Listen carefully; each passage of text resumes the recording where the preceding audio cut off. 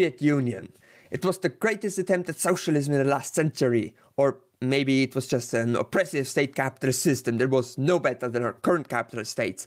And perhaps you have some third opinion and everyone hates you. No matter which opinion you hold, you can't deny that the Soviet Union plays a major part in the history of socialism, and that understanding it is really important if you want to have informed conversations about what it was, whether it was good, and what it could and should have done differently, as well as what we can learn from it to improve our future attempts at socialism. This is why, in this video, I will do my best to explain the inner workings of the Soviet Union. A state typically has three interesting to discuss areas: the political system, the economy, and the military. Because this channel and this video are mainly focused around economics and politics, I made the executive decision to ignore the Red Army for this video. This means I will talk about the political and economic system of the USSR. Note that the Soviet Union existed for a long time, from 1922 to 1991 to be exact. That's 69 years. Pretty much everything about the economic and political system was subject to change at some point. I will try my best to mention everything as well as I can. It's not going to be easy because this is very complicated. But that being said, let's start. Here in the former Western Bloc, we usually never talk about the way the Soviet government actually worked. It's called a one-party state or a dictatorship all the time. Oftentimes, the Soviet Union is treated like a fascist empire in which the general secretary could do whatever he wanted. And yes, it's he, all of them were men. Before, I mentioned that the Soviet Union was around from 1922 onwards. A few of you will have noticed that that's a little odd, because the October Revolution happened in 1917. Why is that? Well, as you know, before the revolution there was the Tsarist Empire of Russia. This empire was majority Russian but had a lot of non-Russian minorities in it, notably Ukrainians, Belarusians, Finnish and more. When the Tsar was overthrown in the February Revolution, the Tsarist Russian Empire was replaced by the Russian Provisional Government. In October, but actually in November because of calendars, Lenin and the Bolsheviks overthrew the Provisional Government and replaced it with the Russian Soviet Federative Socialist Republic. That was the name of the country. This was the flag, and their anthem was this. The entirety of the old Russian Empire was now part of this Russian Soviet Republic.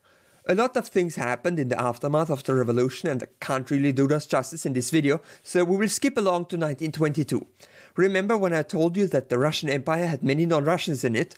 Well, so did the Russian Soviet Federative Socialist Republic, because it was the same country geographically speaking, except without Finland. And that's not great, because all these minorities are having to share one government with the Russians, who outnumbered all minorities. And the way they solved this was to form the Soviet Union in the Treaty of the Creation of the Soviet Union. This gave every notable minority their own socialist republic.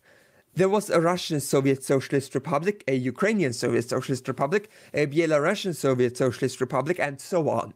And all of those republics had many special rights and their own governments, but they were still united under the single government of the Soviet Union. That's why it was called the Union of Soviet Socialist Republics. It was a union made up of many Soviet republics.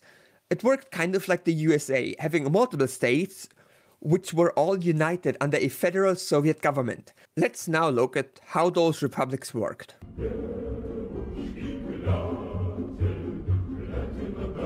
Every republic was special and they all had small differences, but in general they operated similarly.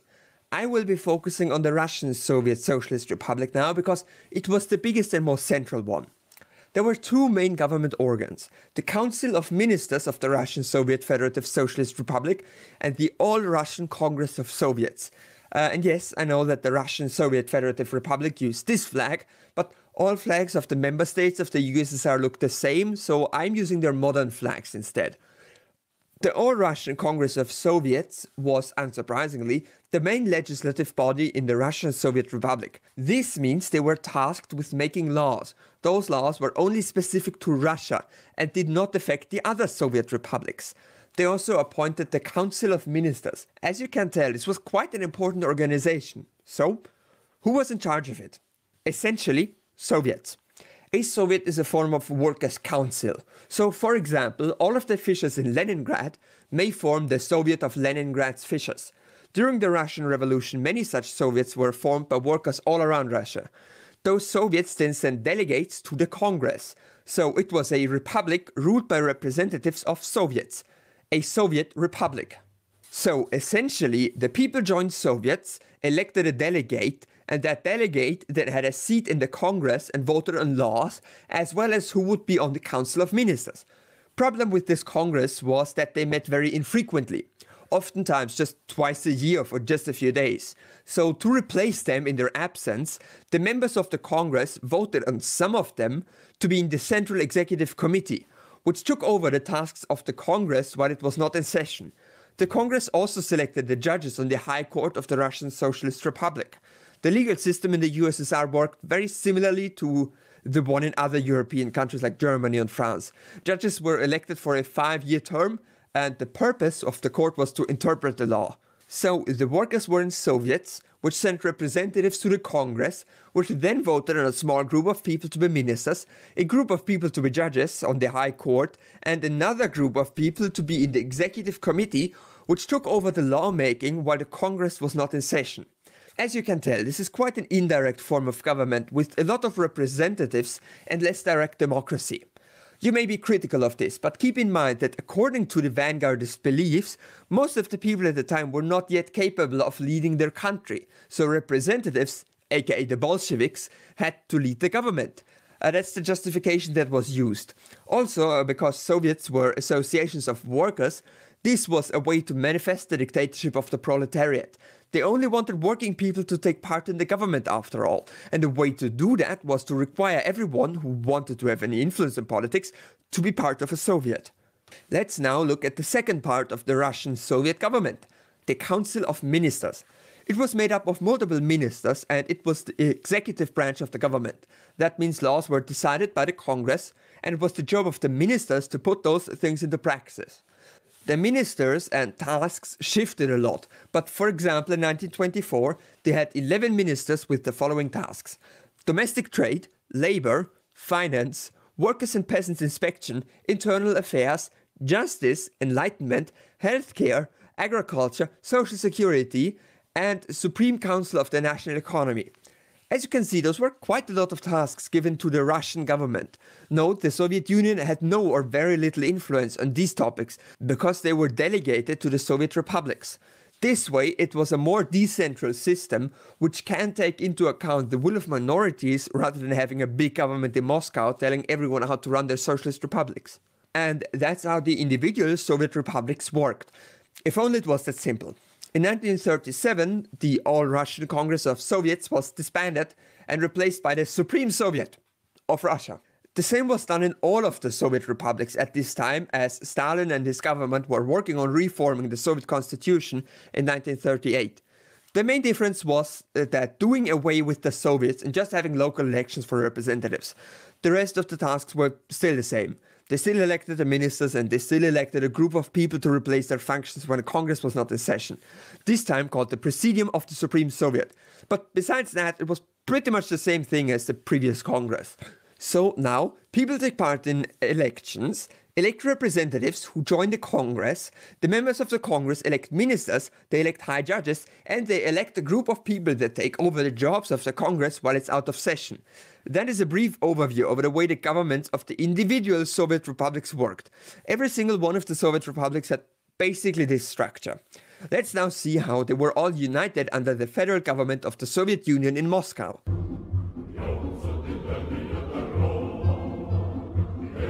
By 1922, the supreme governing body of the Soviet Union was the All-Union Congress of Soviets, also known as just Congress of Soviets.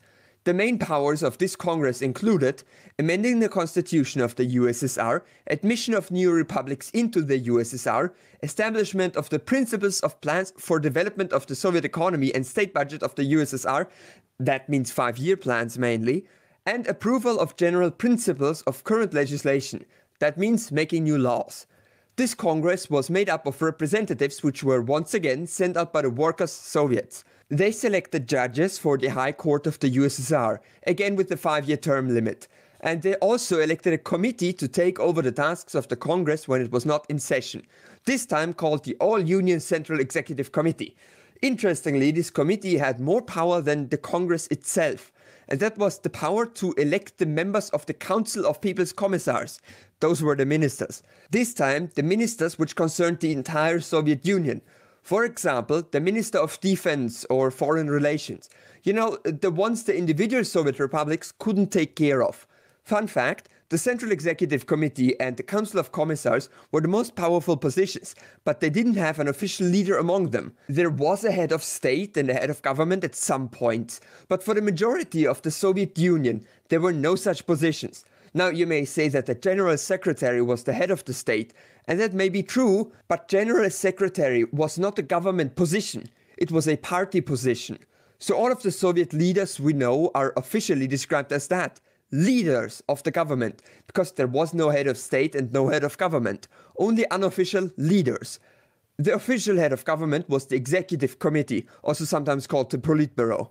So, the way this federal Soviet system worked was that a worker joined the Soviet sent a representative to the Congress of Soviets, where they elected the Central Committee, which then selected the ministers. As you can tell, this is quite a vertical state. Again, the idea is that socialism needs an educated ruling class to be reached, which is why it was organized this way. And that's how it worked until 1936, when the Congress was abolished, making this video even more complex. But the reason is actually pretty understandable. Remember when I said that the Soviet Union had many minorities in it, and that the Congress, the big Soviet government or republics had to listen to, was elected by Soviets. But since everybody could join a Soviet, it was theoretically elected directly by the population. Direct representative parliaments and minorities don't go well together, because, of course, the majority of voters were Russians. Most representatives were Russians, which could lead to minorities like Ukrainians being ignored in the Congress, because they made up a political minority.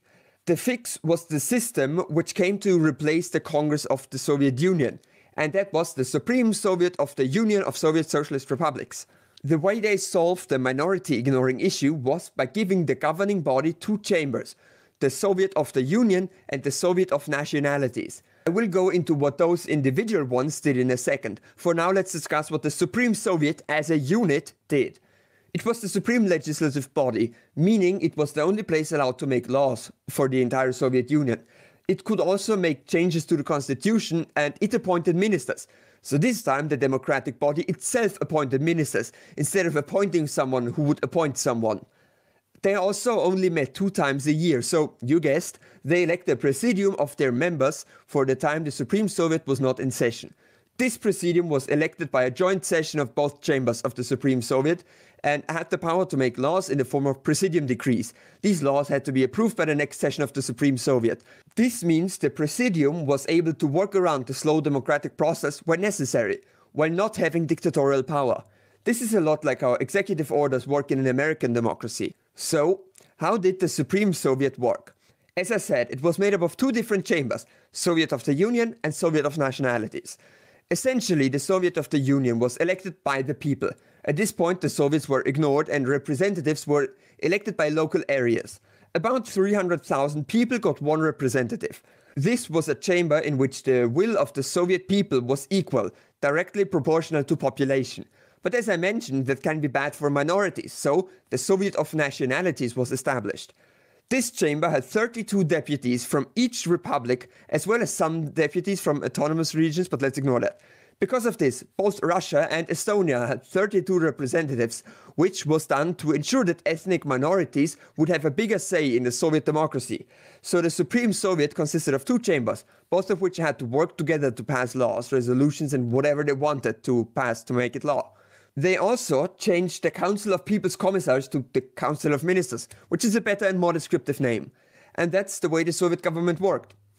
At least until Gorbachev came along and changed everything shortly before destroying the Union, but I will not get into the dissolution of the Soviet Union today. So, here comes a short summary of the way the Soviet state worked for most of its history. You start with a person. They take part in 2 elections. 1 election for the Supreme Soviet of the Soviet Union and 1 election for the Supreme Soviet of their Soviet Republic, for example Russia. The Supreme Soviet of Russia then selects some of its members to be in the Presidium of Russia, which takes over the tasks of the Supreme Soviet of Russia when it's not in session. And they also select the ministers for that specific Soviet republic. They select judges for the High Court of Russia, as well as sending representatives to the Soviet of Nationalities, which is part of the Supreme Soviet of the entire Union. The other chamber of the Supreme Soviet is filled with representatives the person voted for. Those two chambers together then make laws for the USSR, change the constitution, appoint high court judges of the entire union, and elect a presidium which replaces them for when not in session, as well as selecting ministers which are concerned with the entire Soviet Union rather than just a member republic. And that is a simplified explanation. Now, this sounds all nice and democratic, right? Sure, it's very vertically structured, but it's fundamentally still a democracy. And this is where people will mention that it was a one-party state,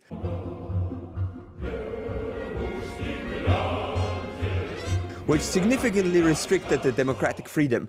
And that's true. Remember how originally the Workers' Soviet sent representatives to the Supreme Congress and the Congress of the local Socialist Republic, and how that was the way they made sure it was exclusive rule by the workers? Well, when they changed to a system in which they had regular closed ballot elections, the way they made sure that only workers' interests were represented was by making all the candidates member of the Communist Party of the Soviet Union. After all, the Communist Party is not capitalist, so in their eyes, a good way to prevent counter-revolutionary votes was to ban all parties considered capitalist. But wait, banning capitalist parties would still allow for multiple socialist parties, right? Well, no.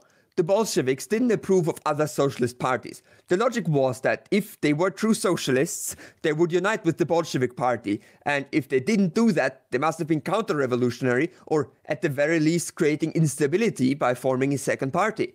The party line on this was that a one-party state is functionally the same as a no-party state. Let me explain. In a no-party state, everybody can run for election, anyone can be voted for, and everyone, including representatives, makes choices to the best of their knowledge without joining parties, because parties would cause unnecessary infighting in the state. So the way this can be seen is that the Communist Party of Russia wanted to functionally facilitate partyless democracy. That's why they disliked factionalism that much, because having factions creating a communist party would effectively have the same downsides as multi-party democracy. So in the eye of the Communist Party of the USSR, this was a perfect democracy, because anyone could stand for election provided they joined the party, and anyone could hold any opinions provided they didn't seek out factionalism. Personally, I'm still not convinced that the Soviet Union was perfectly democratic, because the party had an official party line which inherently limited the opinions party members could share. That's kind of a core problem of using a one-party system as a makeshift no-party system. Though I see how, in the eyes of the party, they were just as democratic as the United States or Western Europe. Let's now move on to the economy of the Soviet Union.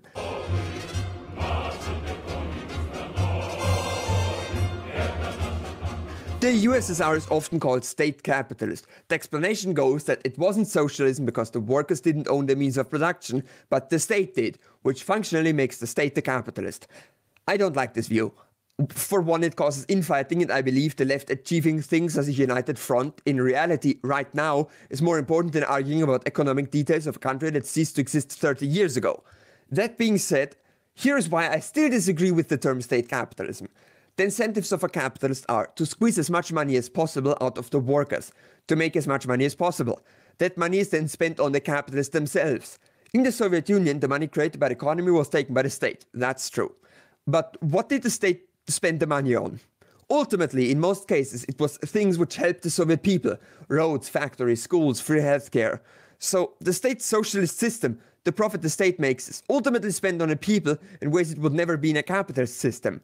That's why I prefer to call it state socialist and dislike the term state capitalist. That tangent being over, how did the Soviet economy work? The Soviet economy, that being all factories, farms, and so on, were owned by the state, as you probably already know. Mostly, because sometimes property was not owned by the state, but by cooperatives. Notably, housing was often in the hands of the housing cooperatives. That means the housing belonged to those who lived in it rather than the state. The industry was mostly owned by the state, though, and of course they had to plan how things were going to work. That was the task of the State Planning Committee, called Gosplan. And amazingly, it was one organization from the forming of the Soviet Union to the collapse of the Soviet Union. So this part of the video will be a lot more straightforward. Gosplan was the central part of the planning committee of the USSR. It was tasked with keeping track of what the Soviet economy produced, as well as planning what the economy would produce, as well as providing raw materials needed for that production. The way Gosplan worked was super complicated, but I'm gonna try my best to explain it. It's got its orders from the Council of Ministers. Remember, the ministers who work directly for the federal government. Gosplan was internally divided into different departments like coal, iron, machine production, and so on. The industry goals written by Gosplan were pretty broad. Those goals were then handed to the ministers of the economy, both the federal Soviet ministers and the local ministers of the individual socialist republic. And those ministers would, based on the plans made by Gosplan, further subdivide the goals on a regional level, which then told the individual factories and cooperatives what the production targets would be. This image sums it up pretty much. We have the federal ministers here, who give orders to their ministers, as well as orders to the ministers of the republic, who then give orders to their ministries, which give orders to the regional Soviet, which orders around the city Soviets, which gives orders to the district Soviet, which then tells the enterprises what to produce. Farming was organized into collective farms and state farms. A similar system existed for enterprises. Some were state-owned, some were cooperatives. That's pretty much it. The economy is a lot more straightforward than the political system, as you can see. In conclusion, pretty interesting, I guess. You can see how the Soviet state was built up as a fundamentally democratic and at least nationally decentralized state, but that this democracy was sort of undermined by the interests of the party which ruled it. We can also clearly see Leninist influence, after which an elite of the vanguard party should lead the country. That's why the presidiums and ministers are never directly voted on. They're all selected by parliament. Whether this was a necessary thing is debatable. After all, the average Russian peasant in 1930 didn't necessarily know who would be the best for running the socialist country. But on the other hand, this made the Soviet government inherently distant from the people it ruled, which ultimately played a major role in the collapse of the Soviet Union. And that's really pretty much everything I have to say. Thanks for watching. As you may know, I was on a break before this video. I will leave a pinned comment below explaining how I will deal with the channel and the video making process in the future. TLDR, there will be videos in the future, so subscribe. I also started doing random live streams on my other channel, Wiki2000. If you want to see those, feel free to subscribe there. Since my last video, I've gotten a lot of new patrons, and I'm really thankful for your support through this, let's be honest, not easy time for me. So I would like to thank all of my patrons, and especially... Thank you very much, Vicky1999, for your wonderful videos and content. Welcome to another episode of Subversive History. We're an anti-capitalist, anti-imperialist, anti-colonialist, anti-everything stream. We're anti-communist now. I gotta rip this down. I gotta change up everything. You're muted. Let me see if I can help you here. No, I can't unmute you for you. You have to do that. You're muted. Hey, everybody. Welcome to the first inaugural Subversive History anti-communist stream, where we will be taking a reflection to... We will be offering a scathing critique of communism today. Yeah, we've gone full Strasserite, and we've done a lot of reading over the past couple days. We've done a lot of reading over the past 72 hours since we last spoke with you. We've had some very serious changes of hearts, and we've also we've also cashed quite a few checks from several very wealthy donors who noticed that we keep an average of 10 viewers in our audience and realized the sway that we have, and we are selling out. Yeah, I love these guys. Oh, that'll be so much easier. I have to do so much less reading now. But actually, the reason that we're messing around like this and joking around is that today we're covering chapter 4 of Blackshirts and Reds. And for those of you that haven't read it, or if you have read it and you're not familiar with each chapter, this is called Communism in Wonderland, which Perenni takes an extremely critical view of the Soviet economy as well as other socialist economies of the time period, not just the economies, but programs. And he details many deficiencies and inefficiencies of the Soviet program and the Soviet economy. And obviously, you know, we can look now in hindsight, which is 2020, and we can have 2023. Hindsight 2023, and we can obviously say a lot of things that should have, could have, would have been done. But regardless, in the spirit of being good, objective Marxists, we will go through and we will highlight a lot of these things that perhaps could have been done better, but we will also provide a lot of the context as to why it might have been difficult or outright impossible to do things better or in a different way that might seem more ideal in hindsight. So it should be fun, but I think it's so comical, and I was telling you this before the stream, that like Blackshirts and Reds is probably like oftentimes the most like recommended like book by most anti-imperialists, most MLs, right? Extremely online people. Hands down, you're gonna hear Blackshirts and Reds like on the same level as like imperialism or like any work of Lenin, right? That's like the second. It was what, the first or second book that was recommended to you, right? It was the very first political book that I ever read. Unless you count like weird conspiracy theory stuff that I read in high school that like, I guess you could consider like vaguely political, like shit that's literally about like UFOs and the Bilderberg group and 9/11 being a conspiracy. Like, that was like my foray into being like, I'm a teenage intellectual conspiracy theorist who actually reads now.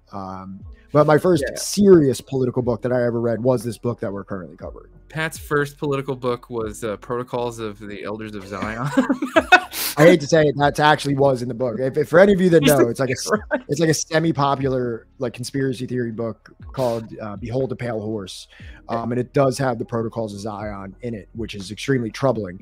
But I mean, that goes to show like the insidious nature of anti-Semitism and how I bought that book at fucking Borders. You ever hear of the bookstore Borders? Yeah, I remember Borders. So what I was getting, I didn't buy it off Storm. I'm just saying I didn't buy it off Stormfront.com.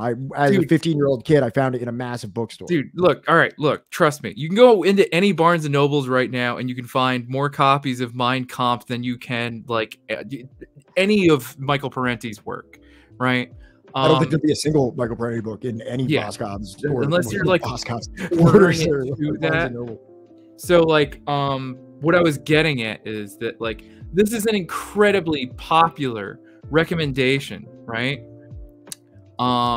And yet it has this chapter that's like practically an indictment of like, you know, actually existing socialism, you know, like the very thing that like, you know, Parenti talks about not even a chapter ago, left anti-communism, right? And their lambasting of actually existing socialist projects, right? And here he follows it up with this chapter that like, you know, has just, you know, a number of critiques levied against socialist planning. Absolutely, yeah. But, you know, I think it's healthy to, you know, if you're going to write a book or, you know, a career or, you know, have some kind of like a ideological disposition that seeks to contextualize the Soviet Union and to dispel many of the Cold War, most of the Cold War mythology that hangs over the legacy of the Soviet Union. I think it's only objective and reasonable to also point out like there was some serious problems with this and things that could have been done better. And if we do look to emulate like a Marxist-Leninist system in the future, what is like the things that we do wish to emulate that were resounding successes, and what are the things that were abject failures, or the things that need to be avoided in the future so that, you know, the same issues don't present themselves. Right. So, since, you know, a number of you were in here to at least comment on the part of that video that was talking about the central planning, I'm gonna don't say anything too cool for at least a couple of minutes. You'll be good. Don't worry. I've never said anything cool, so you're not gonna miss any. We'll still be here 4 hours in it from now. So he opens up this chapter, right, with the subchapter rewarding inefficiency. And he says, central planning was useful and even necessary in earlier period of siege socialism to produce steel, wheat, and tanks in order to build an industrial base and withstand the Nazi onslaught. but it eventually hindered the technological development and growth and proved incapable of supplying a wide enough range of consumer goods and services. All communist nations were burdened by rigid economic command systems, central plan. Where are we going? Are you talking to me? Yeah, no. Do you want me to read that? Well, you finished reading this, right? Yeah, no. Right, we're good. Okay, sorry, I didn't know I didn't know you were jumping right in. So yeah, I thought this was an interesting. So did you think it was weird for Perenni to mention computers, that no computerized system could be devised to actually model a vast and intricate economy without mentioning Allende's what is it called, cybersync or cybernetic? Well, here's the thing program. about Project Cybersyn, right? Yeah, is that I doubt that it was very widely known about. Not to mention, there's the issue that it wasn't implemented for very long, so we never really got to see, like, you know, how truly revolutionary it could be. And you got to remember that, like, you know, Parenti is writing this in 1997. You know, this is like barely even the advent of like the home computer, right? Right. But also at the same time, though, it is important to know that this book was written in 1993. Which is All right. Paul Cockshot's Towards a New Socialism, which for anyone that isn't familiar with this book, I'll just read the back summary for you. And I recommend this anyway. It's a little bit hot. It's a little bit dry reading. It's not the most like literary entertainment type of book, but it's very interesting in what it proposes, in that it says, has socialism failed? The question has been asked time and time again since the collapse of the Soviet Union and the East European economies. If it has, is the capitalist market the only successful form of economic organization? Some socialists respond that the USSR was never socialist. Some retreat into advocating forms of market socialism. These two authors, who is Paul Cockshott and Alan Cottrell, an economist and a computer scientist, seek to rescue socialism from its detractors. They argue that the Soviet Union was socialist in the sense that resources were allocated by conscious decision and not by market forces dominated by owners of capital. But it was not democratic. Socialist planning, they believe, can be made to work democratically by creating a political constitution that encourages mass participation and by using computerized labor time in place of money at the social unit of account. The authors carry their argument through the whole range of planning processes, strategic and detailed, from factory inputs and outputs, through state budgets to international trade. They provide a wealth of illustration, including some simple mathematical equations. At a time when doubts are returning about the efficiency, let alone the justice of the capitalist market, this is a book that should have a wide appeal for many years to come.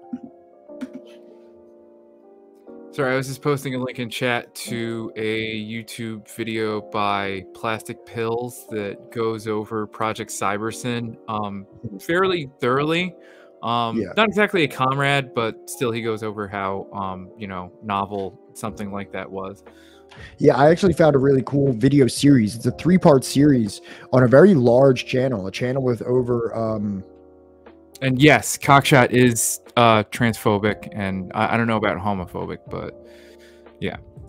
I'm really not sure. I've only ever heard them referenced in reference to like computerized, centrally planned economies. I haven't really like so anti-online. This man is touching grass. He's touching jujitsu mats. He's touching everything, right? Except for I hear his work recommended over resoundingly in many. So I would assume that would have come up at some point, but no, I wouldn't know, because I know there's like several Hakeem videos where he's mentioned and things like that. So yeah, and Hakeem has been like, you know, atted, being like, "Hey, are you ever going to address this?" And he just does not. Oh, really? Yeah, he never responds to it. Oh, I had no idea. Yeah, don't worry about it. Like I said, you're out there living in the real world, like touching grass and shit, and like being a person. We're all online, you know, fucking doing this shit. So don't worry about it. Okay. So I mean, even though Perenni says this last sentence here, that no computerized system could be devised to actually model vast and intricate economy, you know, we are looking at, you know, heading towards 30 years. 30 years since then, and we've made such dramatic improvements with computers that it's becoming more and more of like not only a possibility but almost an inevitability that computer systems will in fact outpace market inputs as a logical predictor of necessities and goods and services. Would you agree with that? Oh, dude, just look at like you said, it was written in 1993, right? Yeah. Look at what I just sent you in the private chat. And not to continue to evoke somebody who, you know, is potentially transphobic or homophobic, but he continues to put out work to this day. He has like a lot of like lectures and things like that that have come out far more recently than 1993. So there's still an abundance of, you know, it's not something that was written in 1993 and then is, you know, was forgotten by history or anything like that. This concept has, I think, only strengthened with as history progressed and as technological sophistication has also progressed. And look, everybody, as far as like Cockshot being a transphobe and stuff, I heard it on S4A stream. There was an article written about him somewhat recently. Like, as far as Cockshot being a transphobe, look, all your favorites, they're all problematic. All right. There is not a single person, right, of history that has not said or done something extremely problematic. Is that good? No, not by a long shot. You know, do I think that like that should be ignored? Absolutely not. Do I think they should be held accountable like to those comments? Absolutely. Right. Of course. But as a matter of like how we do that and its, you know, relevancy like to, you know, his work on economics, you know, it's difficult. Yeah, it's a difficult question to answer, and I'm no what's the word, like, you know, professional or expert like to hold them accountable. It's kind of like finding out Silvia Federici is like a TERF. It's not great, but you know, that doesn't mean that Caliban and the Witch isn't like a wonderful, you know, very illuminating read. But yeah, Sam is right. Never meet your hero. Correct. But as far as like, you know, computers being a necessary part or, you know, computerized system could be devised to accurately model a vast and intricate economy. Absolutely. It's already being done. Walmart, Amazon, all those large companies that like, you know, pretty much dictate like, you know, the production and economies of entire cities and towns across America. They're already computerized. They're already doing something that like, you know, with a completely different end game in mind, are doing what CyberSyn was, you know, basically designed to do, right? As far as production is concerned. And when you consider like something being written in 1993, it's important to remember that, like, you know, how many people had computers in 1993? That number isn't even breaking 6 digits. Yeah. There was 98 in 1993. Google is telling me that like there was 98,736 computers, and households with computers were like 22.9. Yeah, and those computers were probably less sophisticated than the smartphone that you have in your pocket. Exactly. Like, you know, let alone fucking the smartphone that you had in your pocket like 10 years ago. So correct. And there's also something to consider, like the affordability. We have like artificial intelligence today that can like recreate art. That like apparently you can show a AI system like 3 tweets and it can create a news article out of like a couple tweets and things like that. Like it's like insane. Like, do you want to answer that? I'm not sure. Yeah, all right. Sylvia didn't know she's a TERF. Yeah, she wrote something. It's like the Brutus. Like the Brutus thing. Yeah, it's like YouTube Brutus. Yeah.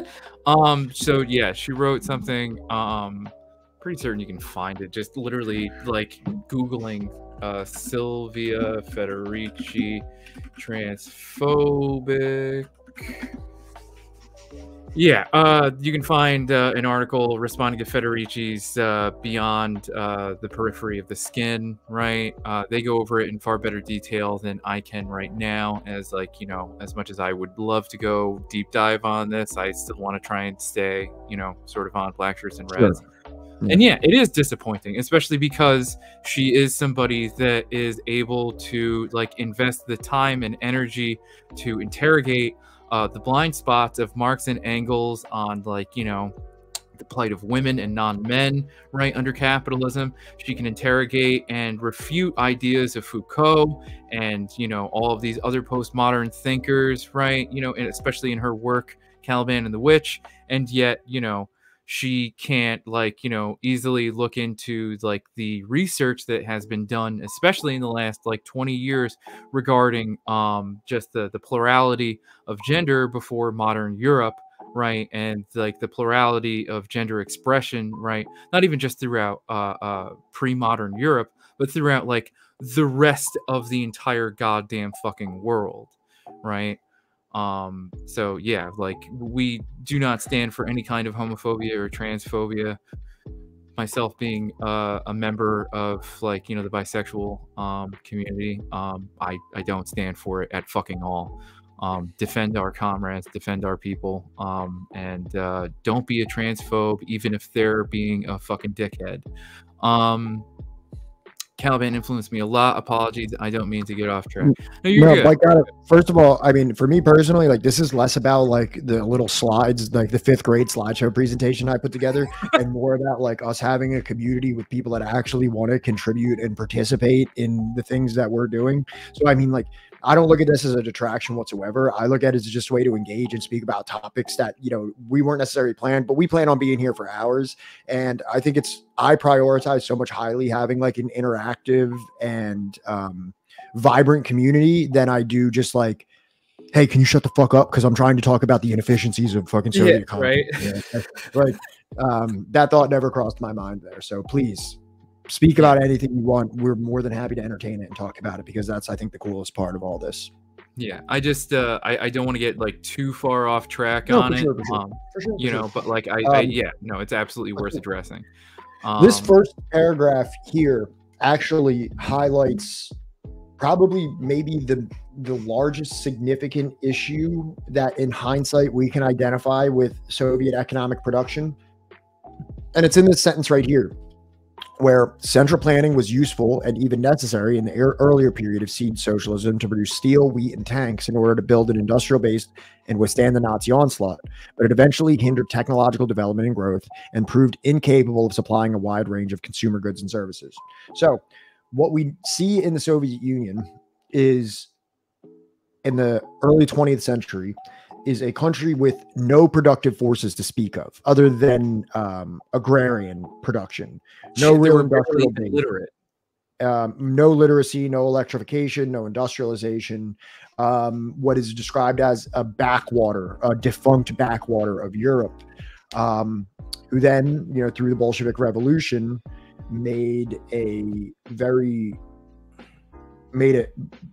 changed the directory of Russia and focused on industrialization. So there was no prior productive forces. There was no prior consumer luxuries. There was no prior, really, any luxuries to speak of. And the only way to move forward as a society and insulate the nation from outside interference was to develop an industry. And like it says here, to create steel, wheat, and tanks to be able to withstand the Nazi onslaught or the Civil War or the White Army invaders or any of the above threats. Were you going to say something? I was going to say that, like, it was more than interference. It was like a dismantling. It was an antagonism to its very existence, right? Strangle the baby in the crib, right? That's what they... And I don't think that there is a single socialist project, right, in history that you can name that isn't under threat of some kind. Correct. Right? Except like possibly Lao, but I'm incredibly undereducated about the history of Lao and its revolution. But like, even if you look at like peaceful revolutions like Allende. Well, Lao was bombed. Lao was the most Lao is literally the most bombed country on earth. And you know what I mean? And that is directly because they were part of the Ho Chi Minh Trail, which I'm a little uneducated on the history also, but I would imagine that's because there was communist elements within the nation that were supporting Ho Chi Minh as the trail for the goods and supplies were running through it, thus it being bombed. So you could say that they were absolutely interfered and dismantled by the United States. Right. So, I forget. I think it might be Parenti even that talks about it. That, like, you know, throughout all of these different like countries and these, like, you know, historical projects, there is not a single day of peace for the Soviet Union in its entire history. There is not a single day where they're not under threat of being invaded, being lambasted by the rest of the world and considered and labeled a threat. There is not a single day where, like, you know, they can't worry about just being able to freely trade with their neighbors, right? There isn't a single day where they don't have to worry about internal compromises, right? So to summarize that, or to conclude that, they did this very efficiently and they did it very successfully in terms of their industrialization. They did establish the industrial base that was necessary to build a advanced civilized society that stood up to that came to parallel the United States in many respects. But it did this at the expense of what is called light industry, which means that the Soviet Union had an extremely well-developed heavy industry that could create things like steel and building materials and tanks and things for war to defend itself from the Nazis. All that was done very extremely efficiently, but all of those resources were being put into this heavy production, and this came at the expense of light production, which is the things that would create things like consumer goods, things that the consumer jeans, cars. Well, cars wouldn't be considered light industry, but clothes, appliances, things for your home, furniture, things like this, iPods were neglected. So, and Parenti, we're going to talk about this later because he talks about it so eloquently, kind of like in a Maslow's hierarchy of needs type of way, where when you're dealing with a illiterate, unelectrified peasantry that is dying from preventable illness and famine, when those needs are met, it only takes about a generation or so for new wants to develop, and then those wants become needs. So then by the time you get into, the later Soviet Union, the 70s and the 80s, you have a populace that is very comfortable with having housing and education and healthcare and subsidized products and all of these things that make life survivable, that makes existence bearable, in a sense that, many third world nations still do not have access to many of these things, or any of them actually. The human mind starts to fixate on other things. So now you have a discontent population that is saying, but I want these new clothes. I want the new American music. I want things like this. So people become more and more discontent with that.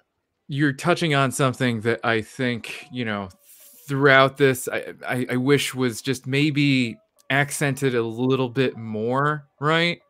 That there was American propaganda. There was Radio Free Europe. There was Radio Free Moscow, or whatever the fucking NED supported CIA cutout was blasting over the airwaves, right, in relation to these consumer goods and things that they lacked. That there was a propaganda war going on within this Union of Nations that they were losing. And he talked about that, and we'll get to that later. I don't want to get too far ahead because I'm kind of speaking into what he says in later subchapters. So we'll move forward here. He goes on to list, I think, 8 different reasons that he believes that there was these issues. Yeah. And I included these 8 reasons here that we can go over. So number 1, managers were little inclined to pursue technological paths that might lead to their own obsolescence. Many of them were not competent in the new technologies and should have been replaced. Number 2, managers received no rewards for taking risks. They maintained their positions regardless of whether innovative technology was developed, as was true of their superiors and central planners. Number 3, supplies needed for technological change were not readily available. Since inputs were fixed by the plan and all materials and labor were fully committed, it was difficult to divert resources to innovative production. In addition, experimentation increased the risks of failing to meet one's quotas. So those are the first 3. Now I have a link here that I did kind of want to bring up because this is true in many respects. And like, you know, I'm not here to argue with the book that I'm reviewing, especially from someone who I, you know, hold in as high as a regard as perennial. But this is true in obviously many regards, but there's obviously many regards where we can, and I just grabbed this worldatlas.com article about the 10 greatest inventions made by the Soviet Union, because I wanted to be an objective, kind of middle of the road, or like, you know, popular kind of website, you know, that just does go over that, like, you know, this whole thing about technological innovation and taking risks, you know what I mean?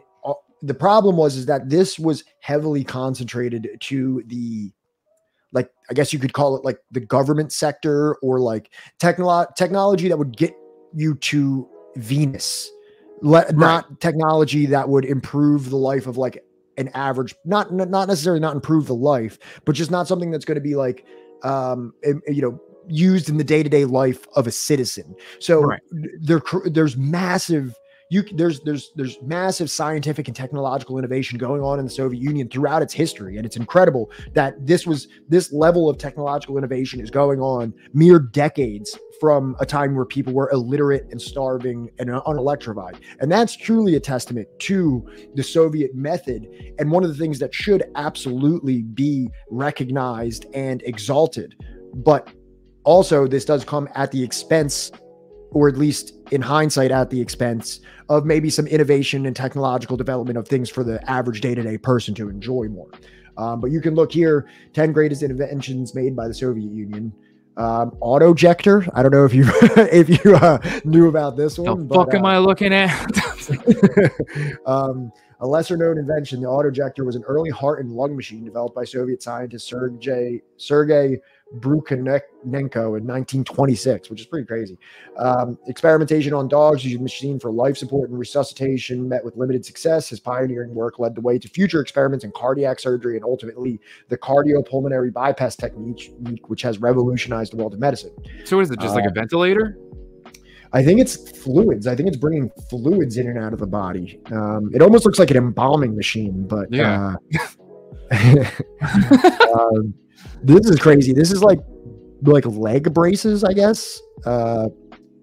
Lizarov apparatus, named after Soviet physician Gavril Abramovich Lizarov, is a medical apparatus still in use today for orthopedic surgery as part of the Lizarov method, used to save limbs in cases of complex or open fractures. Ah, okay. Anthrax vaccine developed in the 1930s. It was the first human vaccine. Okay. This was the first of the anthrax vaccines. An artificial heart, apparently. Artificial hearts have changed the world of cardiac medicine, serving as life-saving devices for patients requiring a heart transplant. While Dr. Barney Clark is remembered for pioneering artificial heart implantation in humans, his work was preceded by Soviet innovation. So like, this is like an example right here. So behind the scenes, Soviet scientists are making fucking artificial hearts, but the average person walking around, in case you need a heart transplant for some reason, your day-to-day life is not going to necessarily be improved by this like incredible feat of science. And you might not even recognize that this ever happened. So we can see amazing, you know, achievements being made here. Or unless but they might not all satisfy the average person's daily life. Or if your legs are like crushed in like a steel mill or something, you know, then it's like, all right, I'm glad I live here. I might be able to walk again. Yeah, this is fucking amazing. Then you got a multi-stage rocket. Oh, fuck. Seriously? Used today as a vehicle to launch any object into space. Needless to say, the invention of multi-stage rockets has made it possible all of the biggest human achievements in space, as well as things people have grown to take for granted in daily life, such as GPS navigation. While examples of rocket theory date back hundreds and even thousands of years, the theory of multi-stage rockets was developed in Soviet Russia in the 1940s and 50s by rocket engineers and scientists, notably Mikhail Tikhonov and Dmitry Okomitsinsky. A rocket was used to launch Sputnik 1 into space in 1957. Sputnik 1, I'm sure you probably know about this. This is the first ever satellite that was ever launched into space. The launch of Sputnik 1 is the first human-made object in space. Effectively marks the beginning of the space age. It was among the Soviets' first in space travel innovations. So I think a lot of people, especially from the United States, there's a lot of like propaganda regarding the space race, and it makes it seem as though, you know, we did land the first person on the moon, but the first object in space the first person in space, the first dog in space, the first monkey in space. Like pretty much the Soviets did just about everything other than have a person put their feet on the moon, which it's not even just the moon. I think they had the first on Venus. Yeah, to Venus and Mars too, I think. I just learned it today that they landed on Venus, and apparently that was a pretty crazy thing. It doesn't really get talked about much in the United States, but apparently the Soviets landed like a rover on Venus during the Soviet Union. I think they lost contact almost immediately, and like I think the thing like dissolved because, you know, Venus's atmosphere is like sulfuric acid. Yeah. I've never heard of this. Vostok 1 is another milestone in the space race. First manned space flight. The spacecraft was launched on 1961 with Yuri Gagarin. If you guys know Yuri, he was the first man ever in space. Yuri Gagarin? What? Yuri Gagarin? Yeah, right here. Yeah. You never heard of Yuri Gagarin? Me? Yeah. Yeah, I have. Oh, okay. I'm just telling the chat that he's the first person that was ever in fucking space. He was out there flying around. He did a full he did a full orbit of Earth. So this is crazy. This is in 1961. Subtract 35 years, and most of the Soviet Union literally doesn't have electricity or clean water or like stable conditions for food or you know, any kind of like advanced. What is it? 35 years before this would be 1925. Like 1925. So like it's kind of amazing to look at the difference, you know, that these few decades really transformed the society. The first space rover, NASA's Mars rover Curiosity, gained widespread fame for lasting its targeted mission duration and the discoveries it made about Mars. But decades before Curiosity first landed on Mars in 2012, the Soviets landed the first ever space rover on the moon. Wait. This is the first I'm hearing about this, but I do know that Yuri Gagarin did visit Cuba, or like, you know, or Castro met with him, and Yuri Gagarin, on all counts, as far as I can tell, right, I think was just an international sweetheart and like a wonderful man. Yeah, how could you not love him? Then there's the first space station. Wow. I guess. What? I said, wow. Did you have you heard anything about the international or the Chinese space station? No. It's like now bigger than the international space station because China got kicked out of the ISS, the international space station. Wow. If you, Lyra Judas, if there's any link to that or anything like that, I would love to look at it. If you end up having something, we'll pull it up on screen. Because that's crazy. Mobile phone. Yeah, the first mobile phone. There's no question that there's no question that the cell phone has defined the 21st century. While many associate mobile phone innovation with the tech giant Apple, the invention of the cell phone is typically traced to the mobile phone introduced by Motorola in '73. But the Soviets were already creating mobile devices 20 years earlier. Soviet engineer Leonid Ivanich, I'm not doing it, successfully created a mobile phone in 1957. By 1963, he had refined his invention and began selling the Altai, a palm-sized mobile device that predated the Motorola phone by 10 years. Interesting. So, you claim to be an anti-communist, yet you use a cell phone, a Soviet invention. So I brought that up not to discredit what Perenni was saying there, but I think it's important that we keep that in mind, that and I have a video that goes over a lot of this too that we can watch that actually highlights kind of the exact dynamic, is that the Soviet Union was contributing so much of its like technological and scientific capacity to these things in like medicine and space and like crazy technology that the government or the military might use. Same thing, similar to in the United States. You know, there's a lot of things that the United States created or invented, and it, you know, was not any kind of like a product of like the free market or something like that. I brought this book up here just in case. We won't talk about it that much, but I don't know if you've ever heard of this book. Have you ever heard of The Entrepreneurial State? I have. You're literally just you know, bringing up Hakeem's book recommendations one after another, it seems. Does he recommend this? I'm like almost certain he does. Okay. Well, I mean, this kind of just goes into like how like most of the major things that have been created and invented throughout history were products of government incentivized research that was carried out at universities. Not necessarily like, you know, some mythical Thomas Edison style figure, operating in the free market and going through market competition. Even though Thomas Edison kind of sucked, right? Oh, he was literally dog shit. Most awful fucking person. He wasn't even a good inventor. Yeah, that's what I heard. He's like, he was a snake oil isn't he salesman. kind of like the OG anyway. Elon Musk? Kind of, yeah. There's not even like an inventor for Elon Musk to play as like Edison's Tesla. You know what I mean? Right. But that's what I was saying though. Didn't he play like kind of like the same thing where he was more so acquiring like patents as opposed to actually tinkering and inventing things? Oh yeah, no, and he's also like what the fuck is it? Like trying to prevent any kind of more successful technology that he doesn't control or dictate over from gaining like widespread popularity or anything like that. Like he killed an elephant on film just to like talk shit about alternating current. Wow. So you're saying he's like Orwell? Yeah, kind of. He was. I'm very Orwellian of him. I would not be the least bit shocked if he was like, a humongous anti-Semite. Like there's not going to be anything surprising about that. But damn, I'm trying to think about like the one thing about Edison that like never gets brought up. But whatever, it'll hit me later. All right. So next, there was no incentive to produce better quality machines for other enterprises since that brought no reward.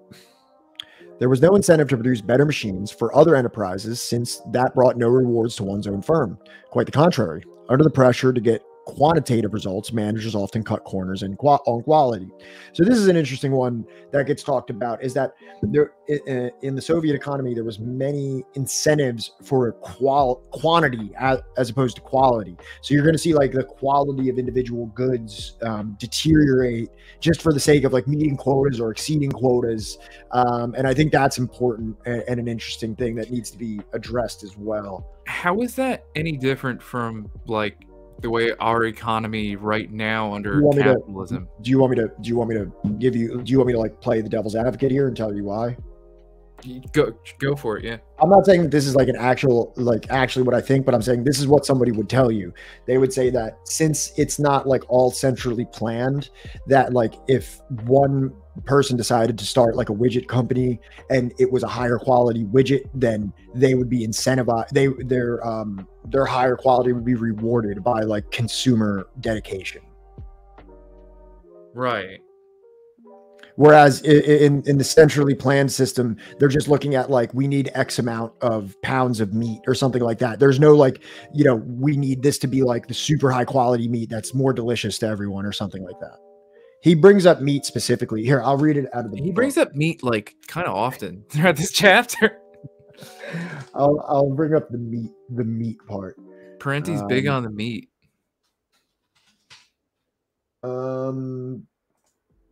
Let's see here. Okay.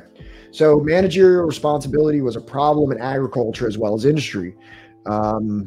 Blah, blah, blah. If anything, farm management was often motivated to provide a poor product. For instance, since state buyers of meat paid attention to quantity rather than quality, collective farmers maximized profits by producing fatter animals. Consumers might not care to eat fatty meat, but that was their problem. Only a foolish or saintly farmer would work harder to produce better quality meat for the privilege of getting paid less. So that's the thing. You can make shittier meat in more of an abundance, but even if you did take the other steps to make like the greatest meat, but you made a shorter supply, you're still getting paid less for the extra work that you put in. Right. So unless they like put in some kind of like quality reward, quality control, even, I mean, they're already authoritarian. Why not put in like... Well, that's another thing that he brings up in this is this kind of misconception of totalitarianism or authoritarianism, where it shows just like many people at almost all levels of government and production just kind of getting over on the system and scraping a little on the side. And he's like, it doesn't show as much as a authoritarian system abusing the people. It shows a people abusing a system, like a giant trough of government government allotted resources that a lot of people are abusing. Yeah, trough comes up more than once too in this chapter. Yeah, he refers to it as a trough. Let me see if I can bring up that specific one as well. Okay. Citizens were expected to play by the rules and not take advantage of the system. Even when the system inadvertently invited transgression of the system, they were expected to discard a self-interested mode of behavior when in fact there was no reward and some disadvantage in doing so. The quote-unquote brutal totalitarian regime was actually a giant trough from which many took whatever they wanted. Right. So that's something to think about as well. Number 5, there was a scarcity of replacement parts, both for industrial production and for durable use consumer goods. Because the top planners set such artificially low prices for spare parts, it was seldom cost efficient for factories to produce them. Number 6, because producers did not pay real value prices for raw materials, fuel, and other things, enterprises used them inefficiently. So this kind of, obviously he's talking about raw materials here, but he brings up an interesting example here about bread. You remember the bread part? Yeah. Where the hell is it? Here we go. If anything, farm management was often motivated to provide a poor product. For instance, since state buyers of meat paid attention to the quantity rather than quality. This is what I just read. That was the part that I just read. All right. What I was going to say is prices were held artificially low. First, out of dedication to egalitarian principles, but also because attempts to readjust them provoked worker protests in Poland, East Germany, and the USSR. So, for example, here, let's talk about this real quick. So it said initially it was egalitarian, that there was this egalitarian project of the Soviet Union and its republics to set bread and other resources artificially low so that everybody can have it. And then later, when they attempted to readjust them, there was protests in Poland, East Germany, and the USSR. So it's funny because those protests don't get mentioned very often. You know what I mean? Like the protests of the people of Poland and East Germany that wanted the subsidized, artificially fixed foodstuffs that the system of socialism was providing them. I was trying to find the part where he talks about how, here we go. Just in the Soviet Union and Poland, the state refused to raise the price of bread, which was priced at only a few pennies per loaf, although it cost less than the animal feed. One result, farmers in both countries bought the bread to feed their pigs. With rigorous price controls, there was hidden inflation, a large black market, and long shopping lines. So essentially what he's saying here is that because they fixed the price of bread artificially very low for people to eat it, it was actually lower than animal feed. So you had people, instead of buying the bread for its intended purpose, which was so that people could eat and nobody would starve, that since this was cheaper than animal feed, they would just buy this bread and feed it to their pigs. Which is probably why their meat was so fatty. If they're just so feeding bad. it bread, nothing but bread. That's an interesting connection that's made there. So then, because producers did not pay real value prices for raw materials, fuel, and other things, enterprises often. Oh, okay, I just read that one. I don't know why my version has like repeated pages 60 and 61. Sorry. So the last two, productive capacity was underutilized. Problems of distribution led to excessive unused inventory. Because of irregular shipments, there was a tendency to hoard more than could be put into production, further adding to shortages. Number 8, improvements in production would lead only to an increase in one production quota. In effect, well-run factories were punished with greater workloads. Poor performing ones were rewarded with lower quotas and state subsidies. So this is like something that you can kind of see here where I guess quotas were stipulated by productive capacity. So like the more that you produce, the state would be like, okay, great, you made 2 tons of whatever your product of widgets today. So you're a 2-ton factory. And then they'd go to the one down the street that only made 1 ton. And they're like, okay, cool. You're a 1-ton factory. And like that essentially disincentivized someone from being like, don't make too much, because then that's what our quota is going to be. That's essentially how I read that. Right. And like, again, how is this any different from what we currently have right now? It's just like, do as little as you can, right? Therefore, they never expect more from you. Right, but that would be to say, like, like a state quota, like if you Right. were an individual owner of the factory and you could sell all those tons every day as they're produced, you might say, I want 2 tons, and if you don't make me 2 tons, I'm going to fucking fire you. Whereas in the Soviet Union, you're entitled to a job and you have more worker protections and things like that you don't have that same incentive of like being pushed into poverty. Which I'm not saying that that's like a great thing, but we like a desirable alternative. But I'm saying is that if we need to look at how this produced inefficiencies within the Soviet system, how within a socialist system can we remedy it? Right. And I'm not a economic planner or anything like that. So do I have like the exact answers to this? No, I don't. But I can at least recognize it through Perenni's inventory of the issues. Right. So that's the end that I have here for just kind of this rewarding inefficiency place. This next one talks about ways in which people took advantage of the system, and there's a lot of evidence throughout the whole thing, but I think it's all pretty interestingly summarized by Raul Castro in a quote here. And I thought this was interesting because it talks about the same issue kind of presenting itself in Cuba, not just focusing on the Soviet Union. Do you want me to go through and read this, or do you want to read it? Either or, I don't care. Go ahead. I've been reading. I just read all those fucking things. You can read this one if you want. The lack of work discipline, unjustified absences from work, deliberate go-slows so as not to surpass the norms, which are already low and poorly applied in practice, so that they won't be changed, in contrast to capitalism, when people in the countryside worked an exhausting 12-hour workday and more. There are a good many instances today, especially in agriculture, of people working no more than 4 to 6 hours, with the exception of cane cutters and possibly a few other kinds of work. We know that in many cases, heads of brigades and foremen make a deal with the workers to meet the norm in half a day, and they go off and work the other half for some nearby small private farmer for some extra income, or to go slow and meet the norm in 7 or 8 hours, or to do 2 or 3 norms in a day and report them over other days on which they don't go to work. All these tricks of the trade in agriculture are also to be found in industry, transportation services, repair shops, and many other places where there's rampant buddyism. Cases of, quote, you do me a favor and I'll do you one, and pilfering on the side.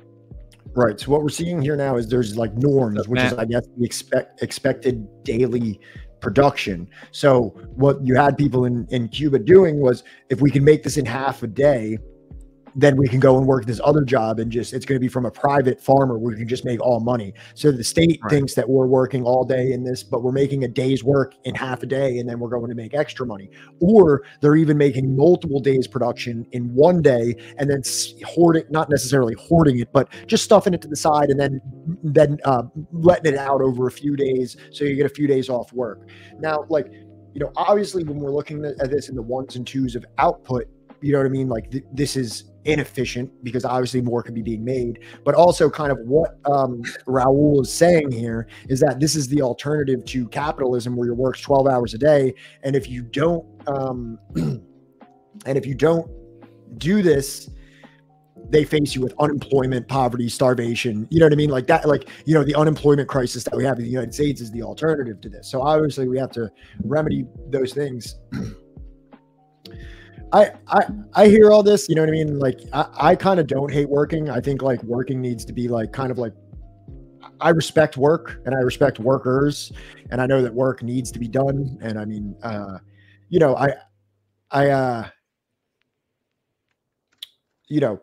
the production, or like the achievement of socialism will be done like through work. You know what I mean? Like, it's not, let me take it over here, just because, like, I also understand where you're coming from, and I have met like a number of people, right? Like my wife, she hates to fucking work. She doesn't want to fucking do anything, right? And I don't blame her, right? I want her to live an existence where like she gets to do what like makes her fucking happy. And there's not a whole lot of options, right, of things that people can do, right, that make them fucking happy, at least under the way our economy operates, right? Like, I think he's missing out on the part where, like, artists, right, poets, musicians, shit like that, like they could make money and they could like not have to worry about like being homeless, right, or not being able to find any other kind of job to subsidize those kinds of passions, right? Right. I have a friend who, you know, loves doing what he's doing, right? Working as someone who brews beer, like, you know, out in Chicago, and he would, oh shit, hey Rob, what's going on? It's a godfather of the stream, Rob Rousseau. Fucking like, you know, he like loves working, right? But he doesn't want to work for a dickhead, and he like wants to make like good things. He wants to like making food and brewing beer and shit like that. So here's what I want to say. So just like kind of what you were saying, Perenni refers to here, there's often not enough interesting and creative work to go around for all who consider themselves interesting and creative people. Which I agree with. I want everybody to be able to pursue their passions. But the thing is, just like Perenni said, there's not enough of interesting and creative work to go around for all the people who consider themselves interesting and creative people. So the way that we can remedy this is that we can make the professional life so accommodating that even if you're doing something that is absolutely detestable, you can make enough money, have enough free time, and have like the flexibility and comfort to pursue passions on the side. Right. You know, whether that's achieved by a 4-day work day, mandatory month-long vacations, all of these things, getting paid enough fucking money that even though you're doing a job that you dislike, that you have enough money to follow a lot of other endeavors outside of work. And that's kind of like my point here, is that I do, you know, I'm somebody that I revere work and I revere workers, and I don't like, I don't like, I'm not a big fan of anti-work sentiment because somebody's going to be working. You know what I mean? Like there is work to be done. Those people need to be respected. Like my job right now. We're not going to usher in communism by not working. You know what I mean? And some people are going to be more fortunate than others, but the people who aren't that fortunate should be compensated to such a degree that the people that are like picking our, like the migrant workers that we have come picking blueberries and things like that and working in what is almost like slave labor wages would be making enough money that they don't have to work 12 hours a day or like work 2 jobs or do any of these things. They'd make enough money and they'd have enough time off that they would be able to live invigorating and impassioned lives outside of the maybe mundane job task that they perform. Right. And I honestly should have maybe done a little bit more work for this. But, you know, I also have a real job outside of this where, like, you know, I'm helping people that...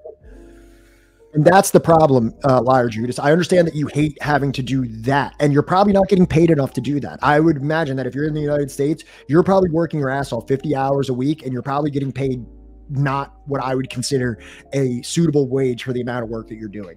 So, and I respect you as somebody that, as a worker, and somebody that is putting in their labor to produce society, to move society forward. But I would imagine, and I'm just making a guess here, that a good amount of your, let's say, the profits of your labor are being squandered away into some dickhead's pocket, as opposed to actually moving your life forward or society in general forward, like making a better society around you.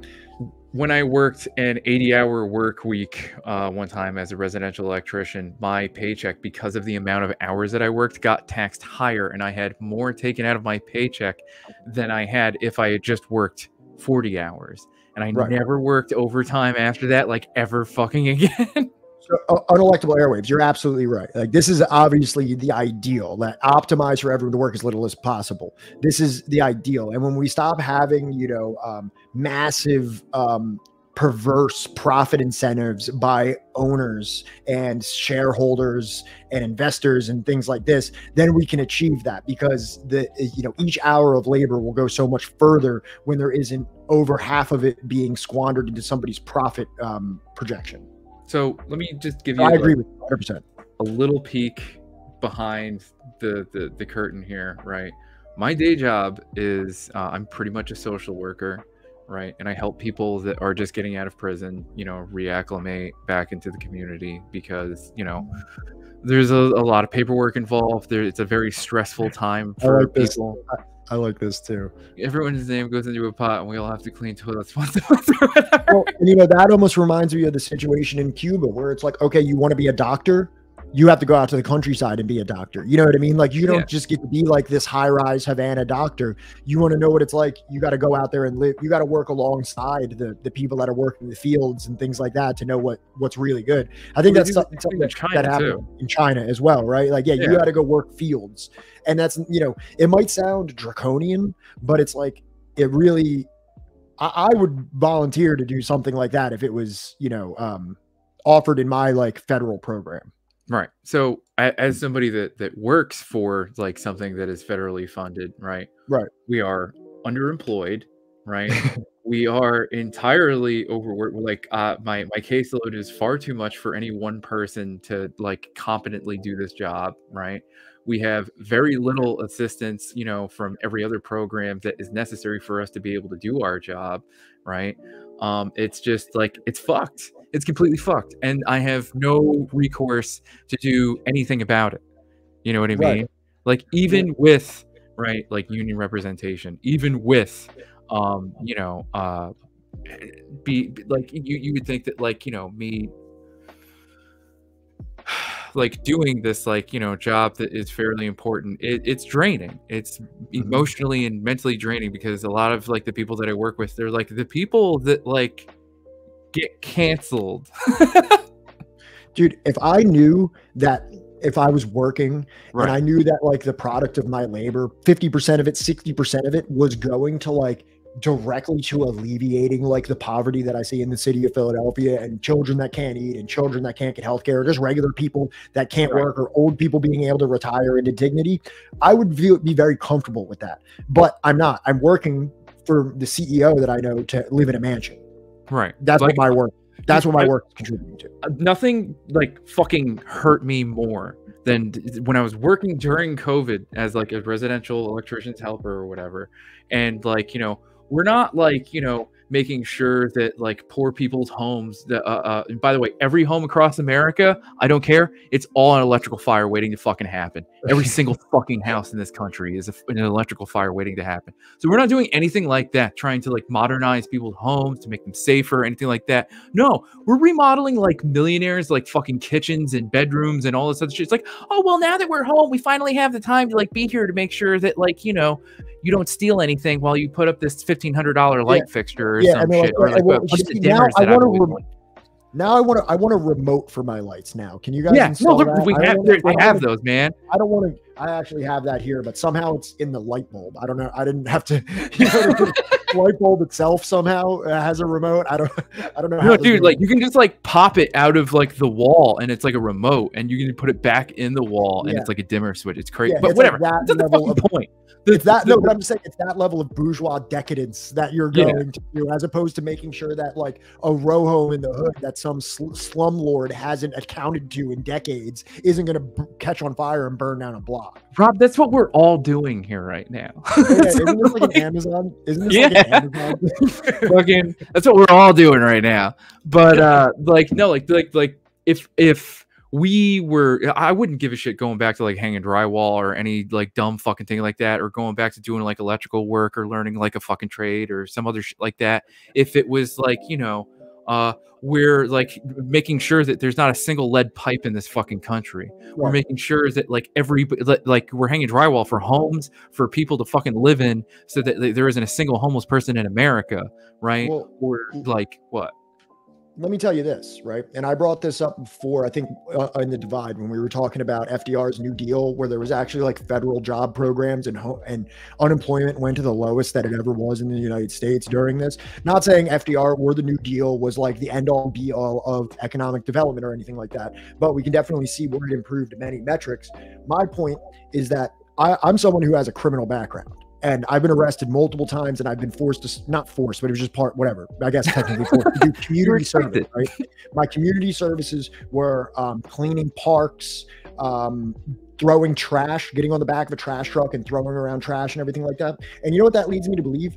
The state knows that there's a ton of fucking jobs, and they have no problem when a criminal gets arrested to make them go and do that labor for free. But somebody that is unemployed can't just walk into a federal office and be like, "Hey, I'd like a federally appointed job, please." Like, there's enough trash in the city of Philadelphia that somebody could be going around to pick it up. There's obviously enough of these jobs that could.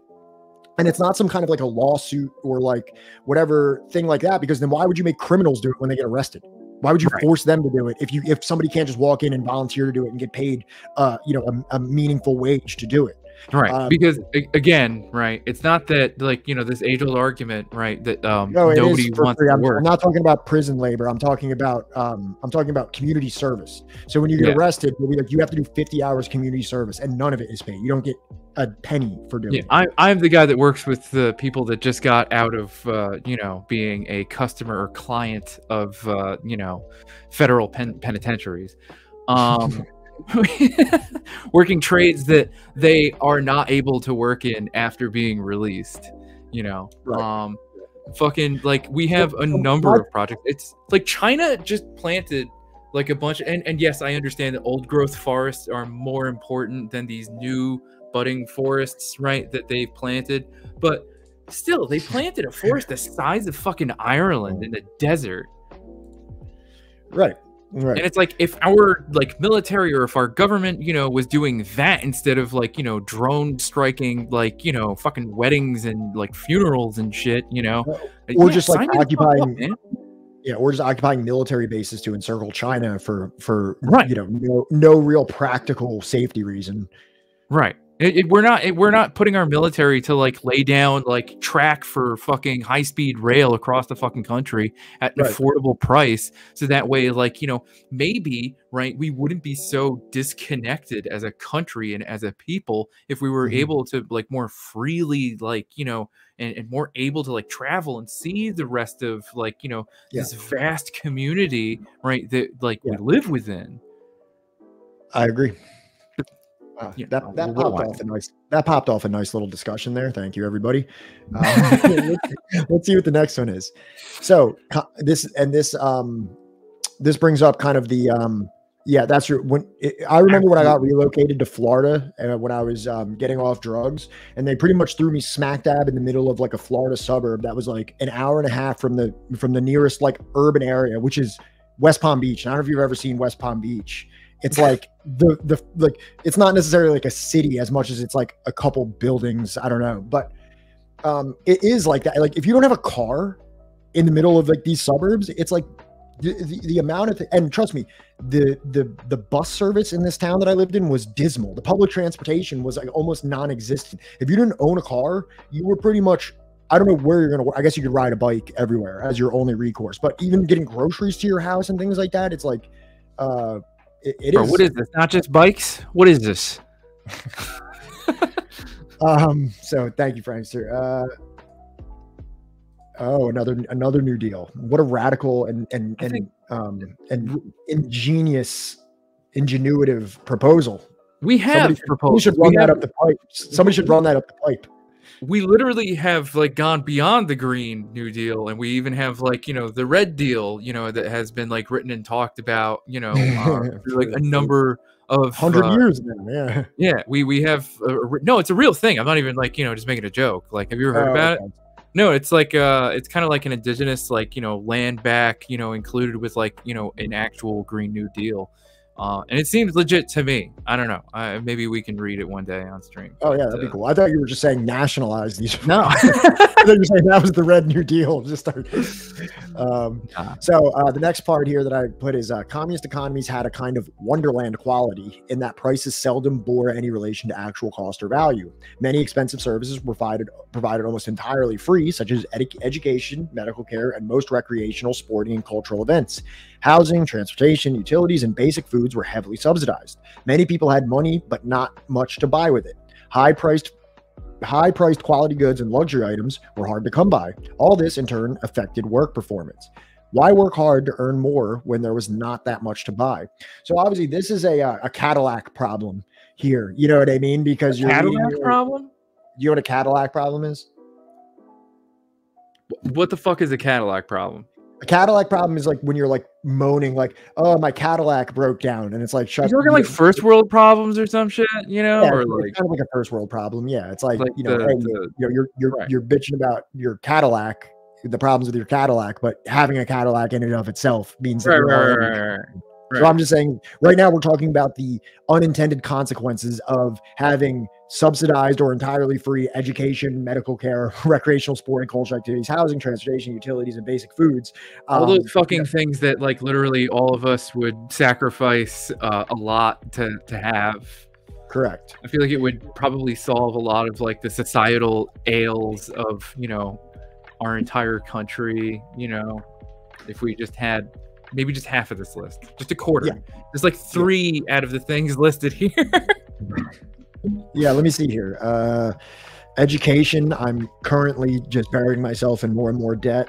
Medical care, even though I'm someone that probably makes a little more than the average person because of my job. I don't know about the average person, but I make maybe a little more than the average person. I'm still at a point where a unexpected medical issue would probably send me into medical debt easily. I'm already in medical debt. Did I tell you what happened to me with my insurance? No, what happened? I had like the best insurance that like you can get as like, you know, a worker for the state or whatever, but then they upped the price on it, right, for our insurance. So my paycheck would literally be cut down to like, you know, maybe $800 every 2 weeks. And I was like, I can't live off of that. That's not enough. I'll be homeless in like 3 months. Yep. So I had to change insurance. Now I have like, you know, the not the greatest insurance that you can get in the country. Because my wife has, you know, a compromised immune system. So, right. Recreational, sporting, and cultural events. That none of those are subsidized or free in the United States. Housing, pretty much zero unless you count Section 8. Transportation is there, but it's not necessary. I don't think it's. Would you consider it subsidized? I don't believe so. Right, bro? How? Even if it is subsidized, it's dog shit. Yeah. You call NJ Transit like good? Yeah, utilities definitely not. Utilities are mostly like private, like for-profit businesses. Basic food stuff. Even when they aren't, they're managed by a private company. Yeah. Basic foods. I mean, there's food stamps, but that's it. So. Yeah, definitely a lot of that stuff would be nice, especially for the, you know, most impoverished sectors of society. Wanting it all. So this is where we get into kind of more of like the sociological development or like the paradigm shifts that occur within the Soviet Union, which I thought was very interesting. Human nature. Yeah. The human capacity for discontent should not be underestimated. People cannot live on the social wage alone. Once our needs are satisfied, then our wants tend to escalate. This is like some Buddhist shit right here, man. And our wants become our needs. The rise in living standards often incites a still greater rise in expectations. As people are treated better, they want more of the good things that are not necessarily grateful for what they already have. Leading professionals who have attained relatively good living standards wanted to dress better, travel abroad, and enjoy the more abundant lifestyles available to people of means in the capitalist world. So, you know, you see things like this happening in Cuba, where a doctor in Cuba that makes marginally more than the average worker, but not several times more than the average worker like they would in the United States or in the Western world, for their own enrichment, decide to go to the United States because then they could have a practice or a firm and make hundreds of times more than maybe the average person in that society. So, you know, this is like, are you familiar with Maslow's hierarchy of needs? Yeah.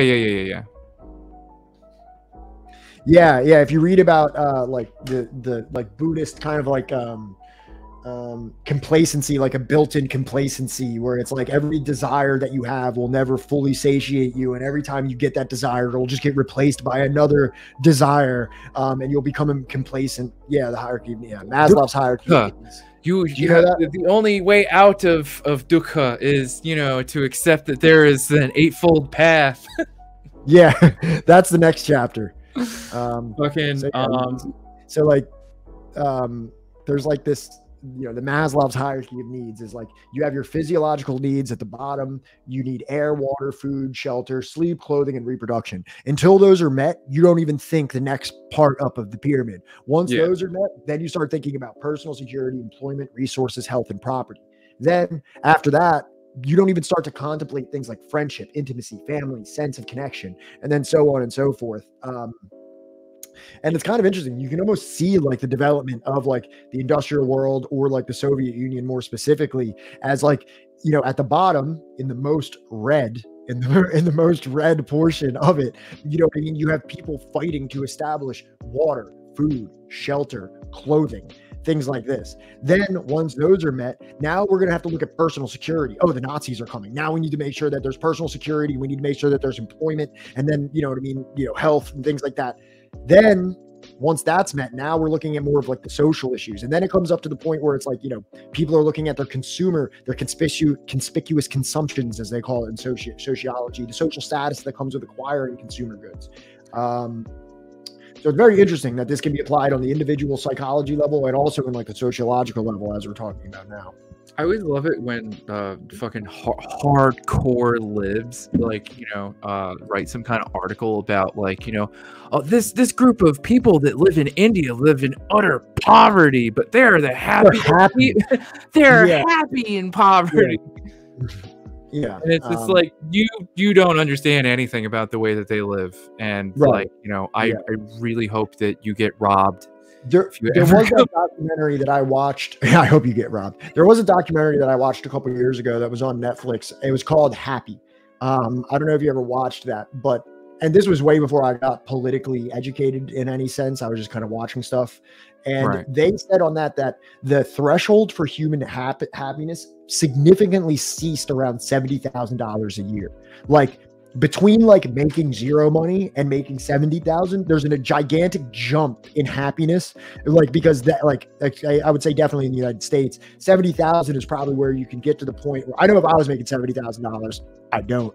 If I was making that much, I would be pretty fucking comfortable in like things that I was doing, because I knew that my rent was paid. I would know that like I probably can have a little bit of a nest egg. I have food. If I lost my job, I'd probably be able to maneuver and have some savings and things like that. But then, like, as you go up into the hundreds of thousands of dollars and then the millions, it's like human beings don't necessarily like need millions of fucking dollars. You know what I mean? There is like diminishing returns.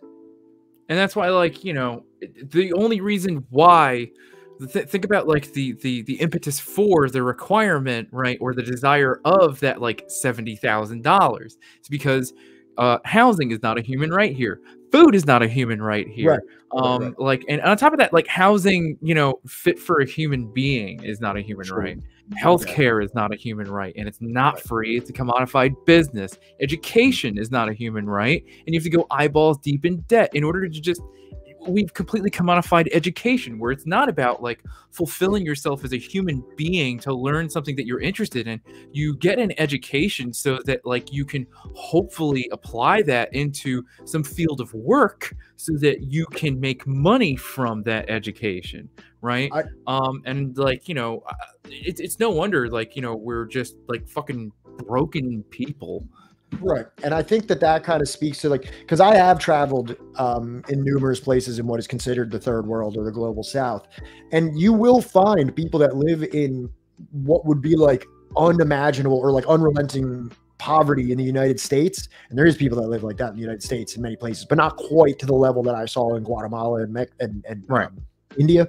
But you will see people that appear much more adjusted in terms like socially, their ability to like talk to you but also I think there's a little bit of a misnomer that goes around today, is that like the richest people are the most mentally ill.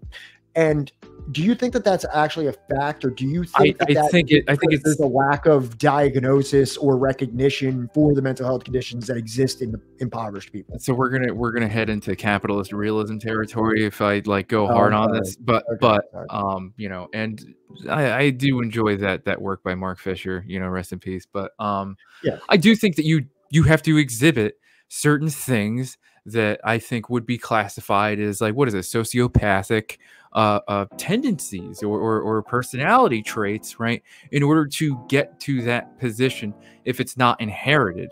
And even when it's inherited, right, oftentimes the values of these people, right, that they are raised with, right, in that family where they inherited that wealth, exhibit and pass down, right, these traits of you know, sociopathy. Like, it's I don't find it that hard to believe. Can I give you my uneducated or my unprofessional speculation on that topic. And I think that this is true. I'm sorry if I don't know this, but I think like suicidality tends to go up. Like in like, I think like there's more people in rich areas that commit suicide than in poor areas. I could be absolutely wrong about that. I need to Google that one. Okay. But if anybody can fact check me on that, I swear I know absolutely nothing about this, but for some reason I thought that was the case. Do you have any data from our data? And this is from openscholarship.wustll.edu. It's from an edu. So from our data, there is a highly significant negative relationship between median income and suicide rates. On average, $100,000 increase in median income in a county corresponds with 9 fewer suicides per 100,000 residents. So it's actually the inverse of what you're talking about. So yeah, so that, you know what actually made me realize that wasn't the now that I'm thinking about it, you know, I work in a substance abuse treatment facility that does accept Medicaid, and it is in an urban area. So we definitely do service, you know, many homeless individuals and many individuals that are very low income that qualify for Medicaid. And it's like this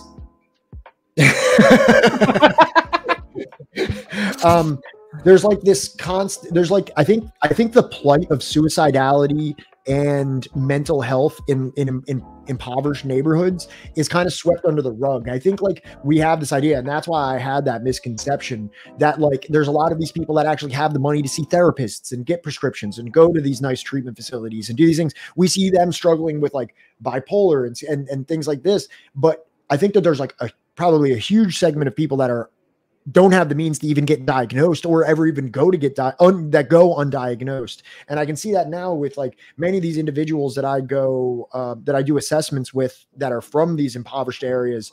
You know, there's rampant mental health issues in these communities. And I don't think it gets talked about very much. Kind of like, you remember like in the drug war, like they would pretend like, you know, the people struggling with drugs were only like white suburban kids. Oh, because those are the only kids that mattered. I mean, like, dude, exactly. You know, and the like, 2 survivors on the front line here, you know, like we know that like it only started to become a problem when people that looked like me and you, right, started winding up in like, you know, fucking morgues and, you know, in hospitals and shit. Yeah. Now we need to take the drug now it's an epidemic. Now it's an epidemic. Yeah, exactly. Yeah, before it was a character flaw or, you know, an indictment of an entire community of people. No, sorry, you're just a criminal, sweetheart. Right. Well, I mean, that's the thing, though, is that like those people, it still hasn't stopped. Those people are still seen as criminals, right? And they're responsible for the corruption and the destruction, right, of this generation. And it's like, fucking, hey, Pinko, what's going on? We're just talking about some very light, you know, topic. We're talking about like, you know, the opioid crisis in America. Yeah, we really ended up on an interesting trajectory here, but you know, it is kind of like it's never considered that like, why are people dealing drugs in the fucking first place, right? Poverty. If you alleviate fucking poverty, you eliminate the need to, or even the desire to sell drugs, right? Well, or any kind of like black market or illicit substance. Absolutely. But, and you know what else I think and this is something that I hear from people like Ben Shapiro, right? Where Ben Shapiro likes to summarize the issue of, you know, impoverished communities, or more specifically in his words, black communities, as being like, it's because of single motherhood. It's because, you know, the men don't want to take care of their kids, and they act as if like, single motherhood is as if is what causes poverty, and it's not the inverse, or it's all kind of part of like a more like vicious cycle of poverty, like as if like single motherhood isn't a direct consequence of poverty, or like the conditions that cause, you know, families not to remain together is not a direct cause of the poverty that they're already existing in. Right. You know, I think that like, I don't like the term like bad. He wants to wrap it up as not a social issue or a systemic issue, and wants to find a way that he can just put the blame on individual people, such as being like, okay, well, they made the choice not to take care of their kids, so thus they are deserving of their even though more often than not they need to work like more than one job in order to be able to afford to like take care of these kids. Oftentimes they lack the proper education, you know, even surrounding reproductive health care, right? And then there's like, you know, the intergenerational trauma, right, that goes on in poverty, right, and like, you know, all kinds of different, like, you know, social stigmas and social, you know, things that just get passed along, right. I'm not going to go into like the list of them or any specifics, but like, you know, you need to like work the two jobs. You can't afford to like, you know, feed like yourself, let alone like, you know, the children that you have, right? So you need to bring in the help of like, you know, other family members, and that's if you even have other family members, right, to be able to help take care of your children. It's just like, just bring industry into these, and that's if you're not getting, and that's if you're not being put in prison for, you know what I mean, trumped up charges that, you know, if your cocaine, that the cocaine you possessed was in powder form and not for some reason packed, you know, cooked into a, like, you know, now you're going to get like orders of magnitude more prison time for it. You were smoking Krenak instead of, you know, getting the good fish scale shit. Yeah. All right, let's get off of this because we can talk about it. It was fun though. It was a fun little combo. Yeah. So now the wanting it all portion goes on, and this is very interesting. There's a couple quotes here from people who emigrated from Vietnam, and this is some interesting stuff. It was the desire for greater affluence rather than the quest for political freedom that motivated most of those who emigrated to the West. Material wants were mentioned far more often than lack of democracy. The immigrants who fled Vietnam in 1989 were not persecuted political dissidents. Usually, they were relatively prosperous craftsmen, small entrepreneurs, well-educated engineers, architects, and intellectuals seeking greater opportunities. To quote one, "I don't think my life here in Vietnam is very bad. In fact, I'm very well off. But that's human nature to always want something better." Another testified, "We had 2 shops and our income was decent, but we wanted a better life." And another, "They left for the same reason as we did. They wanted to be richer, just like us." Today, a get-rich mania is spreading throughout much of Vietnam as that nation lurches towards a market economy. And those all quotes are from New York Times, 1996, I guess in April. So that there is, you know, just 3 separate testimonies of more well-off individuals or well-off families from Vietnam who, you know, took their material success in Vietnam and left not because of some humanitarian crisis that was imposed upon them, but to pursue even further material gains in a country where they could capitalize further on whatever their respective business may have been. Yeah, I can't actually wait to ask Luna Oi about, like, you know, hey, so what's up with this part of this chapter right here? Is this true? Like, I want to know more about that and more about, like, you know, what part? Like, you know, was there that like she has a great video about like how socialism works in Vietnam. Right, but I just want to know, like, if she talks about, like, you know, because I've heard, namely it was, what's his name, fucking Hassan, like, talk about how, like, apparently, like, people in Vietnam, like, they love the U.S. or something. It's like, I want to know more about that. Right. I don't know about that specifically. I know there was recently like a factually or a misrepresented study, Pew Research study that like asked people in Vietnam about free markets, and that like a lot of them like said yes, but then Luna Oi actually did like a break where she actually read the questions in Vietnamese, and the English interpretation of them was a little bit more charitable than the question actually the question actually led on. You can look at her content for that, but there's also, I thought you were meaning more in kind of like the market socialist system that they actually exist with now. She has a great video of like just like how Vietnam is socialist currently. And, you know, yet another time where, you know, what is it? U.S. fucking studies are not exactly charitable and kind of twisting words a little bit, especially like, you know, if they're doing something in relation to a community that doesn't speak English as like a first or even probably third language. Right.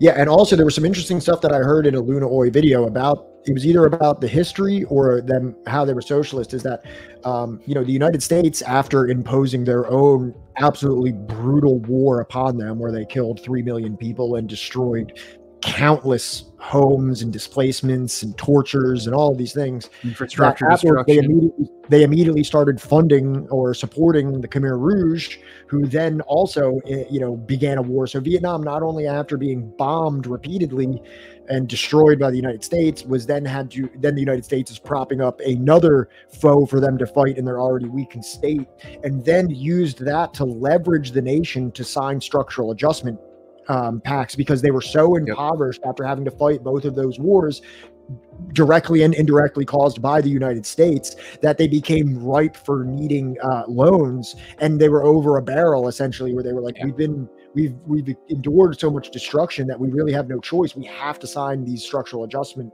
pacts because we have no other choice. She talks about that in her video. It's great.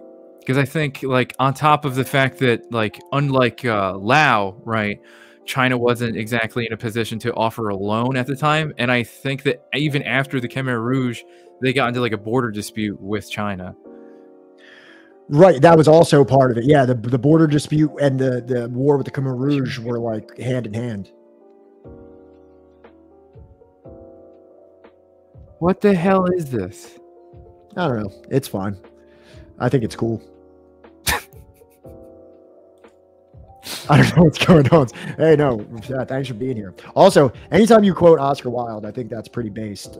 Pretty historically unrecognized socialist Oscar Wilde. I think he has a book called Socialism and Man. Do you know Chucky Orlaw. What? Chucky, he was Irish, right? Did I know Oscar Wilde was Irish? Yeah, dude. Soul of Man Under Socialism. It was an essay by Oscar Wilde. Pretty cool. I'm left-handed. Are you really? Yeah. I have literally never noticed. Where would you have noted? I don't know. I'm also a left-hander. We need left unity. We can't have any more left. We can't have any left infighting. Kind of ambi. I don't know if that, like, I would like to see greater solidarity with my comrades on the left.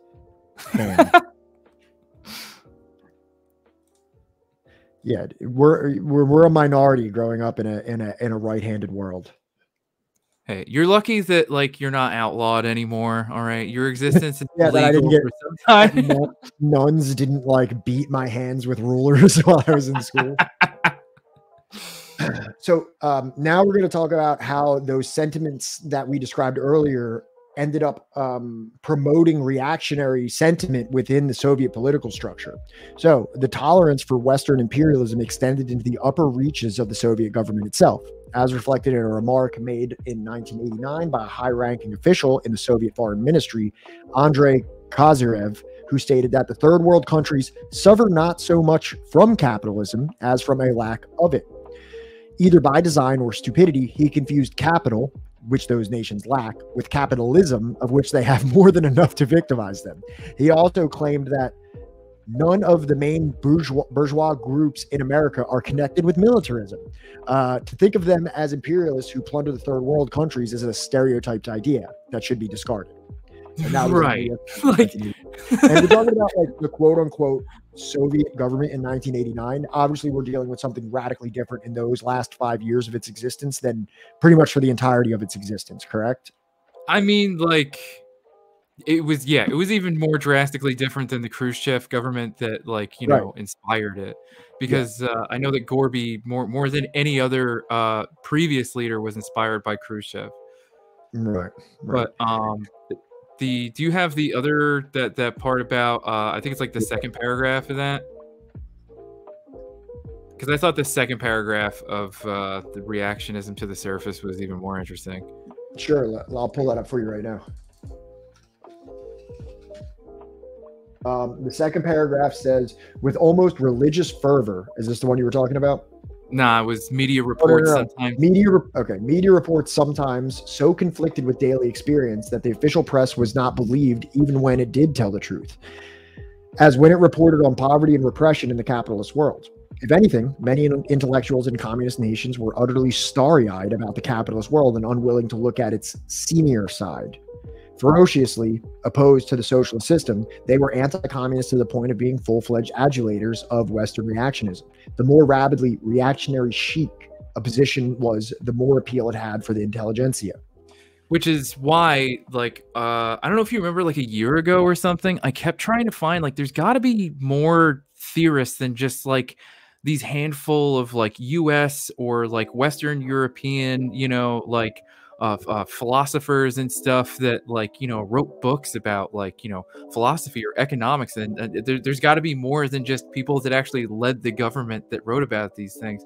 And I guess this kind of like lends itself into that, like, actually a lot of like the intelligentsia probably was very reactionary towards the government, and Right. probably not exactly like what I was looking for at that time in the first place. Right. Yeah, You know? absolutely. And I just think it's so interesting. And like I said before, right, there was a propaganda war going on, right?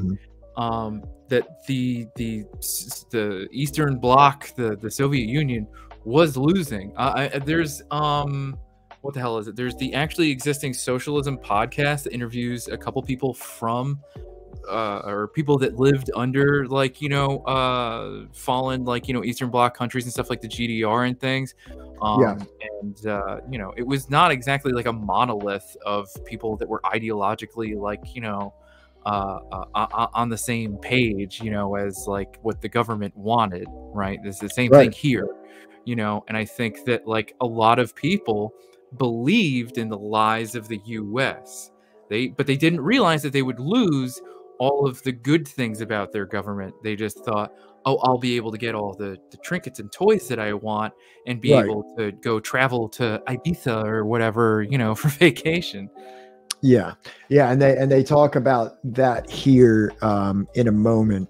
That kind of like unexpected situation. But just the last part of this reactionism to the surface, heavily subsidized by Western sources, the right-wing intelligentsia produced publications like Moscow News Agency and Argumenti Facti, which put out a virulently pro-capitalist, pro-imperialist message. One such publication, Literaturnaya Gazeta, March 1990, hailed Reagan and Bush as statesmen and the architects of peace. It questioned the need for a Ministry of Culture in the USSR, even that one that was now headed by an anti-communist. There was no such ministry in the United States, and yet it seems that there is nothing wrong with American culture. Who said Russians don't have a sense of humor? I like that little joke at the end there. So this next part, which is the last subchapter here, I quoted a lot from it because I feel like Perenni just like knocked it out of the park on this one, because really what we're doing here is we're giving a lot of criticisms towards the Soviet program and the Soviet system. And I think that he really tightens everything up here and contextualizes everything in a nice little way. So I have quite a lot of it quoted here. But so this last part is called Romanticizing Capitalism. So in the USSR, Glasnost, the use of critical debate to invite innovation and reform, opened Soviet media to Western penetration and accelerated the very disaffection that it was intended to rectify. Leaders in Poland and Hungary, and eventually the Soviet Union and other European communist nations, decided to open their economies to Western investment during the late 1980s. It was anticipated that state ownership would exist on equal terms with cooperatives, foreign investors, and domestic private entrepreneurs. In fact, the whole state economy was put at risk and eventually undermined. Communist leaders had even less understanding of the capitalist system than of their own. So that's kind of like just like what you were saying, is that like they've only known this ideal of capitalism, the way that it's presented, coming from the West and as it's emanating from the West, and it appears that it's just this you know, to use this term, cornucopia of consumer luxuries and things like that. And, you know, the negative parts of it are sequestered to the side and, you know, off to the side that you can't see it. So you have people that have never actually lived under capitalism that have many, you know, even at times relevant or reasonable and justified critiques of their socialist system, but instead of remedying those and acknowledging all the good things that it brings to their community, they decide to cast it away for this idealized capitalism that eventually caused utter immiseration of their entire country. So I just need to go get some water real quick, and then I wanted to ask you, because you've actually been to an actually existing socialist country, I wanted to ask you about what their opinion was as a government. Okay. Do you want? Okay. Well, he's gone already. Yeah, we'll answer that in just a moment. And I actually have some pretty relevant experience with that situation.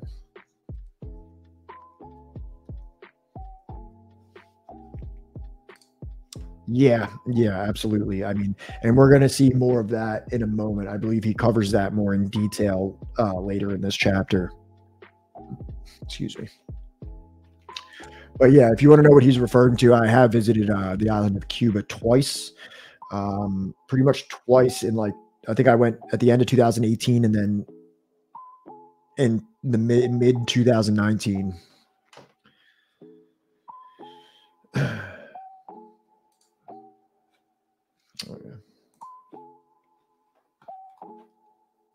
Anybody in chat ever been to Cuba?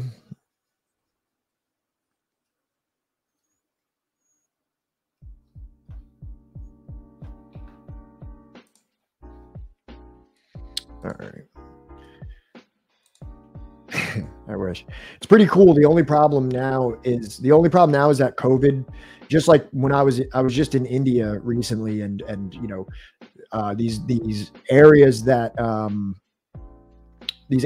depend a lot on tourism, and you know, even though there's all the issues between the United States and Cuba still is very much makes a lot of money through tourism. And these countries, when COVID happened, have just been like in extremely dire straits due to the lack of tourism that did bring a lot of income to the country. So, you know, Cuba has absolutely suffered because of a combination of the COVID-19 lack of tourism and also the obvious embargo that it's been suffering under for 70 years at this point, or 60 years at this point. Okay, you're back. Sorry, I was trying to keep the ball afloat here. I'm sure you did great. So you had a question for me? Yeah, I wanted to know, like, what was your impression of people's, like, you know, like thoughts on their government in Cuba? So this depends on who you're speaking with, right? Right. Many of the young people that you meet are very much opposed to the government. In ways that many young people in the United States might be opposed to the government. You know what I mean? Where they may not necessarily even have like a deeply educated or studied reason to dislike the government. It's just kind of, but definitely the younger generation, and Perenni brings this up in the book, that never had to like live under the, that had to live under the pre-revolutionary regimes, are very critical of the government. But when you meet older people, they have much more like satisfaction with the government. Now, also, you're going to see government satisfaction rise and fall with periods of crisis. So if you look at the opinion of Cubans to their government from the year like 1959 to like in the 1980s, it's very good. People are very happy living in Cuba, and they're very happy with their system. And most people look back at that time as very happy and comfortable. Then obviously the special period comes, which is in the 1990s when the Soviet Union ceases to exist, and all of the, extremely beneficial trade relations and aid that they were receiving from the Soviet Union goes away. And thus they have to like immediately like exist on a world economy that has effectively blackballed them, causes a ton of unrest in the country. So where the material stability of the country falls short, you start seeing a lot more people indict the government. And you see this again in COVID times. So I went there in 2019 prior to COVID, where there was a lot of tourism. I met a lot of other tourists there. While I was there, I went on revolutionary tours with young communists that were there. So it's not all young people, but then also I visited a tattoo shop of a handful of people that were not so happy with the government. But also these same people would say that Fidel and Che were good people, that they respected. Like, it's a very interesting thing. Like, almost everyone there says the revolution was a good thing. Like, no one there, like, even if they say that they're not happy with the present government, if you say, well, was the revolution a good thing? They say, yes, absolutely. Like, the revolution needed to happen. But obviously, as in other socialist countries that we're reading about now, there are people who want material things, and material things are hard to come by in Cuba. So it's kind of like a situation with the GDR where, like, you know, they want like blue jeans and to be able to travel and get, like, you know, Walkmans and all this other shit, but like they don't.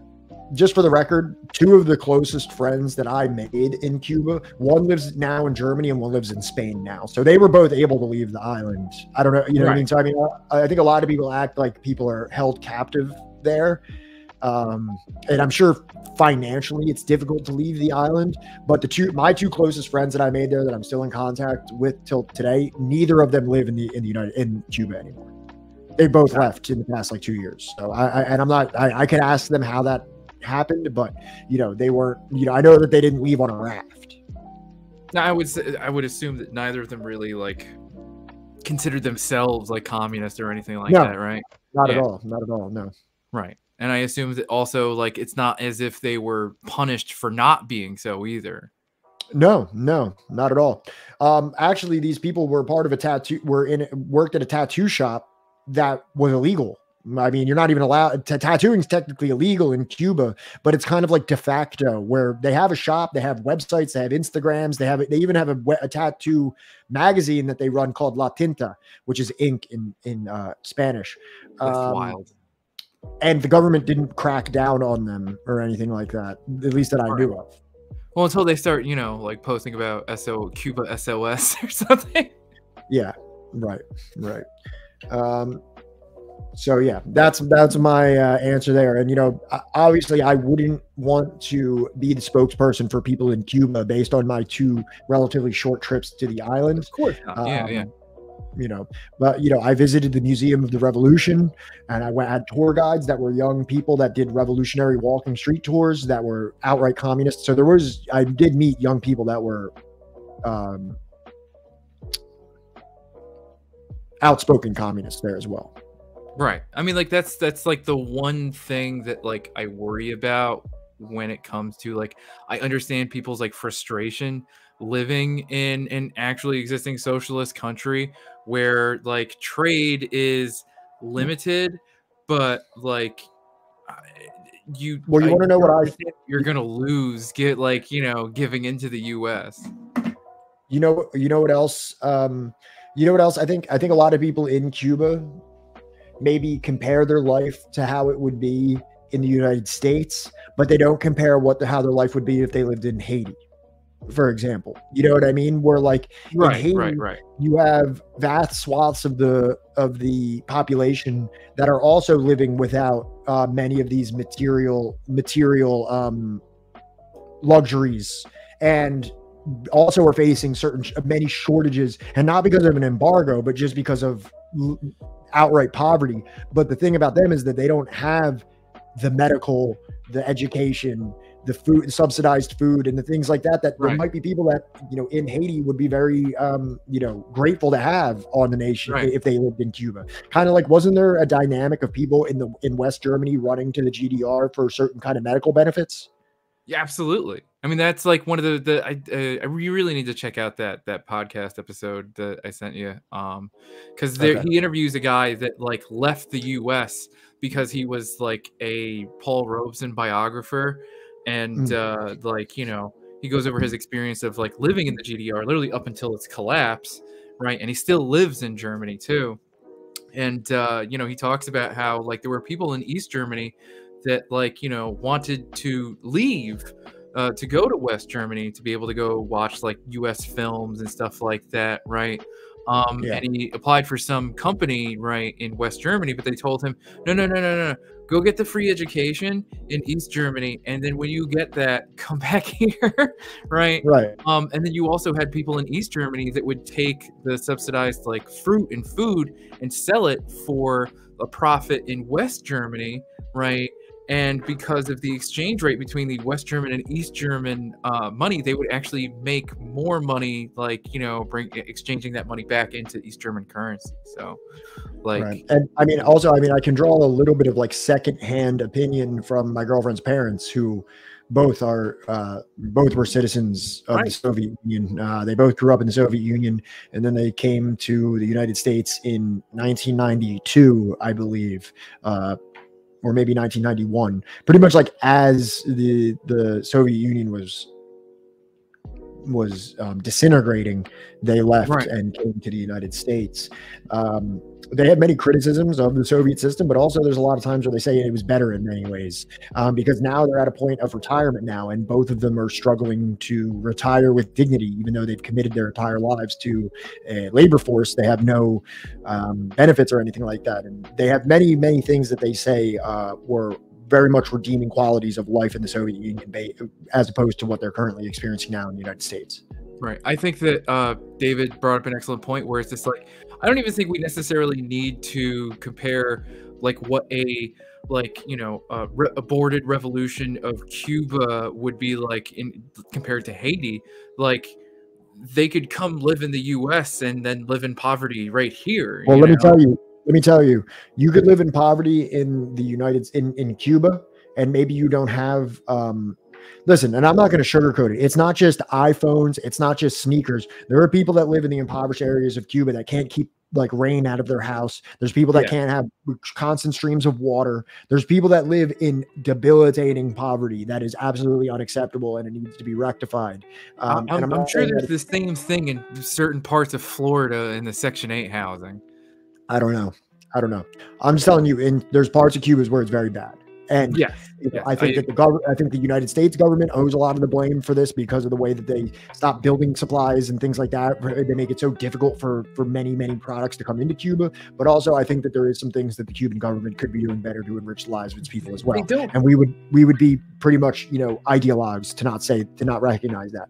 But what I will say is that they could come to Philadelphia and they could live in the impoverished parts of Philadelphia, and they would see literal bodies on the fucking street every day. Right. The murder rate in Philadelphia in the past year or two has been up to 500 murders a year. Like, so maybe you'd be impoverished and your house would be falling down and slumlords would control your thing and there'd be trash everywhere, but there's also be literal bodies out on the street from people being gunned down, which is not something that really happens in Cuba. Right. Even in the impoverished inner city parts, there is nowhere near the level of inner city violence that you experience in the United States cities. And forget that safety at night for like women and non-men, like that you've talked about before, like and that's like I think like another big reason why why your girlfriend's parents probably fled the Soviet Union as it was collapsing. I mean, I think that like. That just to harken back to yesteryear, a time not so long ago of Russian mail order brides, right? Like that was literal human trafficking. I think that her parents definitely were probably aware of that and probably scared for her life in future. Well, and not only that, suicidality, alcoholism, all of these things absolutely skyrocketed throughout the 90s, which was just like such an insane period of social and economic turmoil.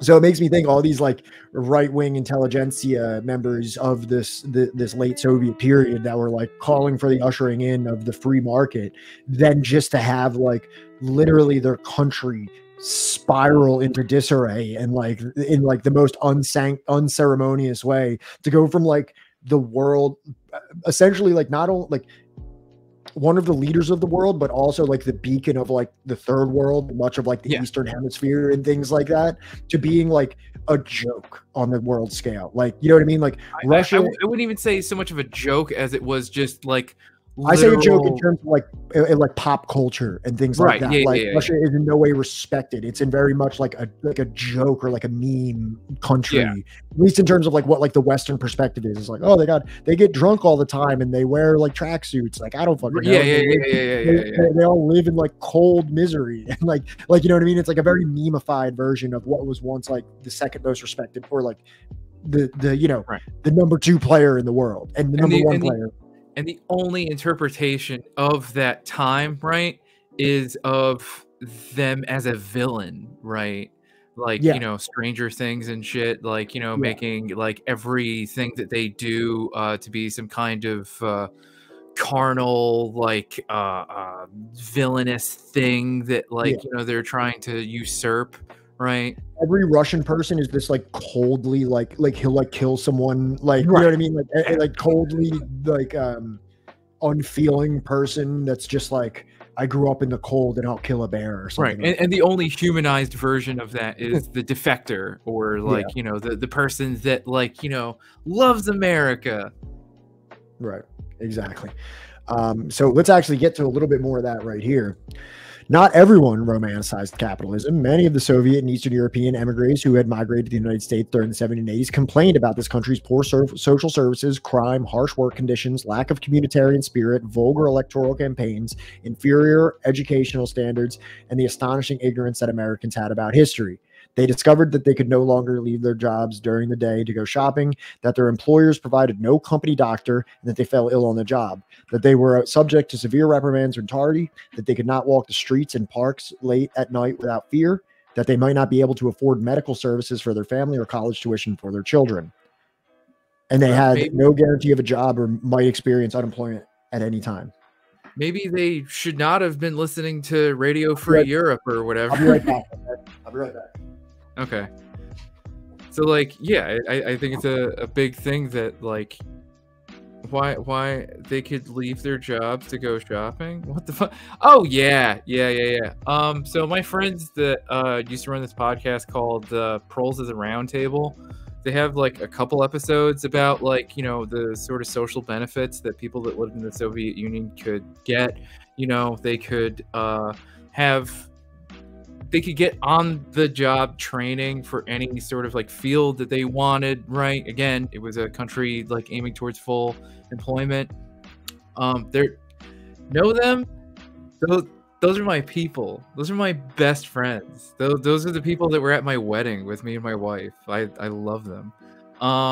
They have a new thing called I think it's Invent the Future, or Inventing the Future. You know, when new shit came out in the stores, they just leave work and go to the store. Yeah, no. And so they have like a couple episodes where they talk about how like they had Yo, Marcus, holy shit. Welcome to, you know, fucking whatever the fuck we're called. I completely freaking forgot. Subversive history. So, what the fuck is it? Like, so yeah, you could get like not even just like on the job training, right, towards that full employment, but you could also get like preventative health care that was provided by your job. If your job did not provide that, if your boss was like fucking with your wages or anything like that, you could have him sent to jail. You had so many more rights as a worker there. I feel like this chapter kind of like misses out on a little bit, but again, like, you know, what Parenti's trying to accomplish through this is actually have like criticisms brought to light, you know. And I think that like that's an important part of like, you know, what we want to do in covering the books that we do, right, is that like socialism and actually existing socialism, it has some L's. It's not perfect. It's gonna have missteps. It's going to have, you know, things not work out exactly the way that they wanted it to.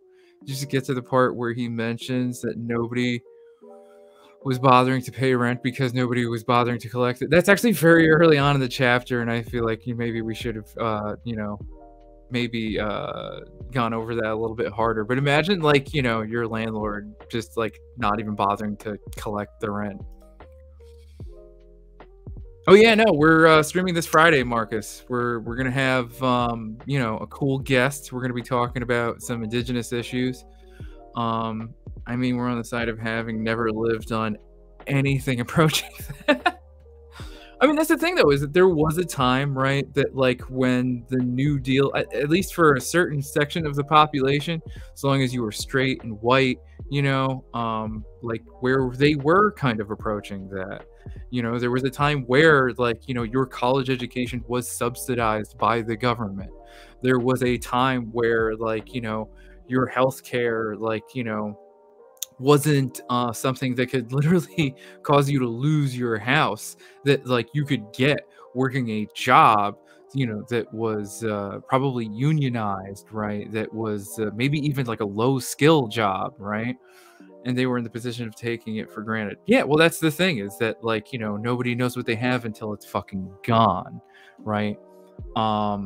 And that's why, like, you know, I think that book, Why Women Had Better Sex Under Socialism, you can find many different, like, interviews in that book where, like, you know, people talk about how they thought, oh, I was just going to be able to buy blue jeans. I was going to be able to go on vacation to other places that, like, I wasn't able to visit before.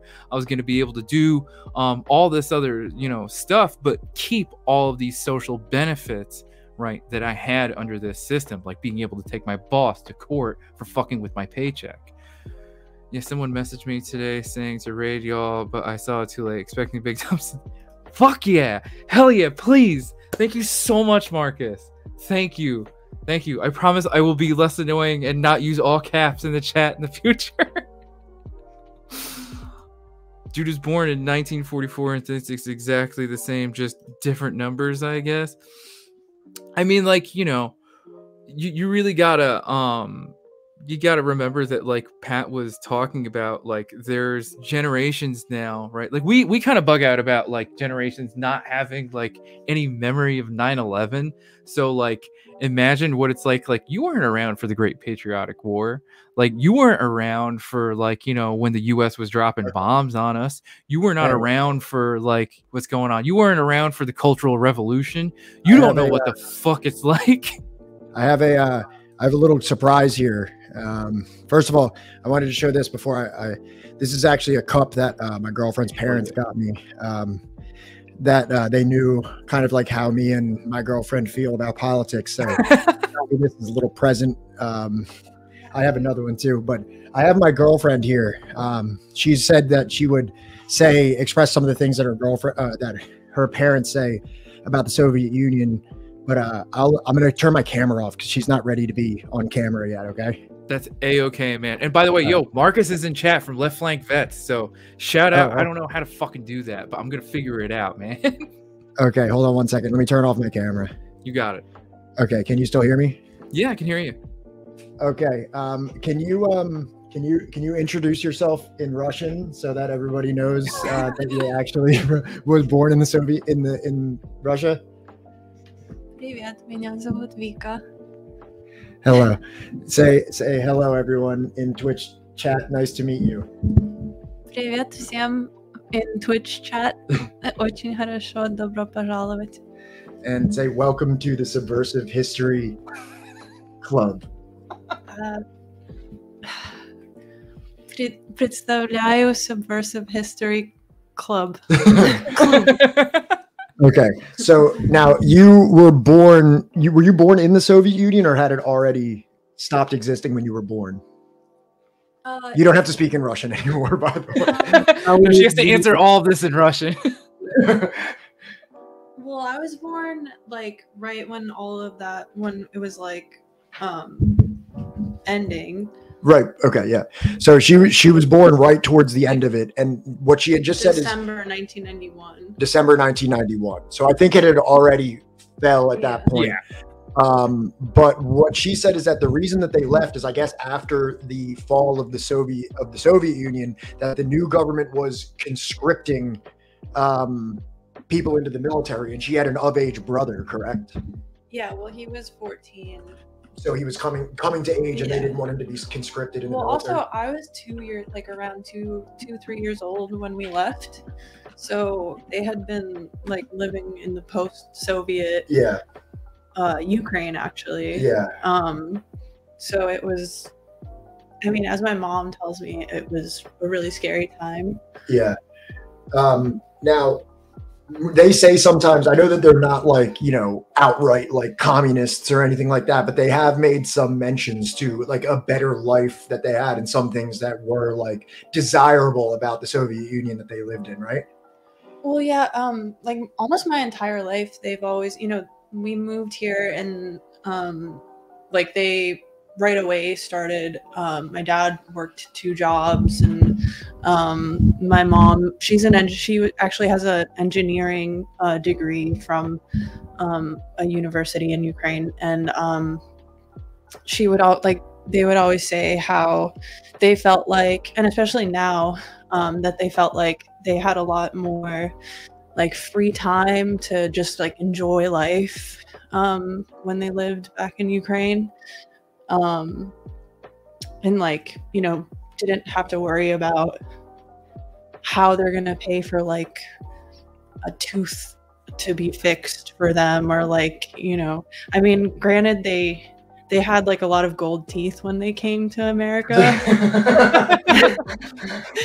Like, especially my dad, because they had like medical students. They had like medical students work on people, like give free like tooth surgery or whatever, like dentistry, because they were practicing on people, but at least it was free. You know what I mean? And also like, so, and your mom was actually like, your dad was like worked as like a mate or like a laborer, right? And your mom went through school to be an engineer. And when she came to the United States, wasn't she like highly educated compared to like other like women, especially in like the engineering field when she came here? Yeah, absolutely. My mom is like one of the smartest women I know.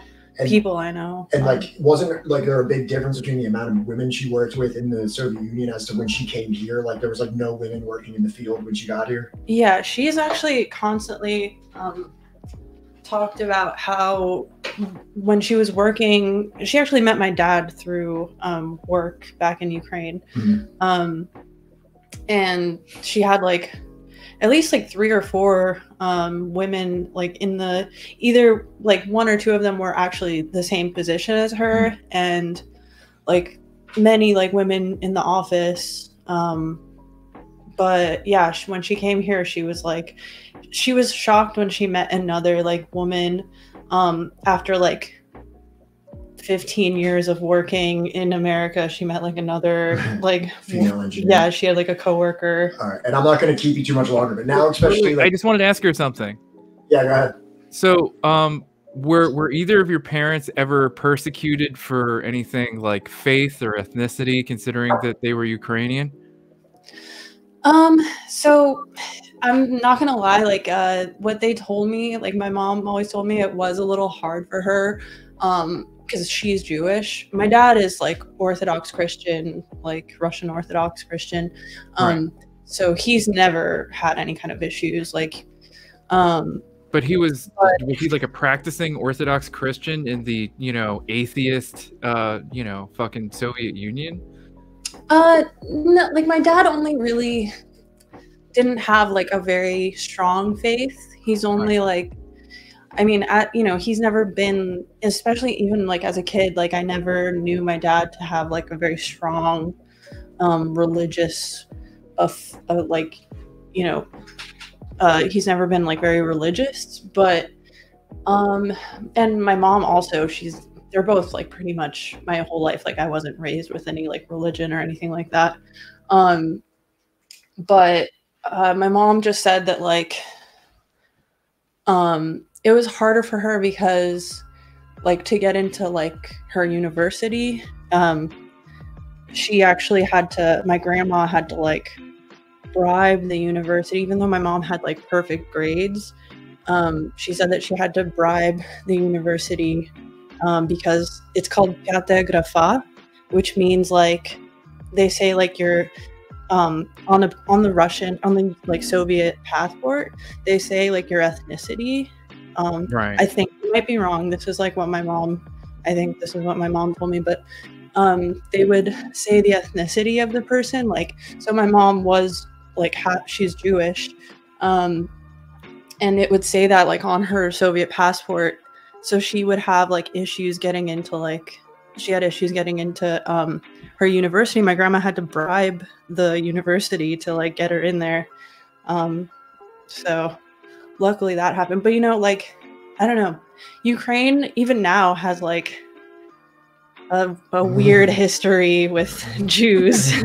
They've always had that. So yeah, to answer chat real quick, I did not bring it up because I think that Ukrainians are a monolithic community that are all anti-Semitic. I was bringing it up specifically. Well, I don't think you asked that knowing her mom was Jewish. I don't think you had that like loaded in your back. I don't think you knew that her mom was a Jewish. I brought it up because people talk a lot about persecution of faith or of religion within the Soviet Union as like a slight against it. Right. Well, So I don't want to keep her too long because she was already like not prepared to just jump on and talk in front of people. But the last thing, you know, is there anything that your parents have said like now at this time, like now they're at retirement age and they've kind of like worked their whole life in the United States, and like, you know, now that they've had kind of like a change, like maybe some changing perspectives on like the difference between like living in the United States versus living in the Soviet Union? Yeah, so the older my parents have gotten, and like the longer they spend in America, like especially in recent years and like in the last like 3 or 4 years, my mom and my dad's like very pro-Soviet now. You never know what you have until it's gone. You can say it's okay. Her dad like is like a pretty much like a pretty pro Putin guy.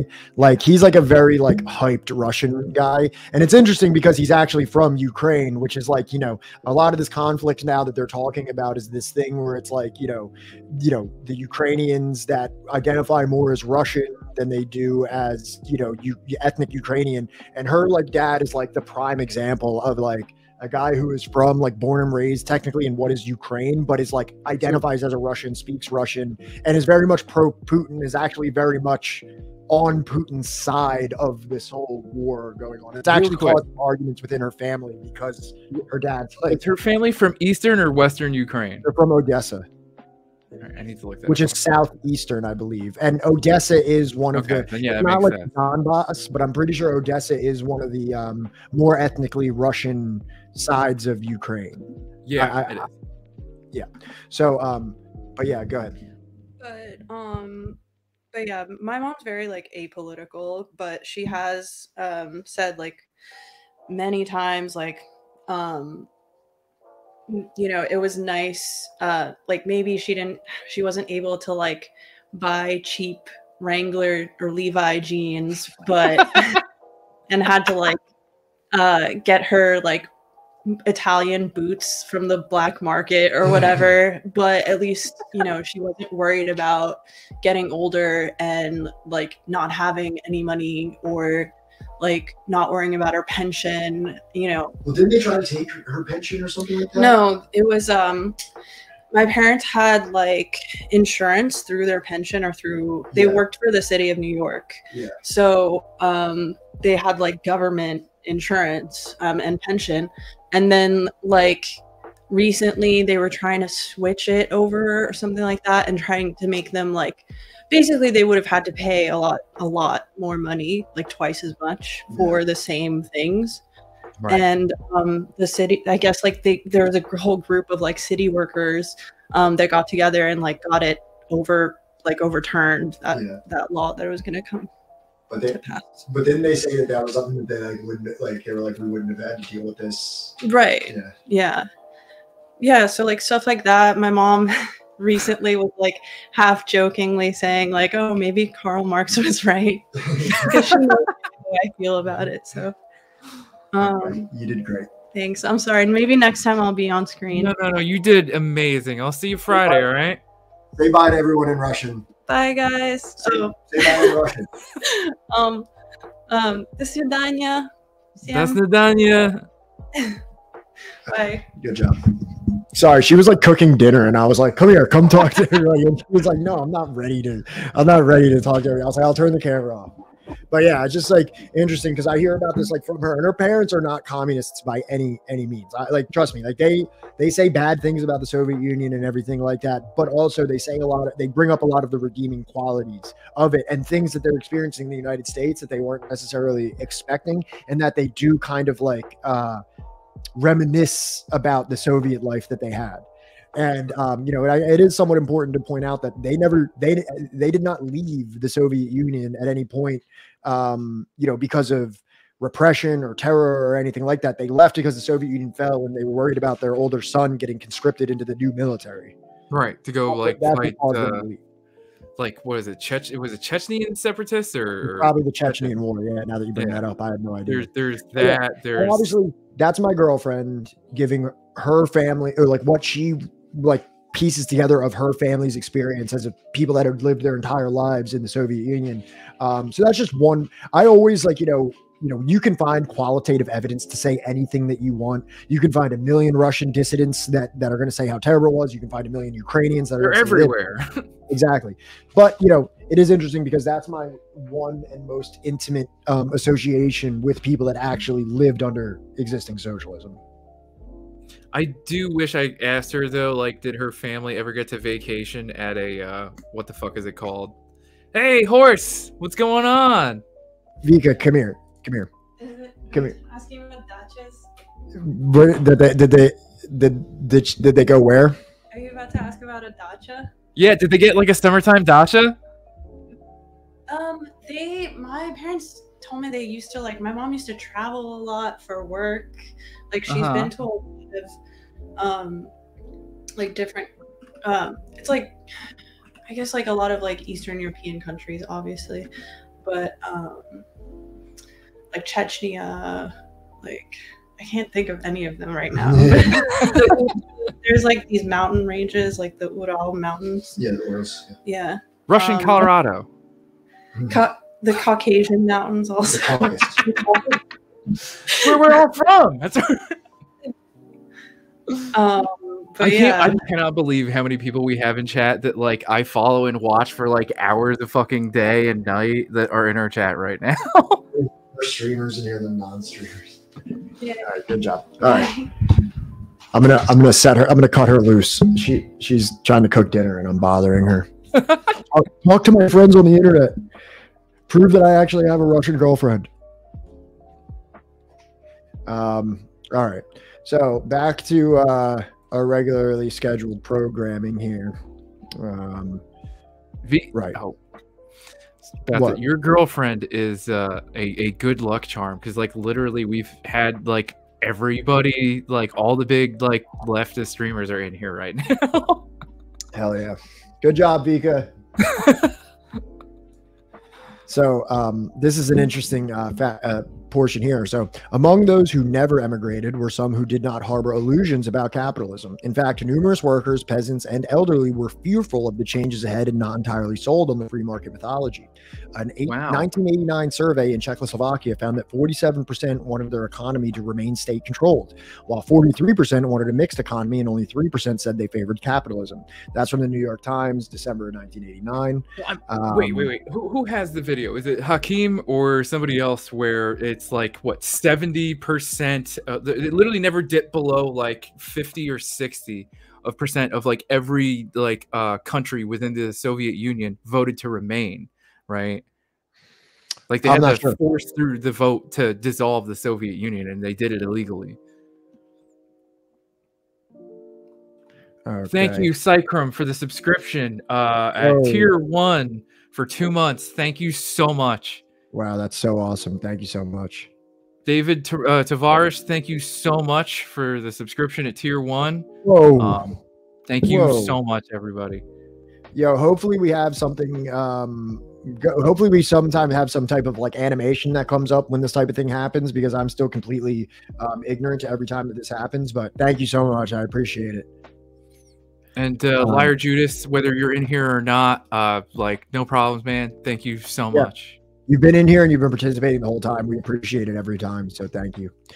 So that was from the New York Times, 1989. In 1991, a survey of Russians by a U.S. polling organization found that 54% chose some form of socialism and only 20% wanted a free market economy, such as in the United States or Germany.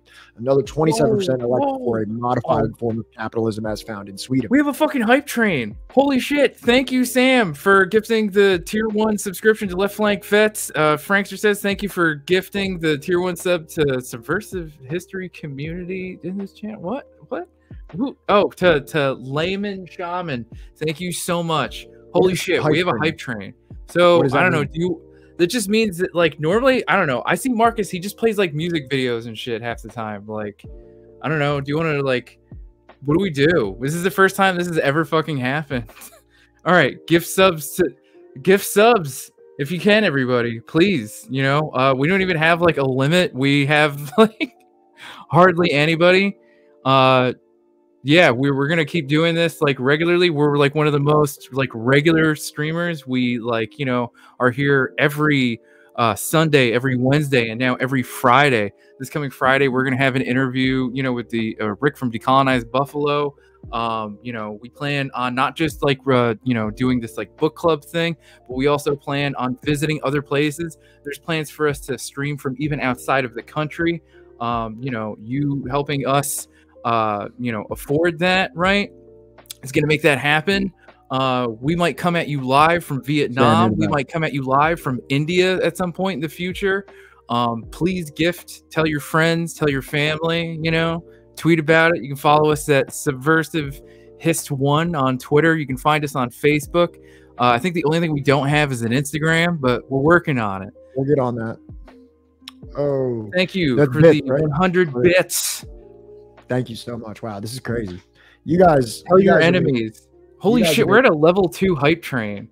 Holy shit. Wait, this is an actual thing? Yeah, I guess like we just keep hyping them up. Like tell them the things that we want to do. Like we're not just gonna go over like Michael Parenti. We're gonna go over like Domenico Lacerdo. We're gonna read fucking liberalism. You're gonna read it along with us. We're not just thank you, David Tavares, for the tier 1 sub to Unelectable Airways. We're gonna read fucking Samir Amin. We're gonna read fucking Edward Said. We're gonna be reading all these fucking books. We're gonna read fucking who knows what. We're gonna fucking thank you again, David Tavares. Fucking and we're gonna read just Lacerdo, and we're gonna read Sicarno, and we're gonna read motherfucking Stalin. We're gonna read Jay Sakai. Thank you, Left Flank Vets, for gifting a tier 1 sub to Not Another Bean Stain. We're gonna be fucking coming at you live from all across the fucking US. We're gonna go visit different fucking places. We're gonna fucking we're gonna illegally sneak Pat into Canada because he's a felon. And we're gonna like, you know, motherfucking Canada, man. We're going to China. We're going to Vietnam. Like that. These are the places. We're fucking going. Let's keep it going. We're so close to fucking like, you know, level 3 fucking hype train. Let's fucking see it, everybody. Tell your friends. Gift them slubs. All right. Yeah, we're drinking out of mugs. We're drinking out of mugs of communists from Kerala. That's an actual Karelian fucking mug. You see that, people? We're gonna be. You know what, dude? We should set up something with that fucking bookstore from fucking Kerala and see if, like, you know, those are my people. Those are my friends. We're gonna help you get books directly from fucking communist India. All right, we're gonna be going to China. The Leftward Books is actually located in New Delhi. Fuck yes! Thank you, Hash Kush, for donating 5 tier 1 subs to Ross Republica, Alana Ana, Pink Test, Chimera Machina, Groovy Machata. This is crazy. Mamacita.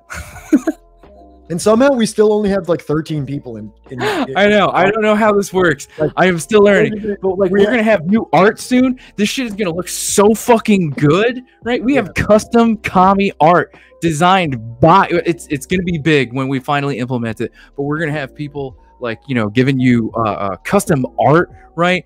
Our stream is gonna have a whole different fucking look, right? Custom communist fucking art by a communist. All right. We're at level 4. Holy shit. All right. Keep it coming. What does the hype train do? Does it like broadcast us to people? I don't fucking know, man. I just know we're supposed to try and get it and keep it going. We're going to be streaming live, not just from China. Dude, I promise in the future, we are going to stream live from a high-speed rail in Laos. All right? Tell your friends, tell your enemies, keep that hype train going. Oh, you guys want to help us? Here, I got you. I got you for the hype train song. People getting hype trains getting bumped up in the algorithm. All hype trains are broadcast to a random TV in Bezos' home. All right, guys, come on. Keep it going. We're at 13%, right, of level 4, all right? We're going to get into Bezos' head, all right? And then maybe we'll convince him to nationalize the fucking, you know, Amazon. Who knows what the fuck we'll be able to do. We're going to set up. Solidarity with Somalia. We communists. Viva communists. Yo, yo. Your favorite youngest are broadcasting live ad for the International Magazine. Subscribe to the National Magazine. We communists, only fighting for his world peace. We are your favorite China apologists. We will sell you commie supplements. We will give you the tactics that you need to be able to fight against your reactionary family. Do they have a moat? From Russia, Palestine, South Africa, India, UK, Kuwait, Jordan, Kenya. Give us your subs, and we will help you. You will help us in the great propaganda war that we are fighting today against the great Satan. Yo, this is my favorite part right here. This is my favorite little segment of it. Our aim is to combat capitalistic media and to make Marxism, Leninism bigger. Yes. All right, I'm gonna see if I can actually try and do this. We are anti-imperialist. We are leftist media, and we find that very soon.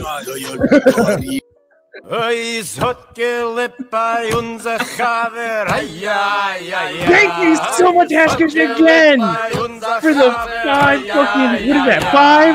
That 5 fucking, like, gift subscriptions to Marcus, Famous Horse, fucking Dorian, Fabian, Pickle the Bear. You are level 5 fucking hype train. Thank you so much, everyone. Oh, hell yeah. Hell yeah. Doing the Lord's work.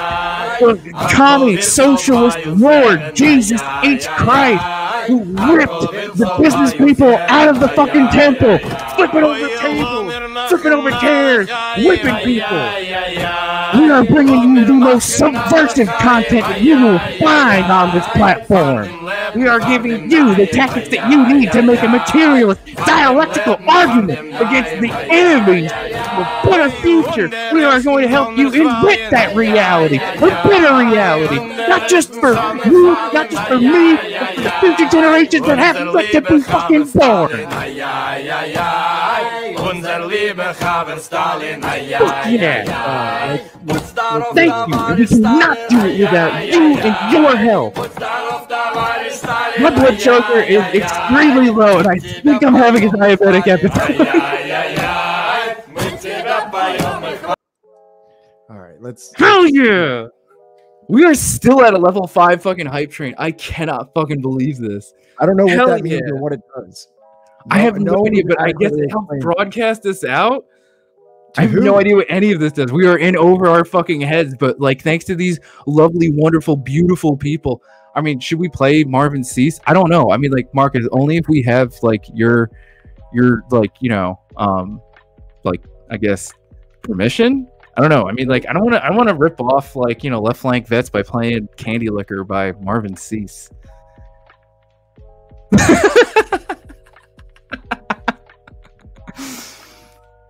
All right, let's keep it going. We are at 20%. Pat, have you ever listened to Candy Liquor by Marvin Cease? No, what is it? Okay, dude. I need you to throw this up because I need to make sure that the audio actually goes through, right?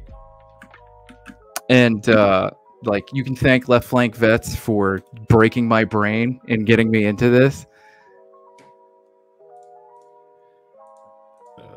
This is probably. Baby, I'm not ashamed of Not ashamed, Pat. Not no more. I want to do the thing. He wants to do the thing that a lover never did before. Baby, let me be. Hell yeah, we were at 20% of a level 5 hype train. The more you donate, the more you subscribe, the more you help us accomplish our goal, our subversive communist goal. Together, me, you, and all the other people that you help subscribe to this channel. We will overthrow the great Satan that is the U.S. empire. We will overthrow Mickey Mouse. We will overthrow systemic poverty. I want to make you come, girl. Are you talking about the Rumor song? The RMR song? Dude, I love this. Oh, holy shit. The RMR, like, the 12 song? Rascal. Hell yeah. No, I love this song. I could not get this with us, right? We got like an emote Tenkaichi Budokai, and we're gonna fucking I already just noticed yesterday that Dorian put fucking emote ideas in there, and I promise that we're gonna try and implement them as soon as I figure out. Holy shit, Hash Kush. Thank you so much for gifting tier 1 subscription to Scotty B, Wild Ride, Liar Judas 666, South by to fucking PK PVK01, Gromsterino, Darklek, Riverhead, Racer X, Ashkush. Thank you so much for gifting a tier 1 sub to Valkyrie of the North. Thank you for gifting a tier 1 sub to Vitor Vendetti. Thank you so much, everybody. We cannot do this without you, and I would not want to do it without you. We love you so much, right? And I promise that we are not going anywhere. We are in here for the long haul. We are going to help you grow as a person. We're going to help you read the books that you always found it hard to get into. We are going to give you a place to discuss those things. We are going to give you like the knowledge that like awaits in these texts, right? We're going to be able to give you the knowledge and the ability to dialectically, materially, interrogate these texts, right? We're going to make you a better communist. We're going to make you a better comrade, and we're going to create a community that creates better comrades, right, for everybody. That's the community that we're going to create, and we're going to inspire people to want to invent that future that will be better for everyone, right? A future where, people don't have to be, fucking fearful of how the fuck am I going to like feed my kids tomorrow. We're going to invent that future where people don't have to worry about like, how cold is it going to be tomorrow night. That's what the fuck we're going to do. This is what the fuck we're fighting for. Every day of the week, I live in it, breathe in it. It's more than just fucking believing it. I'm holding in ones, rolling up my sleeves and shit. It will. Push-ups now, a lot of contradictions in this shit, but I promise, right? We're gonna work towards spreading these ideas. We're gonna normalize them. We're gonna get people fucking talking about this shit, right? And we're gonna get people talking about it from a material, dialectical point of view. And they're going to be backed up with the history and knowledge, a full, well-rounded history.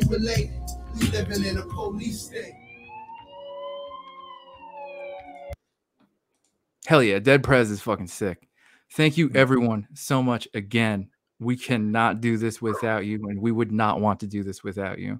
And that's like the most important part of like why this is a Twitch stream and not like, a podcast where we're just throwing episodes out once a week at you. We want to interact with you. We want to talk with you. We want to ask you questions, and we want your questions being asked of us. And together we're going to find an answer. I love you. How many subs just went down? A lot. So, and like the crazy part is we still only have 15 people in here watching us. Like which is like we haven't even broken like a barrier. Bro, Friday we got to bring our fucking A game because like Marcus has like tons of people that watch, and he said he's gonna fucking dump like 300 people in here on us. No, yeah, way. Dude. Who's Marcus? Left flank vets, man. Morbid. Oh, okay. Morgan Freeman. Morgan Freeman will be in chat, and he'll be bringing 300 people. Yeah, him and Lil Jack and Winston are going to be bringing 300 people.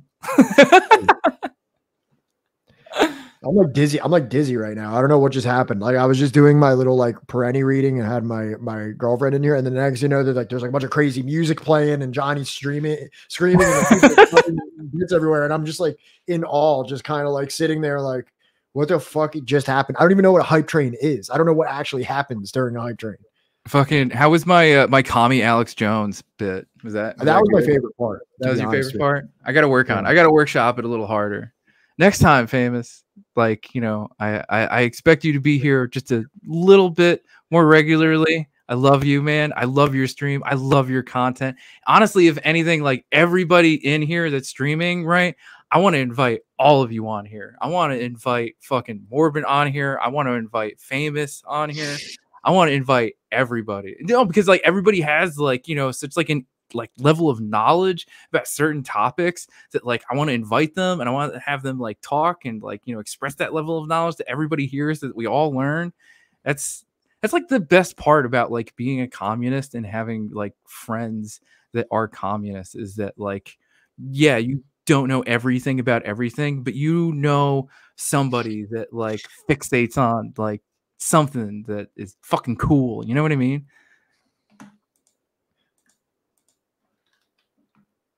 Yeah.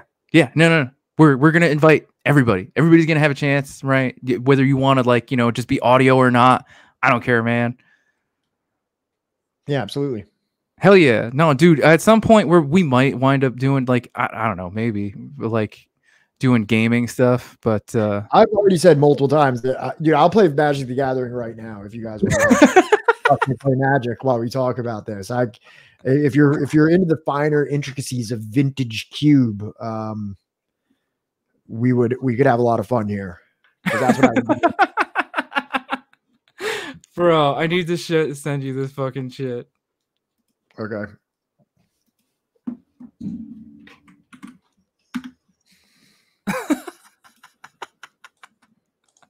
Should I bring it up on the? Should I bring it up? Sure, why not?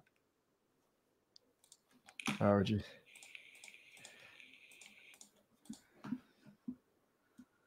Would not want to do this without you. And that's like the most important part of like why this is a Twitch stream and not like, you know, a podcast where we're just throwing episodes out once a week at you. We want to interact with you. We want to talk with you. We want to ask you questions, and we want your questions being asked of us. And together we're going to find an answer. We cannot do this without you, and we would not want to do this without you.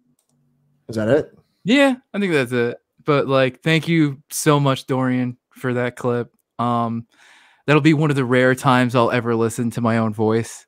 Because here's another thing you should probably know, just in advance, right? I check like the Discord. I promise I will dedicate more time to the Discord. I swear to God. But as far as like the YouTube is concerned, I am never going to read those comments. So if you want to get at us here.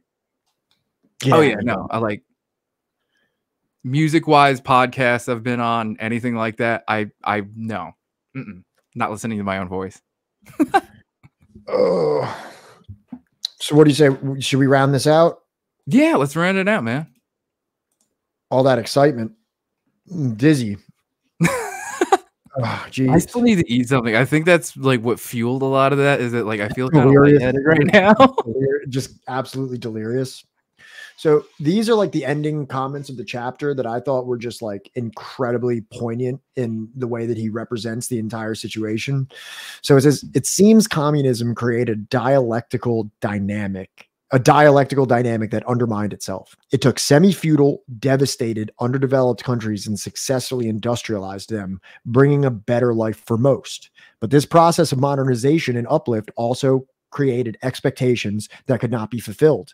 Many expected to keep up the securities of socialism overlaid with capitalist consumerism. As we shall see in subsequent chapters, they were in for some painful surprises. One reason siege socialism could not make the transition to consumer socialism is that the state of siege was never lifted. As noted in the previous chapter, the very real internal deficiencies within communist systems were exacerbated by unrelenting external attacks and threats from the Western powers. Born into a powerfully hostile capitalist world, communist nations suffered through wars, invasions, and an arms race that exhausted their productive capacities and retarded their development. The decision by Soviet leaders to achieve military parity with the United States while working from a much smaller industrial base placed a serious strain on the entire Soviet economy. So just to that last part, have you ever heard like Ronald Reagan explicitly say that like they were using the arms race to like immiserate the Soviet Union? Yeah, they even said the same thing about the Afghan invasion and stuff. Yeah, it was a quagmire. It was supposed to be like right. Their Vietnam in a sense, even though I think that the circumstances of it were extremely different. So I think that, oh shit, did we get another subscription? That might have been one of the old ones. Oh, okay. All right. Hey, Scotty B's Wild Ride. Welcome. Good to have you. But like what I was gonna say, I think there's like this book. It's called like Socialism with. You've heard me talk about it. It's socialism and communism with Chinese characteristics, but it's like a textbook about like the history of the Chinese economy from like the founding of the revolution to like 2011 by Jin Huming.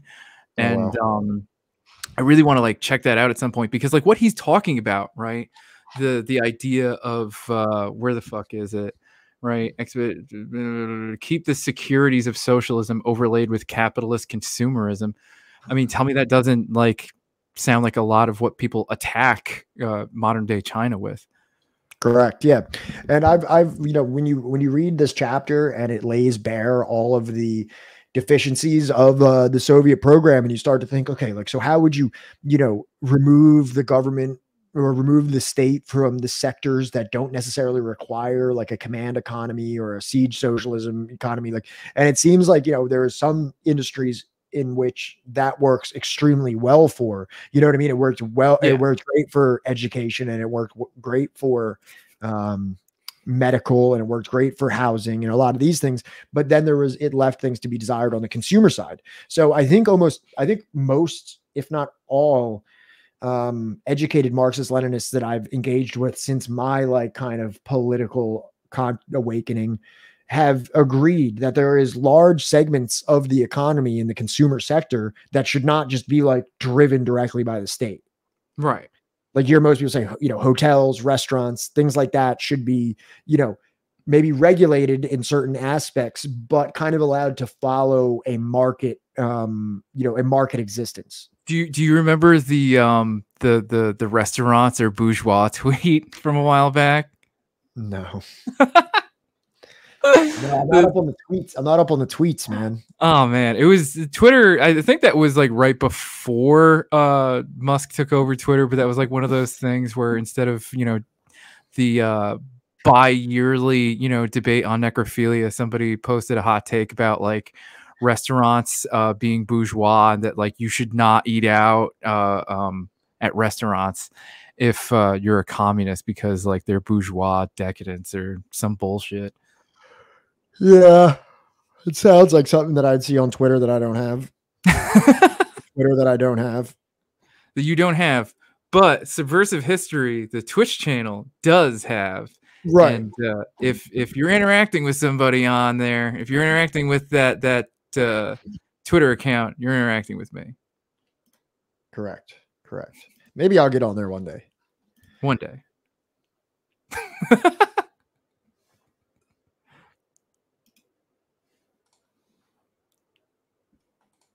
Okay, and this is the last of it here. The very siege socialism that allowed the USSR to survive made it difficult for it to thrive.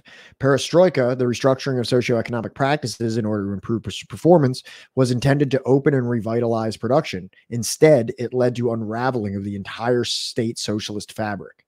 Thus, the pluralistic media that were to replace the communist monopoly media eventually delved into a pro-capitalist ideological monopoly. The same thing happened to other socialist institutions. The intent was to use a shot of capitalism to bolster socialism. The reality was that socialism was used to subsidize and build an unforgiving capitalism. Pressed hard throughout its history by global capitalism's powerful financial, economic, and military forces, state socialism endured a perpetually tenuous existence, only to be swept away when the floodgates were opened to the West. I mean, because like that's the big thing that you'll see from like a lot of different videos and stuff. You know, I think Hakeem has one on it where like it was like used to lambast the Soviet Union and its economy, that the economy was failing. It wasn't failing, it was stagnating, you know. I forget, like I'm not an economist, so I don't know if like there's a better word for that. I don't know if that's what stagflation actually stands for. I don't know. Yeah. Well, stagflation is just stagnation and inflation together. Right, which I'm sure like some element of that may have been occurring, but the point is that it was relatively stable when you look at like, you know, graphs depicting like the Soviet economy. Was it as like, you know, high up, you know, as like the other economies around that world at that time? No, but it was still delivering, you know, what it could or what it had for people in terms of like, you know, welfare programs and protectionist policies, you know. So right. It seems as though where it fell off in many, like, because that's the thing. I think we have a very capitalistic interpretation of economic success. Like Yeah. even like Jason Hickel was saying like that, like even GDP is like a very flawed way to like judge an economy by. So for example, you could like sell off a bunch of timber, a bunch of Jaden Pickle. You could sell off a bunch of your forests to timber, a logging company, and when they decimate that forest, GDP line goes up. We look at that as an economic positive, but in reality, you may have just like laid waste to a massive section of your country's forestry, made a species go extinct. Created further climate issues, like so many things that actually hinder the life of people. But so you could cut pollution, red tape, let's call it. You could cut pollution regulation. And maybe that means that the businesses become a little more dynamic because they don't have to worry about ethically sourcing their pollution. Line goes up. That makes line go up. That means you're economically doing a little bit better. But in reality, the people that are living downstream from that factory are now experiencing a bunch of different cancers. So that does not affect the line. The line is so driven by profit accumulation that it completely blinds like all the other social factors and the human elements of the pursuit of capital. Right. And to continue to get that line to continue to go up, it means forcing more people, that either live on the periphery or just on that land, or like, for anybody, because like, there's indigenous people all over the world in every country, right? For people that are tied to that land, right? It means like forcing them off of it by any means necessary in order to get that line to continue to go up, right? So when you're like desperately chasing the dragon of, line go up, you wind up completely fucking over your people. That's why the line going up, right, in all of those other countries and the stagnation of the Soviet economy, it's an unequal comparison. They were trying to achieve two very different things. And I would say standard of living in Soviet Union went up pretty much perpetually in an upward trajectory, like after World War II, at least. I mean, obviously World War II, there was some without question. That's not even debatable. Yeah. So your standard of living. But like even in the 80s when they were on the verge of like collapse, and I know that there's a lot of umbrage with even the term collapse, correct? Like there's a lot of people that forced dissolution. Right. So like there's a lot of people that even would say that the collapse was a misnomer of sorts, correct? Yeah. I mean, I would say that like even like the way I've been phrasing it, that like it was a propaganda war that the Soviet Union lost, right?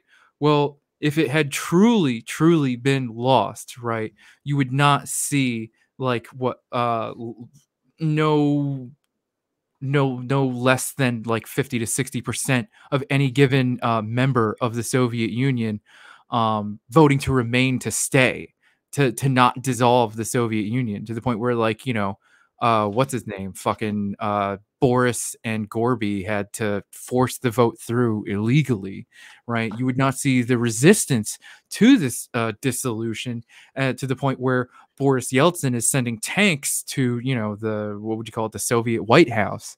It's also interesting. You ever think about this? Oh yeah, no. I love that part. The fact that like the Soviet Union was so isolated from the rest of the global economy at that time that they did not suffer any of the effects of the Great Depression that like reverberated throughout not just the US but like Europe, Japan, yeah. everywhere. Yeah. Like literally everywhere that had like any kind of like indirect dependency on the United States suffered as a result of the Great Depression. And it's just crazy to think that like it didn't necessarily affect the USSR, especially in early USSR times. Like, you know what I mean? Like this isn't even necessarily like the established industrial powerhouse, leading world power that it would become. This is still an extremely tenuous or unstable portion of Soviet history. All right. So Dave, what you got to do is you got to become, a kind of combined force of, what's his name? The guy that owns this whole fucking platform. Jeffrey Bezos, right? And in equal parts, Bill Gates, in that you own most of like the farmable land in the U.S. And once you've gotten to that point where you think you own enough, then you do the reverse Yeltsin. Then you just nationalize everything after Yeah. you own it personally. You like amass like the greatest fortune that any one man has ever accumulated, and then you just give it all to the people. Yeah. Relinquish it all. Do it. Be like that would also be, I guess, like a reverse Musk run, where like I want to make that like there's got to be, I want a term that like stands for losing a vast amount of money very quickly, and call it like the Musk run. We gotta, and like this is one of the, on the very long list of books that we want to read on this godforsaken podcast, that we decided to make a reading list for two people that are like obsessed with books. This is one of the ones that I'd like to read a lot. The Shock Doctrine by Naomi Klein. Just so that we can read how China escaped the shock doctrine. Shock Doctrine, The Rise of Disaster Capitalism is a 2007 book by Canadian author and social activist Naomi Klein. Klein argues that neoliberal free market policies, as advocated by the economist Milton Friedman, have risen to prominence in some developed countries because of a deliberate strategy of shock therapy. This centers on the exploitation of national crises, disasters, or upheavals to establish controversial and questionable policies, while citizens are too distracted emotionally and physically to engage and develop an adequate response and resist effectively. The book advances the idea that some man-made events, such as the Iraq War, were undertaken with the intention of pushing through such unpopular policies in their wake. And then, obviously, there's some reviewers that criticize the book. Well, I mean, like Naomi Klein has kind of declined in the last couple of years. I mean, this is kind of like her greatest hit, and then everything after that is kind of fucking whack. I don't know. I still think that this is like required reading. Oh shit! Were you ever a fan of the Yardbirds? The band, like the pre-Beatles, like, or like the Mrs. Pre-Zeppelin band, the Yardbirds. Pre-Zeppelin band. Okay, no. All right. Well, they're fine. They're fine and all, I guess. But well, the guitarist Jeff Beck just died. Oh, I got a little update on that. Damn, that sucks. Yeah, he lived a good life, you know. Yeah, he killed it. Yeah. Say it was kind of like a success. Yeah. Somewhat of a success, some would say. Some would call Jeff Beck a successful career musician. Well, that's the end of my notes on the chapters. So we got through all that. So that's the end of that. I have some videos. Throw them up, man. You want to watch them? Hell yeah. All right, take your pick here. So we got either Richard Wolff in a 9-minute video talking about some of the issues with the economy of the Soviet Union. You have Hakim doing about a 17-minute video about some of the issues with previous socialist countries. And obviously he puts it in a very balanced context. I also have like a 20-minute segment of the, you remember that thing that I was talking about earlier? Where it's a 3-part series on cybernetics and the CIA and Chile. Yeah. And then the last one is just this one channel called Asianometry. And Asianometry? Asianometry. They have a video called the Soviet Union Economy, the Soviet Economy Explained. And I thought out of all those like Soviet economy ones, that this was the most balanced and objective one. I mean, like, look, we can't like go off for like 3 hours talking about how we want to be objective and all this other shit, right? Without going for the one that's probably going to be like, you know, in your words, the most objective, right? All right, let's do it. And then just tell me what you think. Like, you know, he pays his lip service, you know, to the issues. Is this audio only? No, Oh, Come on, okay, dude. good. I wouldn't bring you some audio only bullshit. Come on. Your YouTube channel about the economy of the Soviet Union. Man, my full screen has just been so messed up. I don't know why. It doesn't actually like. Let me try it like this. Hold on. Like it puts it to a full screen area where. Okay, now let me try. You can't see the subtitles. All right, cool. I've been interested in I just have to go to full screen before I switch to. Sadly, that particular video failed to scratch the. The audio is way better too. A bit but look, watered down.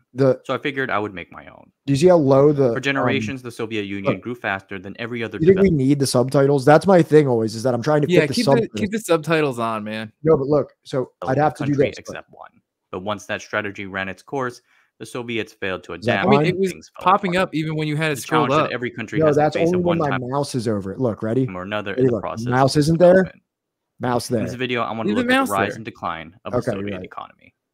But first, I want to talk a bit about the Patreon. Recently, I watched a video by a popular YouTube channel about the economy of the Soviet Union.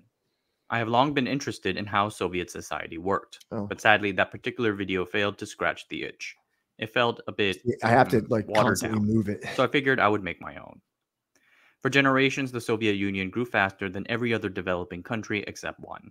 But once that strategy ran its course, the Soviets failed to adapt and things fell apart. It's a challenge that every country has to face at one time or another in the process of its development. Just grabbing some In this video, I want to look at the rise and decline of the Soviet economy. Should I pause it? But first, I want to talk a bit about the Patreon. If you want to help support the channel, you might want to take a look at the early access tier. Early access members get to see a large backlog of videos queued up and waiting to be released to the public, like this one.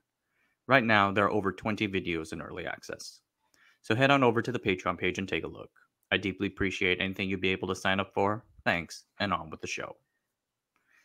Now, before we get started, I want to know, this is not a video about the breakup of the Soviet Union. The two topics are somewhat linked, but it would take another video to go through all the political observations and theory from historians. Not to mention that the Chinese have their own theories on the matter too. It's a whole rabbit hole. This video is going to be long enough as it is, so let's just talk about the money. Before we can talk about the economy of the Soviet Union, we need to look at the economy of the country that came before it, the Russian Empire. In 1913, the Russian Empire was the world's biggest country and ranked third in population after China and India. But that was pretty much all that distinguished Russia from everyone else, economically at least. The country's population was mostly poor and agricultural like the rest of the world average. Their incomes were on par with the Japanese and Latin Americans, above those living in Africa, India, and China, but far behind the rest of Europe. Then came World War I, an all-consuming total war that strained even the richest of Europe's empires. The United Kingdom spent 40% of its GDP on the war, France 50%, and Germany 60%. And more than just being the biggest market buyer, governments intervened to control resources and output so that producers can guarantee supply to the war effort. This was the command economy before the command economy ever existed as a concept. The war devastated the Russian Empire. National income fell 80% from what it had been before the war. The government had a hard time feeding its 9 million soldiers because drafting men and horses to the front meant pause it real quick. At their farms farming. Do you remember that last episode when we were looking at that graph and it showed us that like steep decline? Right. Yep. Bridges forced the Russians to borrow foreign currency and print money so to import supplies from abroad. When real production cannot keep up with the growing monetary supply, inflation happens. Inflation rose to 6% a month from 1916 to 1917. That sounds bad, and it was. But truth of the matter is that things sucked quite badly for everyone back then. At the time of the Bolshevik takeover in 1917, the economic situation was dire, but was not notably worse than what everyone else was going through. The first year after the assumption of power, the Bolshevik government attempted to establish a command economy in line with its ideological goals. They confiscated surplus food supply, nationalized industry, and seized the estates of both the church and aristocracy. But in the second half of 1918, a group of anti-revolutionary forces, called the Whites, banded together in an uprising against the government, whose army we will call the Reds. Various foreign countries intervened on both sides, worsening the conflict. What happened was a brutal civil war that lasted for over 5 years and killed millions of people. Coming so soon after World War I, the Russian Civil War annihilated infrastructure, transportation networks, and industry. Incomes fell back to levels not seen since the pre-modern era, around $600 in today's dollars. Famine and government failure abounded. In 1921, Lenin announced a new economic policy that sought to restore farmers' incentives to produce agriculture. Amongst other things, it replaced the seizing of all surplus goods with a progressive tax. Lenin was essentially backing off his attempt to create a command economy. This policy shift spurred relief. Things got off to a bumpy start. There was yet another harvest failure and yet another famine. But after a year, farms were producing again. Small businesses and markets were sprouting up in the countryside. The economy began to recover from the devastating effects of the two wars. By 1928, Stalin had defeated his enemies on the left and was working to establish himself as the undisputed party central. That year, he discarded Lenin's new economic policy and tried for the second time to establish the command economy with the first 5-year plan. At this time, you can describe the Soviet Union's economy as being starved of capital, like infrastructure and industrial factories, but with plenty of labor. Stalin set into motion the defining strategy that would drive Soviet growth for a generation: heavy capital investment to build up capital. These capital investments would go into the production of producing goods: machinery, factories, power stations, railways, and other items of heavy industry, things that help make other things. These goods eventually helped produce more steel, electricity, and machinery, which were reinvested into yet even more steel, electricity, and machinery, a feedback loop. Another major reason the Soviet Union tried again to institute the command economy was that it was heavily militarized. The Soviets faced hostility from foreign nations from the very beginning of its existence. The Allied nations actively intervened in the Russian Civil War on the side of the White Army. The Soviets did not trust the West, and that pushed their economy in a certain direction. The Soviet military's outsized influence in the Soviet Union will have significant consequences. It forced the Soviet... Like, I feel like a lot of this stuff is never mentioned in the Soviet, and like there's like other ones that are like Economics Explained, where they talk about how insane and crazy the Soviet economy was. But like I feel like this one like has really given a lot of like historical context to like the conditions that caused it to go a certain direct trajectory. Like most people aren't going to talk about the Civil War and the invasion of the White Army and the Allied nations, and like, you know, the destitution that they were facing that required a really heavy-handed economic program. Not to mention, like, didn't the Soviet Union actually like buy like what is it, either Deere or Ford tractors at some point when they were collectivizing their farms? I'm not sure. Maybe. All right. I'm sorry. No, you're good. I mean, like, if anything, I think it is kind of interesting that it's never put into the context of, yeah, no, like, it's no wonder they had a hard time, like, you know, with their fucking economy because they were, like, you know, consistently, like, you know, being invaded or having their government, like, on the verge of, like, being overthrown. Right. The economy to build tanks, guns, aircraft, explosives, and other items of militarized heavy industry. This permanent war economy threw a veil of state secrecy over economic central planning and prevented open, transparent discussion. And, like a guy who only lifts with his right arm, it sucked away resources from the rest of the economy. Stalin's drive pushed the investment rate from 8% in 1928 to 20% in the mid-1930s. Massive government investment became a cornerstone of the country's economy. The whole country was oriented toward this goal. The productivity of this investment, however, varies. Some of it was genuinely helpful, but there was a lot of wasteful, unproductive, and impractical infrastructure built. Building the biggest dams in the world for the sake of economic output while the people go hungry due to a lack of food production has questionable value. One major event throughout this time period was collectivization, the replacement of individual peasant farms with collective ones. Peasants lost their land, grain, and livestock. Those who resisted were exiled or executed. Famines broke out in Ukraine, Kazakhstan, and Siberia. It sucked. The significant human impact and loss demands that we at least briefly mention it here. Collectivization and the famines that resulted from it cost the lives of millions. Yet, I would argue, had little impact on the Soviet Union's economic outcomes. It did spur people to migrate from the countryside into the city to take jobs in the industrial sector, which fueled the investment drive. But I can't really say that that outweighs the famines, oppression, and whatnot. It is more likely than not that collectivization damaged the economy's other growth engines, the ones that were actually working. That's the cruelty of the whole thing. My personal view is that the economy of the Soviet Union would have been better off without collectivization. After all, Look at China's urbanization drive in the 1990s. But both sides continue to debate the issue, and it remains controversial. Back to the numbers as best as we might have them. From 1928 to 1970, gross national product rose in excess of 5% a year. A big portion of this can be attributed to the accumulation of capital, the most critical growth engine. But agriculture and overall productivity rose too. Out of all the countries in its starting peer group, only Japan would grow faster and get richer than the Soviet Union. World War II and the decades that followed would see the peak of the heavy industrial quote-unquote producer goods production cycle. But as the country moved into the 1960s, the government sought to reorient the economy towards the production of consumer goods. Nikita Khrushchev declared in 1956, "Now that we possess a powerful heavy industry developed in every respect, we are in the position to promote rapidly the production of both the means of production and consumer goods." The Soviet high leadership knew that their right arm was way too overworked and they needed to pump with their left. That is for several reasons. First, the engines that drove the Soviet economy for so long were starting to sputter. When Stalin began his drive, there was substantial unemployment in the agricultural sector, a shortage of capital, and a surplus of labor. Simply by moving these unemployed people, and later women, into the industrial workforce, they became more productive and the economy grew. But sometime in the 1950s, that agricultural unemployment situation ended. All the laborers had been moved out of the farms into the factories, and virtually all the women had been moved into the workforce. 51% of the Soviet workforce in 1973 were women.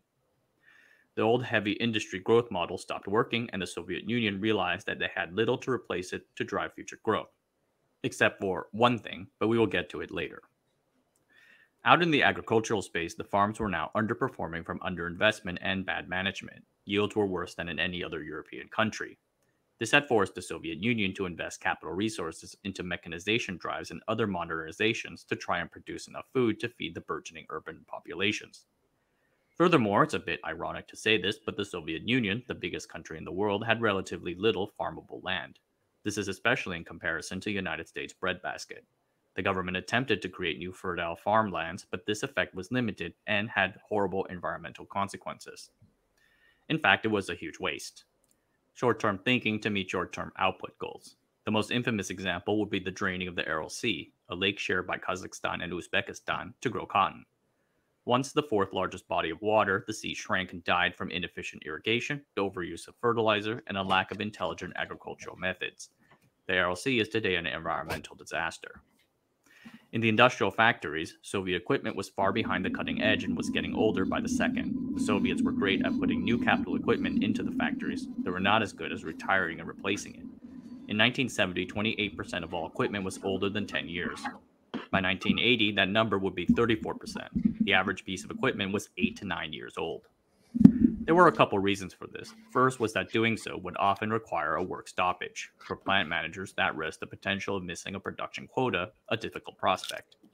And when they did risk it, they often tried to refurbish the existing equipment rather than starting from scratch. A major drive in the 1960s to refurbish everything was a disastrous waste. Japan would take the other path when building up their steel industry after the war, starting over from scratch. It worked. By 1985, the country was the most efficient steel-making country in the world.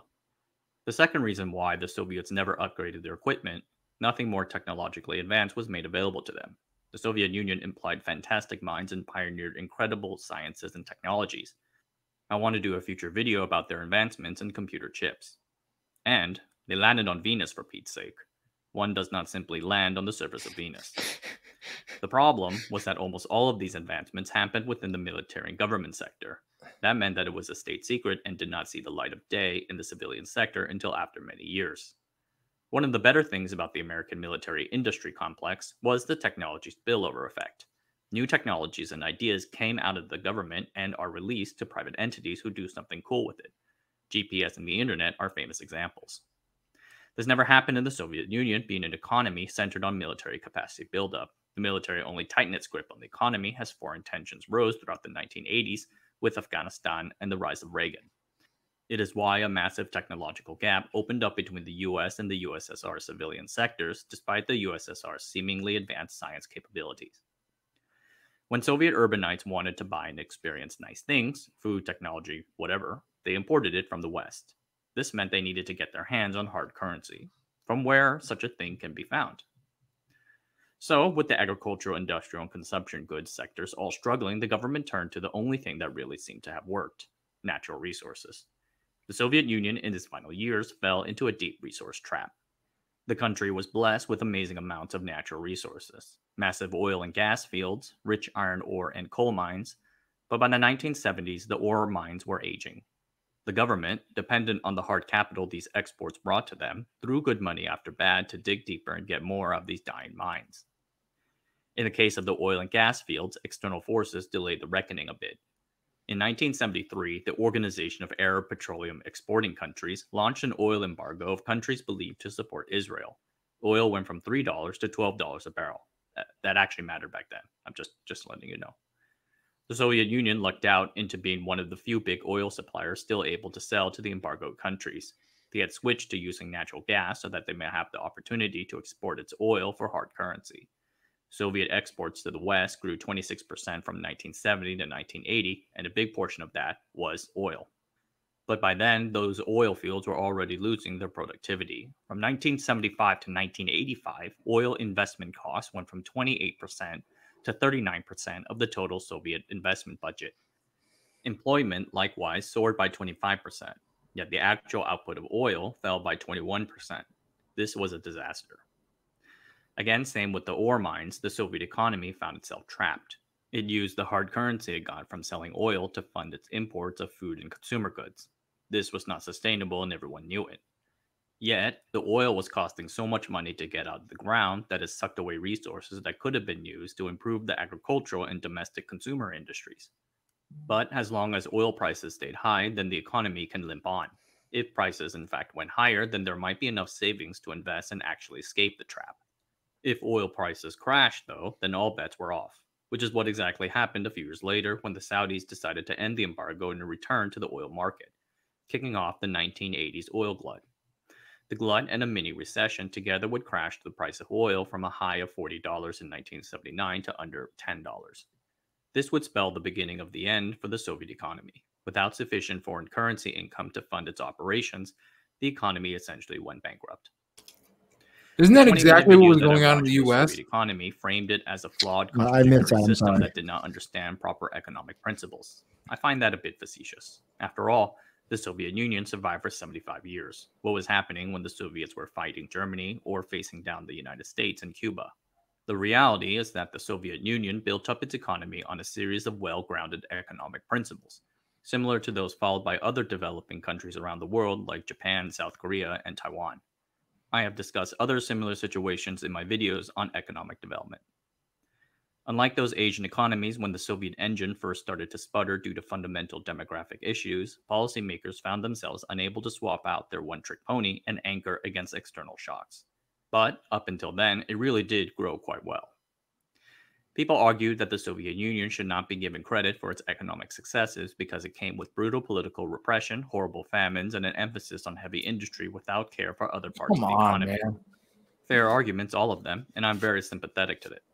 I certainly would not have wanted to be born in the Soviet Union during those times. I once read a book by Anne Applebaum on the Soviet takeover of Eastern Europe and East Germany, Iron Curtain, and it was a depressing book with a sad outcome. An economy is more than a sum of numbers and outputs. It's a representation of the life and livelihood of its inhabitants. The Soviet Union had 300 million people at its peak. Its economy failed to give them the growth and livelihood that those people deserved. That failure should serve as a lesson for us all, and we should study it earnestly and honestly, rather than simply slapping a sticker on it and calling it a dud. I don't think it was a failure at all. I mean, I don't know. It depends. I guess it depends on how you look at it, you know? I mean, obviously everything that we've been here definitely failed in some respects. But like probably in like the literal most important metrics, it was adequate, if not exceptional. Which is what I was saying before about what is the intent behind what the Soviet Union was attempting to do. Is it trying intent doesn't mean shit. You could, you know, Hitler might have had the best intent for but like, we're not talking about Hitler. Okay. But I'm just saying, I don't think intent is a great thing to look at. You know what I mean?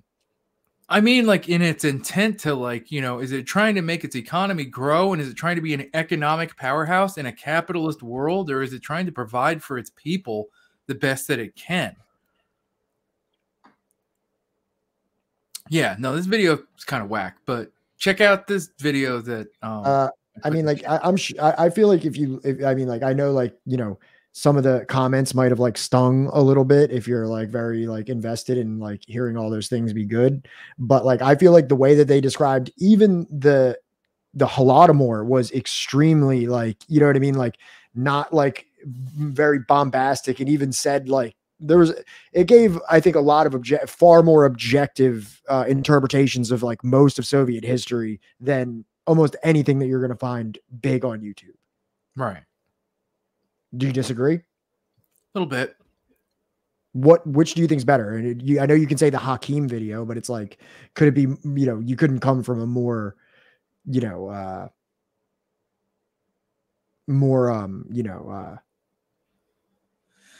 don't know, man, like specific area, I've read Grover Furr. I'm a fan of Grover Furr. I've read Grover Furr, and I've also read the individuals that Grover Furr that say were his inspiration, and they say very different things than him. Right, but so that's why. And some of them have even disowned him in terms of how he cites their work. So I mean, like, I like Grover Furr, but I do take his perspectives with a grain of salt, because the people that he says to read say things a little bit differently than him. Right, because I don't think that Grover Furr is technically citing their work. He's citing the sources that they cite. I'm just going off of this. And I'm not trying to say like, his work should be thrown out or anything like that. Where is it? There's something where he says,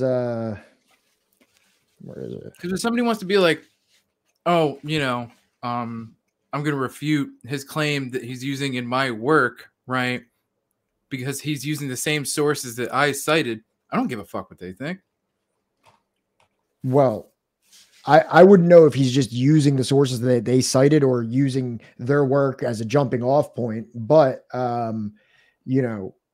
when he's saying, there's something that he said about J. Arch Getty about being like one of his most, like, his largest influences. Right.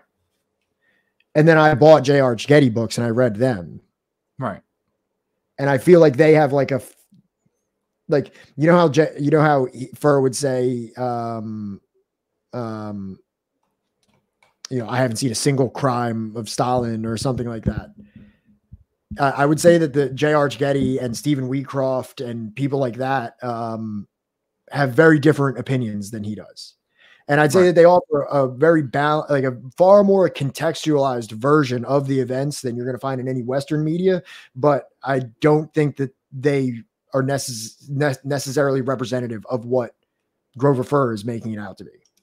No, I mean, like, even when you read Domenico Lacerdo, right? Like, he contextualizes everything, not using like, any kind of like pro-communist sources. Half the time he's quoting fucking, what is it, Goebbels or something out of his fucking diary for a lot of the accusations that, like, he's accused of. That's why, like, I like his work. Yeah, I mean, and sometimes I like to go to like sources that are like very academic and more unbiased than people that have like an extreme political investment in their work. Just because it's academic doesn't mean shit, because he even talks about how, like, a lot of times within academia, they are like trying to get a certain message out of languages that do not have a one-to-one translation. Okay. I understand that that's Grover Furr's opinion. But I'm just saying, like, when I read the people that he directs me to, and I feel like these are like extremely, well, I feel like there's definitely people that don't hinge their entire career off of like having like a political base supporting them. Who's that? Grover Furr. No, he doesn't. He works at Montfort State University. What? He works at Montclair State University. His background. I understand that, but his literary career is dependent upon one demographic of people. Yeah, and he's I don't even think said how he I don't think you doesn't can argue. rely on any of the I money. don't think you can argue that. Yeah, he can. He doesn't rely on any of the money from any of that. Like, I'm not saying he relies on any of these things. You can say that, but I'm saying his books are purchased by are for one demographic of people, and I think his books are fine. I don't have any issues with his books. Right. Like, what is our disagreement right now? That everything that he says is right? I don't think that like everything that he says is right. I just think that like it's interesting that this man that speaks. And how many other authors like have you read that have a dissenting opinion of his, but also like offer like a dissenting opinion to like the Cold War propaganda? Sure, I have not read J.R. Getty, and I have not read, you know, the other guy that you mentioned, Stephen Wheatcroft. But I don't know. I like, I guess because I've read Fur and I've read Lacerdo, like, you know, I tend to agree with them. Right. And I've read Lacerdo and I've read a couple other people and stuff like that. And it's kind of given me like what I would say is like it's given me cause for like being more trepidatious in just believing any one thing. Cause I've read so many books that say so many different things that, you know what I mean? Like, and especially by people that are acclaimed by Grover Fur, that it makes me think, well, if he's, you know, touting these people as such legitimate sources and they're saying these things, then I have to take that into consideration as well. Right. And just because like, and sometimes it's not fun. Sometimes it doesn't feel good to like, you know, have certain things that I believe challenged. Right. And I think that like Unelectable and Dorian brought up like an excellent none of this is from the Cold War. What is not from the Cold War? These authors and their writings, these are more modern than the Cold War. When is I thought Arch Getty was from like the 70s or the 80s. No, J.R. Getty is open Soviet files. That's the thing about these.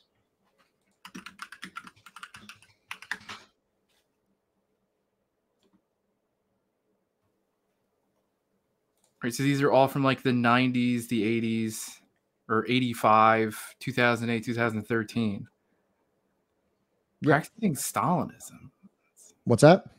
No, the one book, Practicing Stalinism.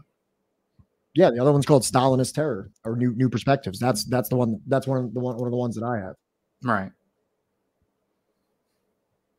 In 1987 review for the London Review of Books, LRB, about Conquest work, Getty wrote, Conquest hypothesis, sources, and evidence are not new. Indeed, he himself first put forward his view 2 years ago in a work sponsored by the American Enterprise Institute. The intentional famine story, however, has been an article of faith for Ukrainian emigres in the West since the Cold War. Conquest book will thus be give a certain academic credibility to a theory which has not been generally accepted by non-partisan scholars outside of the circles of exiled nationalities. In today's conservative political climate, with its evil empire discourse, I am sure that the book will be very popular. In the same LRB article, Getty gave his interpretation of the events, which is in line with the, quote, revisionist school bottom-up approach. Yeah, this guy counters Robert Conquest. Like that's right. Like a large portion of his work is to like take to refute the work of Robert Conquest. Right. But if it's stating that, like, you know, it was, I don't know, I haven't read it. So, like, is it stating that, like, it was, like, an intentional famine or? No. Okay. And that's not you. Yeah, look, you can even, here, look, I'll show you, man. And I was just showing this the other day.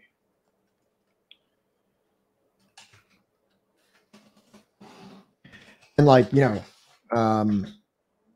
here it is.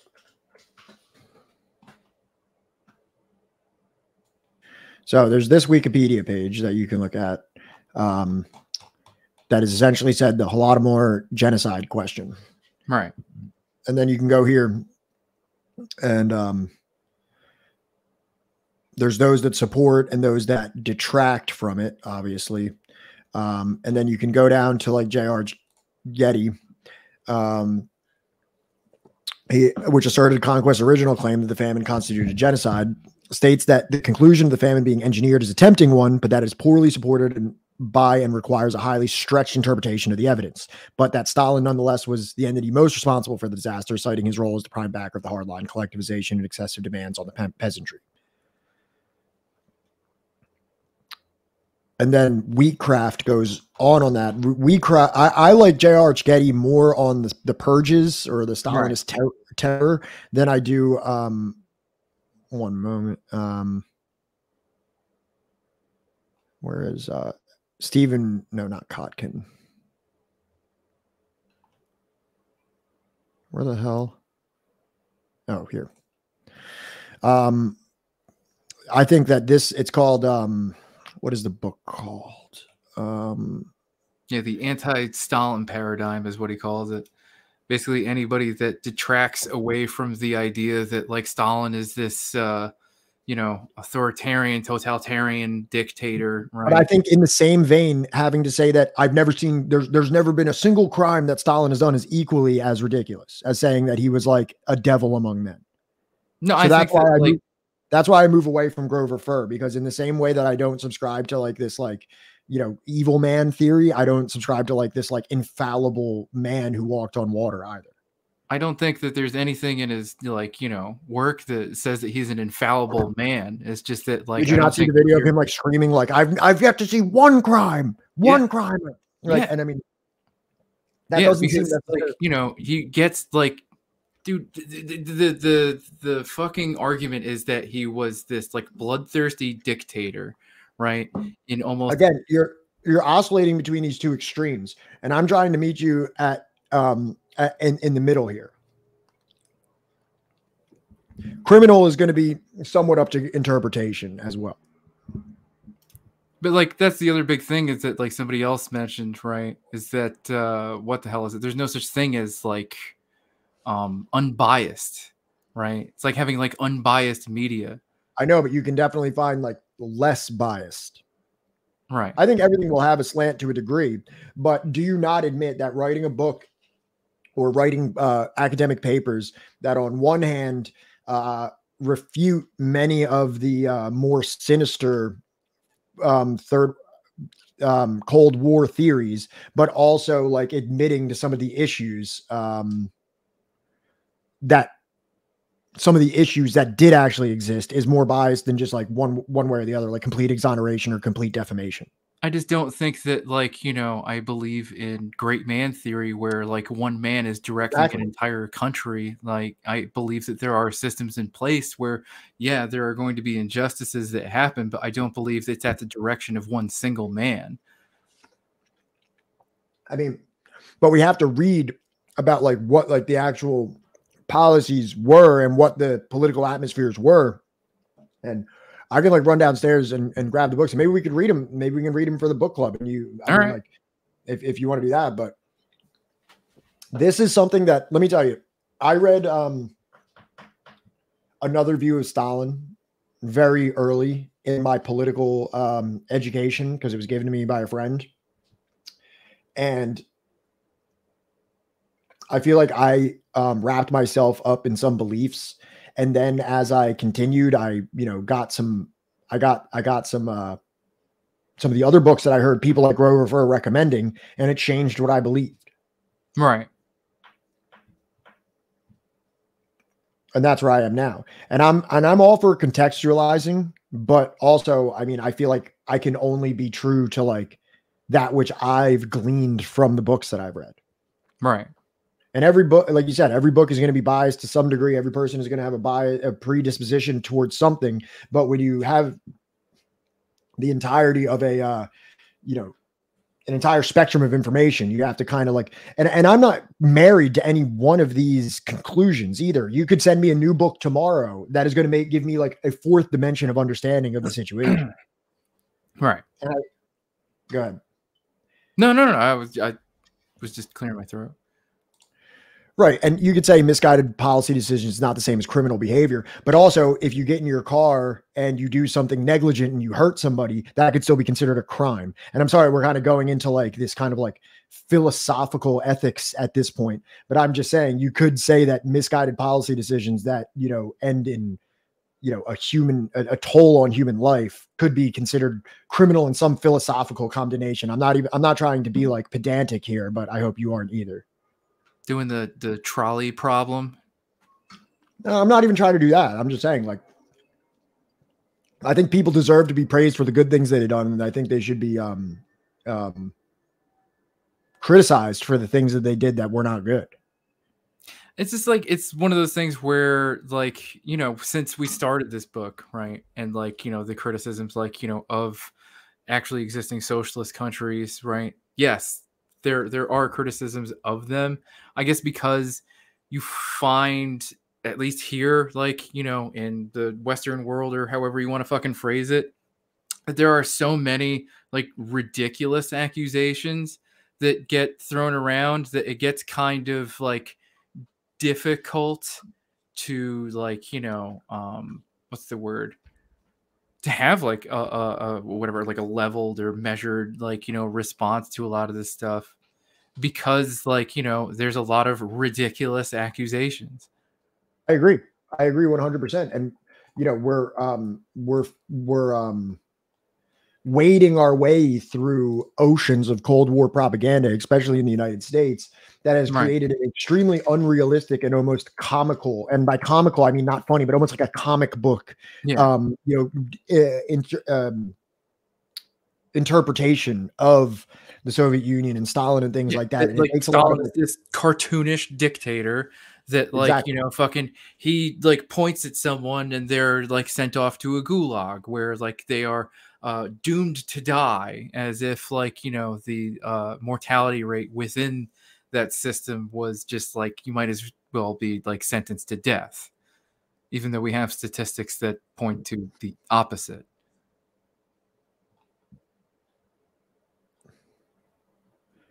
So this is like the one book that I read by J.R. Getty. And it says, this collection of essays by scholars from 5 nations, U.S., Great Britain, Australia, France, Russia, make several major contributions to the understanding of Stalinist terror in the 1930s. The essays explore in great depth that before the background of the terror and the patterns of persecution, while providing more empirically founded and substantiated estimates of the number of Stalin's victims. Some contributors tap unexplored or underutilized source materials, while others have taken advantage of glasnost and the opening of Soviet archives and libraries for the years of the terror to draw on freshly available archival and secondary materials. Many of the essays are informed by distinct trends in social and political history. They approach Stalin's terror with fresh methods and perspectives. The volume supplements works that have focused exclusively Stalin's personality by concentrating instead on preconditions, mentalities, economics, and specific groups. Although Stalin remains a central personality in the terror, other leaders, institutions, social groups played important roles, and by analyzing them, the essays in the volume help to provide a more complete and balanced view of the phenomenon of terror as a whole. So really what this talks about is how a lot of this is not like just like Stalin sitting at a desk and writing execution orders for all these people and things like that, but it's like there was contingents of the Soviet society that thought that if they just like punished more and more people that Stalin would be happy. Like they assumed that like by bringing him more and more names, like, look, we found these people and they're spies. We found these people and they're fascists. We found these people and they're wreckers. That like, that's the way that they could curry favor with the higher ups.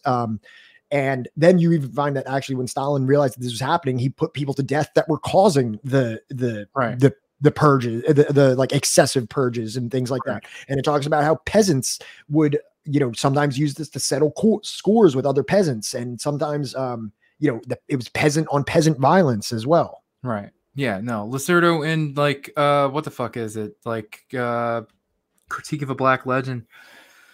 He talks about that. He also talks about how, like, you know, some of the people that were accused actually were collaborators or actually did, you know, have like plots to try and like, you know, assassinate him and overthrow the government. Right. Well, I'm sorry. I was just reading this. I mean, that's up to your personal interpretation of what's criminally reckless and what isn't. I mean, so different people would probably have a different threshold for what would consider reckless criminality.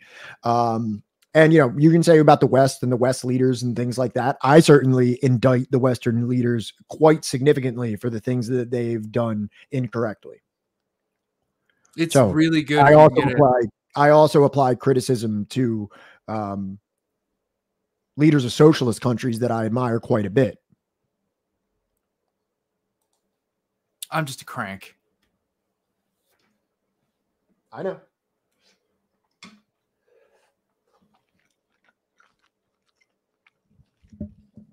Like, you know, I've talked about it before, you know what I mean?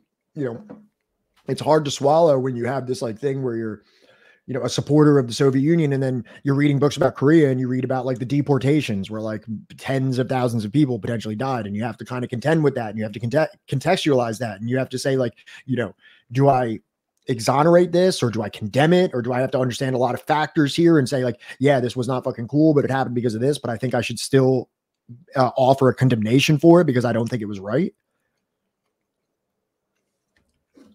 That one specifically I need to read into because I need to know, like, you know, were they put into like camps with like, you know, known hazardous materials like blowing around in the air from like a drained lake bed that had like, you know, basically this silica that would blow away in the wind, knowing that it would cause like permanent damage to these people. I know, but just because the United States did something to Japanese people doesn't mean that it's like, it's not the bar. The United States' ethical behavior is not my bar. You know what I mean? I have the United States ranked very, very low in ethical standard. So that's not a very like difficult standard to breach, in my opinion. Right. What is it you said the other day? I would say that the United States is almost categorically worse in almost every metric.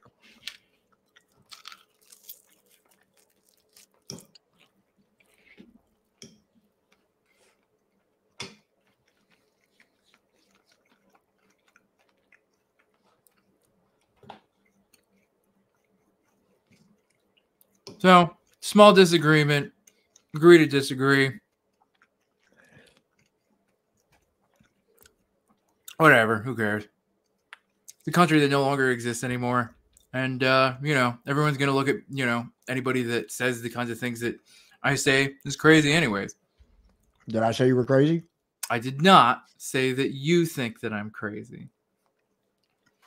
Do you think that I'm crazy or biased or like any, like, do you think that like this is coming from like unfounded? Do you think I don't do diligent research into this topic? And, you know, I don't sometimes have those things. I do. And sometimes have to reconcile with my own cognitive dissonance about things that I don't necessarily want to hear and have to agree with and have to fucking come to terms with. You know, I don't think any of those things about you. Okay. And I don't think you're crazy. All right. I wasn't saying that you think I'm crazy. Okay. To some degree, I think comparisons U.S. West come up, not because they're correct standard, because there are limits to what's possible. I think that it's important because we have a U.S.-based hegemon over the world. We have a Eurocentric, if not Western-centric view of the world where the crimes of the West are obscured, whitewashed, sequestered into the sidebars of history with very to little coverage, and are not like broadcasted the way that the ones in the Soviet Union are. Every person in the fucking in the world, or at least in the United States, hears about like Soviet tyranny and Soviet famines and things like this on a regular basis. But how often do they hear about Churchill's, you know, the Bengali famine that Churchill, you know, you can draw a causal link from Churchill's behavior and policies and attitudes, racist attitude towards the Indians that caused millions of people to die, roughly the same as, you know, whatever estimate you want to use for the Holodomor, but no one knows about that. That's something that almost no one talks about. So that's why I think that those comparisons are important. But also, I don't think that the United States should be used as the ethical bar, as like, oh, well, this was bad, but the United States did this. You want to know who should be used as everyone would be angelic compared to the United States. You want to know who I think should be used as the ethical bar with zero knowledge about them? I know, like, basically next to fucking nothing. Lao. No, we don't know anything. No, literally, we've never heard fucking anything. Anytime anybody's going off on some anti-communist fucking rant or some shit, now Lao never comes up. What are they doing? Give me 1 second. I want to grab another book that I have. All right.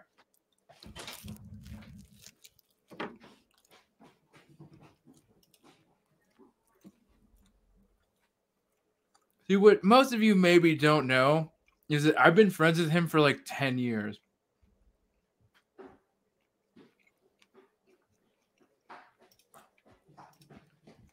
Yeah, it's how he pronounces that dude's name.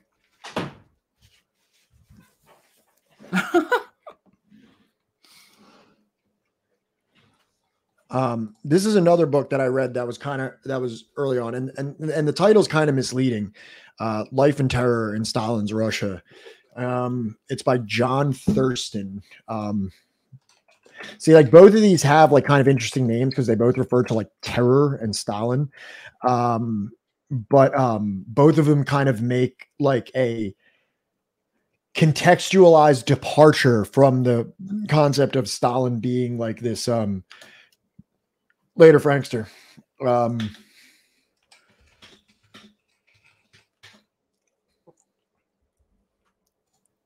Let's see.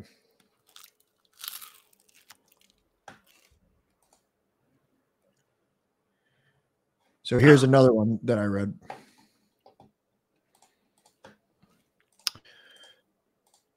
So, Life and Terror in Stalin's Russia, 1934 to 1941. Terror in the sense of mass unjust arrest characterized the USSR during the late 1930s, but argues Robert Thurston in this book, Stalin did not intend to terrorize the country and did not need to rule by fear. Memoirs and interviews with Soviet people indicate that many more believed in Stalin's quest to eliminate internal enemies than were frightened by it.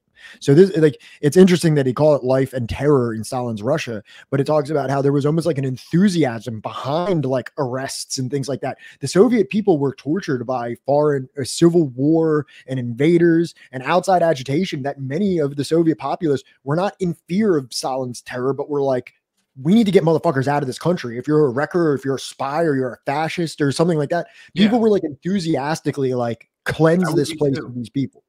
Right. At least that's there's documentary evidence from this book that does this talk about like the times that like he tried to step down at all? Well, but also he does say some critical things about Stalin in this. This is not an outright exoneration about Stalin. So these are the books that I've read that kind of like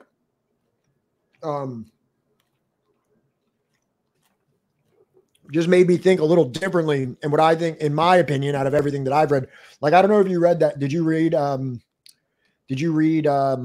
Another View of Stalin? Did I? It's by Ludo Martins.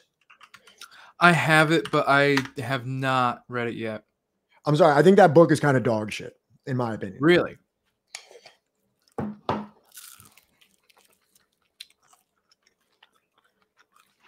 Why? I just didn't really like it. Like, there was times in it where I felt like it was like, I just didn't think it was, it just seemed weird. Like there was even like the use of like exclamation points after sentences to be like it just didn't feel like genuine or well researched. What the fuck is it? Is it the one that I gave you from Lulu? The one you gave me? Yeah, didn't I give you the link to it on Lulu like a while ago? No, John let me borrow that book. All right, because I know that like if it's the one I'm thinking of, it was like kind of what is it, translated from the one in Portuguese or something.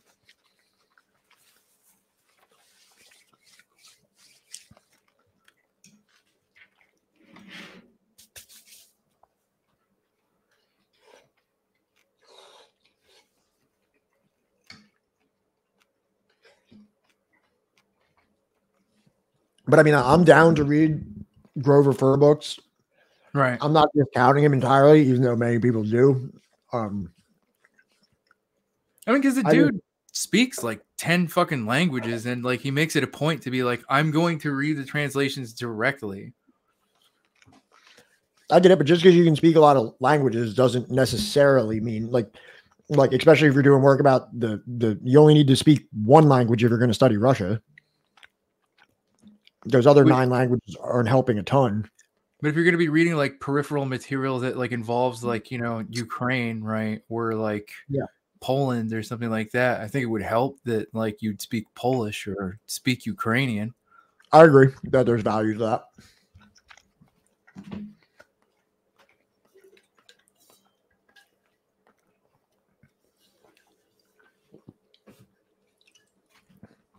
Should have put on a video while we were eating. Right. Yeah, but if you're going into Soviet archives, they're primarily going to be in Russian. And like in post-Soviet study, that's like why we're so fortunate for, is that we have these Soviet archives that we can now dispel a lot of the things that were the more bombastic claims that were made throughout the Cold War that really had not much to go off of other than like murky testimony from individuals that we can like piece together things. And that's how they got like these crazy amounts of people that may have died, because they were just like piecing together like a bunch of like testimony. Now we have like the actual data, which I think has been a massive resource to those that are actually trying to contextualize the legacy of the Soviet Union. And we know we know how good the U.S. is about using firsthand accounts about fucking anything. Right.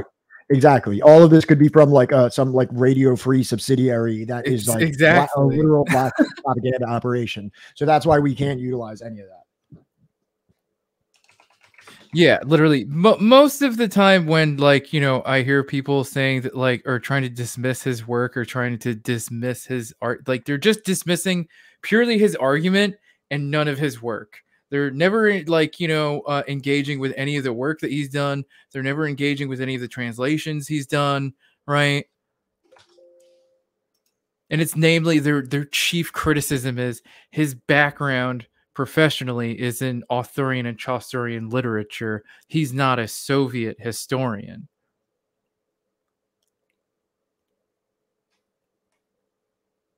I should have gone to MSU.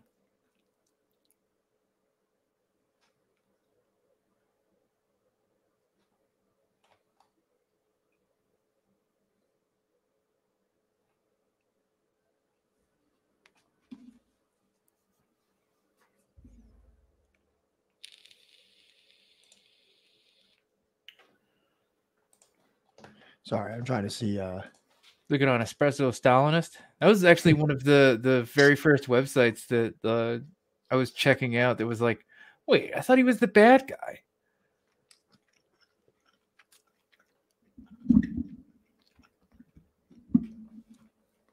You're telling me he's the good guy?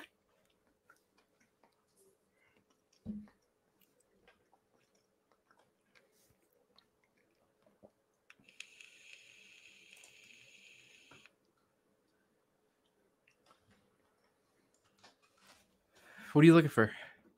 There was something I read about this. I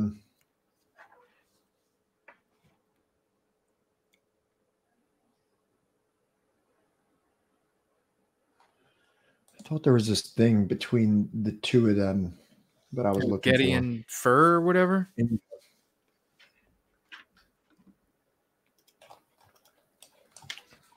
let's throw something up while we're looking for this. Yeah, go ahead. Or do you want me to? Yeah. Throw up that the animated Parenti.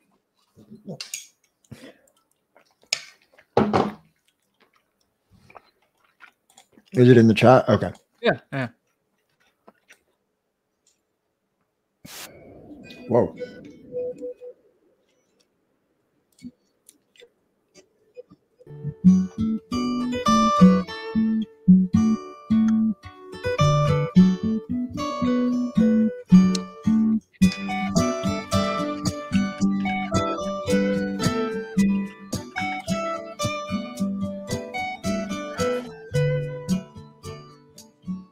The book I just wrote is called The Face of Imperialism, and it argues that U.S. global policy around the world is not inept, it's not bungling, it's not messianic, it's not driven by mistaken presumptions and the like. I argue that U.S. foreign policy is rational, it's successful, and it's very consistent. it just does not serve the interests of the people in the countries that it goes to, and it does not serve the interests of the American people. The goal of U.S. foreign policy is to support all those countries, leaders, and movements that welcome in multinational corporate investors, that open up their land, their labor, their markets, and their natural resources to the expropriation and exploitation by these rich people. And the other goal of U.S. policy, is the other side of the same goal, really, is to obliterate or wipe out or undermine any leader, political movement, or nation that tries to develop its own land, labor, and resources for itself, that is self-defining and self-developing. Those countries are demonized, their leaders are demonized. The American people are told that they are a mortal threat to our safety and our security, and they therefore have to be done in. And that is the consistent policy. We see that today in the Middle East, where U.S. leaders gave full support to a dictator like Mubarak, who in Egypt, who did very little for the Egyptian people, who accumulated great wealth, who brought in the IMF, who opened the country to big, rich foreign investors, who collaborated in a policy supporting Israeli expansionism and the like. Whereas a dictator like Gaddafi did the opposite. He kicked out the oil companies, he nationalized the oil, he set up social programs for free education, housing, and medical care. He started a wondrous development of aquifer water being shipped up from the southern parts of Libya up to the population areas to be used for the populations and for agriculture, tapping into about 1,000 years of water. He refused to have the IMF come in and the foreign banks and all. Now, after 30 years of rule, he got very frightened when he saw the terrible destruction affected upon Iraq. So Gaddafi started making concessions. He did SAPs, which are structural adjustment programs, which means cut back in human services for the people. But still, much of Libya was still in this kind of socialist program. He brought in some oil companies and consortiums, but he still was not throwing the country completely wide open. So now what they're doing is, under the guise of a humanitarian war, they're destroying him and his supporters, and Libya will be taken over by these people, jihadists and monarchists and CIA operatives and the like, who will take over the country and open it up to free market plunder. The very same thing that was done to Yugoslavia, where a country that was a decent social democracy was bombed for 78 days by Bill Clinton, and many of our progressive friends stood shoulder to shoulder with the CIA, NATO, and the major media, and the He's White talking House. about Bernie. And Yugoslavia was broken up into a cluster of right-wing little republics. My book also talks about how the empire operates.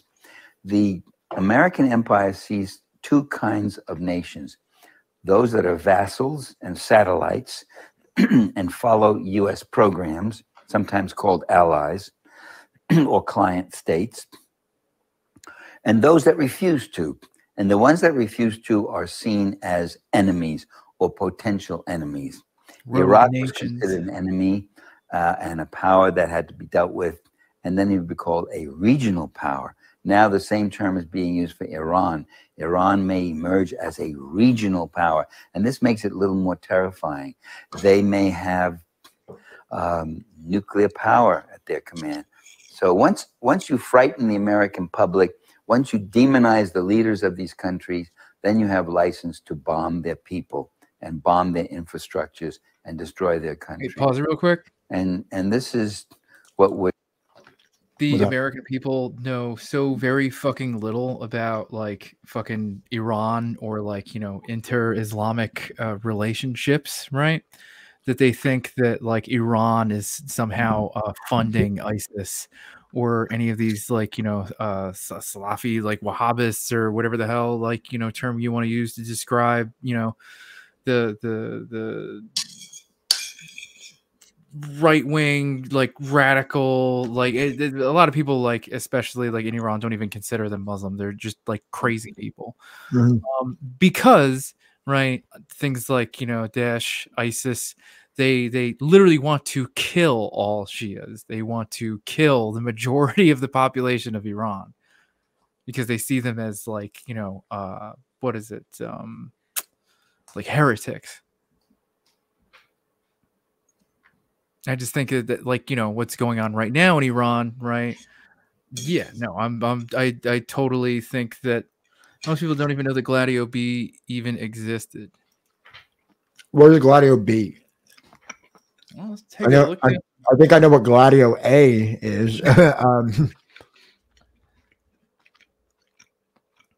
Ooh, Operation Gladio B. Under Wiki Spooks. I assume that this is like the kind of Wikipedia you want me to be looking at, Matt. Me? Here. No, Matt, the guy that asked that question. Or Unelectable Airwaves. Here. I sent it in the private chat. I'm here. This is weird. What is Wiki Spooks? I don't even like saying it. It's a term for like, you know, intelligence officers or like, you know, like relations with the US and Al Qaeda revealed by Sybil Edmonds, Turkish American former FBI translator turned whistleblower, the most gagged woman in U.S. legal history. She founded the National Security Whistleblowers Coalition. She posted images without comment onto a page titled "State Secrets Privilege Gallery."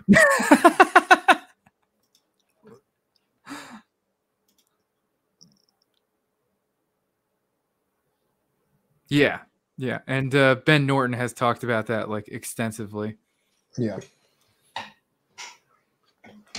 especially because and I might be a little bit rusty on my Arab history, but wasn't there like a, depending on what years we're talking about here, that there was like a vein of secularization running through a lot of Arab states that was commensurate with socialism or Arab nationalism, however you would want to refer to it as. Yeah, we briefly talked about that when we were going over the divide. You know, that would include places like Iran, Egypt, Afghanistan, Iraq also had a communist party, right? It had like one of the biggest, if not Lebanon, I believe. Correct me if I'm wrong, the biggest. Lebanon also did. Palestine.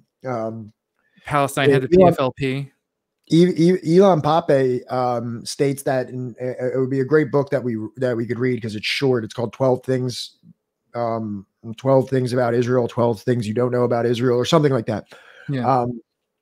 Where he states that it was actually not only the United States, but also Israel that promoted and funded like Hamas style religious groups because they would have preferred a more religious extremist group in power than a secular Marxist Leninist group, that and the organizing ability that the Marxist Leninist group had. Exactly. Yeah. So the best way I've ever heard it phrased, right, is believe it or not, from like Radio Warner, right? Their takes are like hit or miss for me sometimes, but as far as like foreign policy and stuff, I think they're like all right. I think like ever since they flubbed on the Russian Ukraine conflict, they've kind of just like kept their hands off of making any kind of like judgments or guesses about like, you know, where current foreign policy is going in the world. But I've heard him describe it that like when it comes to like, you know, like very like right-wing religious movements, right, within Islam, right, versus the secular ones, they're going to pick like the right-wing religious ones every fucking time because the secular ones, the secular, if not socialist, just the fact that they're secular, more often than not, are going to demand things like, land redistribution, wealth redistribution. They're going to demand, things that lead to, like, a better, more stable, independent economy. Whereas, the religious right wing, right, they're not about land reform. They're not about, like, having an independent, strong, protective, independent economy. Right. And obviously you can find exactly this happening in Afghanistan also. Right. I mean, like, look at fucking what the hell is it? Even Iran, right? You know how, like, a lot of people, like, they'll say that, like, you cannot make an accurate assessment of Iran right now without having an understanding of how, like, the Islamic Republic started, right? Like, what are the origins of the Islamic Republic even being founded, right? And then you have to go back to, like, the Shah that was in power before it. And then, like, who was in power before the Shah, and you get to Mossadegh, and then you get to, like, a lot of, like, the very, like, large socialist movements that were brewing within it. And also the fact that, like, under the Shah, the only meeting place where people could communicate effectively with one another and organize. Right. So that's how you wind up with this very religiously oriented movement. Yeah. I'd like to read more about that. Yeah, this is this off-brand wiki is going to lead us down some pretty yeah, and I'm not saying that it's all wrong or anything like that, but this is going as far as to say that, like, this is conspiracy. It is going as far to be like that straight up 9/11. And I'm not saying I used to believe this a lot when I was a teenager, and then I wasn't so sure. I haven't read up on it in a while, but this is pretty much stating flat out that 9/11 was a false flag attack, which it may have been, but I know that there's a lot of, This is as far as I'll go because I want to keep my day job. A lot of hot air surrounding that one. There's a lot of conflicting evidence. And it also does seem that, and not saying that this isn't valuable, but it seems like that this entire, like, even all the way down to that Edmonds is the main source of, I could be wrong here, but I'm trying to see if, like, it seems like. Well, I mean, even look, whether or not it enables them to influence it or not, the point is that more often than not, these very what's the word? These very non-secular theocratic regions, right, leads to a lot of strife, and it leads to a lot of stratification, right? Because none of these regions are an ethnic or theocratic, like, monolith. There's so many different people that live very close together in these regions that, like, it will inevitably lead to crisis. And so long as there is crisis, there's no stability. And so long as there's no stability, that means that there is no economic threat.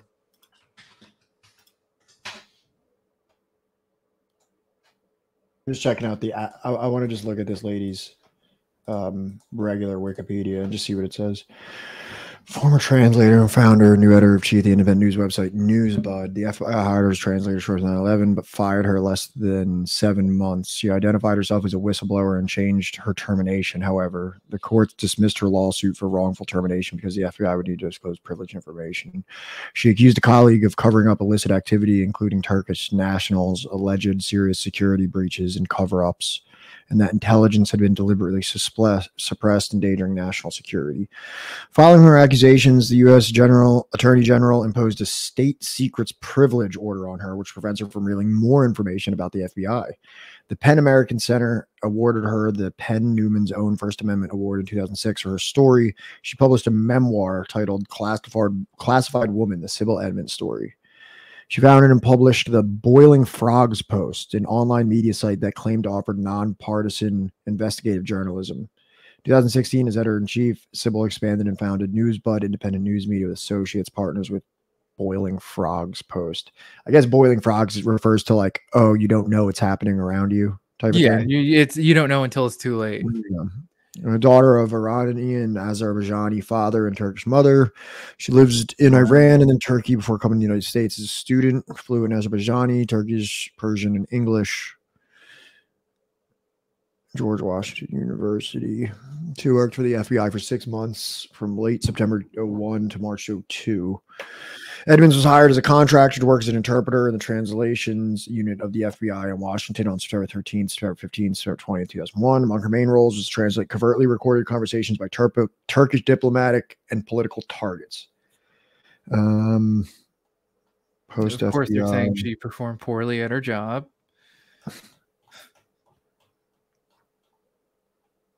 It's like, oh yeah, no, she was great until she started whistleblowing. Yeah. As a contractor, work as an interpreter. Of course, the story is that she quit when she realized the importance of what she was translating. Edmonds filed complaints with the FBI's Office of Professional Responsibility, United States Department of Justice Office, and Inspector General. In response, she claims that managers retaliated against her when she was fired on March 22nd, 2002. In June 2002, the Associated Press and Washington Post reported that the FBI claimed Edmonds was dismissed because her actions were disruptive and breached security and that she performed poorly at her job. A 2005 internal investigation by the FBI Office of the Inspector General found that many of Edmonds' allegations of misconduct had some basis in fact, and that her allegations were at least a contributing factor in the FBI's decision to terminate her services, but were unable to substantiate all of her allegations, nor did they make statements regarding her dismissal being improper.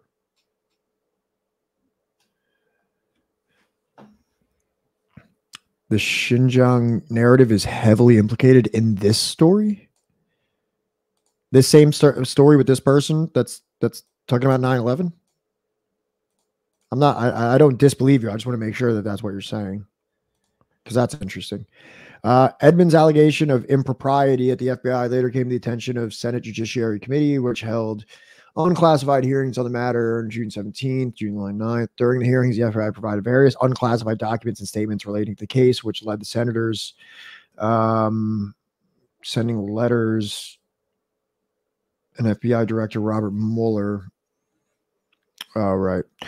respectively asking the explanations and calling for an independent audit of the FBI's translation unit. These documents were published on the senators' websites.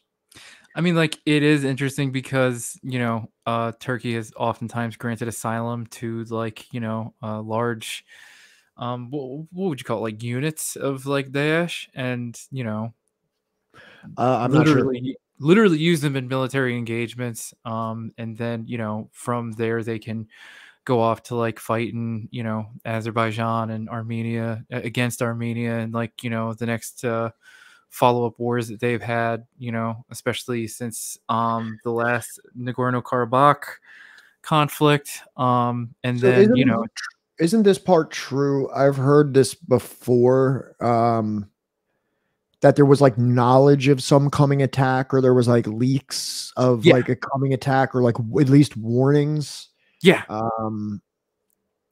She stated that there was general information about the time frame, about methods to be used, but not specifically about how they would be used, and about people being in place and who was ordering those sorts of terror attacks. There were other cities that were mentioned, major cities with skyscrapers. On the 26th, a deposition of Edmonds was quashed under the state secrets privilege. On May 2004, Ashcroft submitted statements to justify the use of state secrets privilege against the planned deposition by Edmonds. And the same day, the FBI retroactively classified as top secret all the material and statements that had been provided to the Senate Judiciary Committee in 2002 relating to Edmonds' own lawsuit, as well as the letters that had been sent by the senators and were published by the Project on Government Oversight. Okay. Let's see, how far does it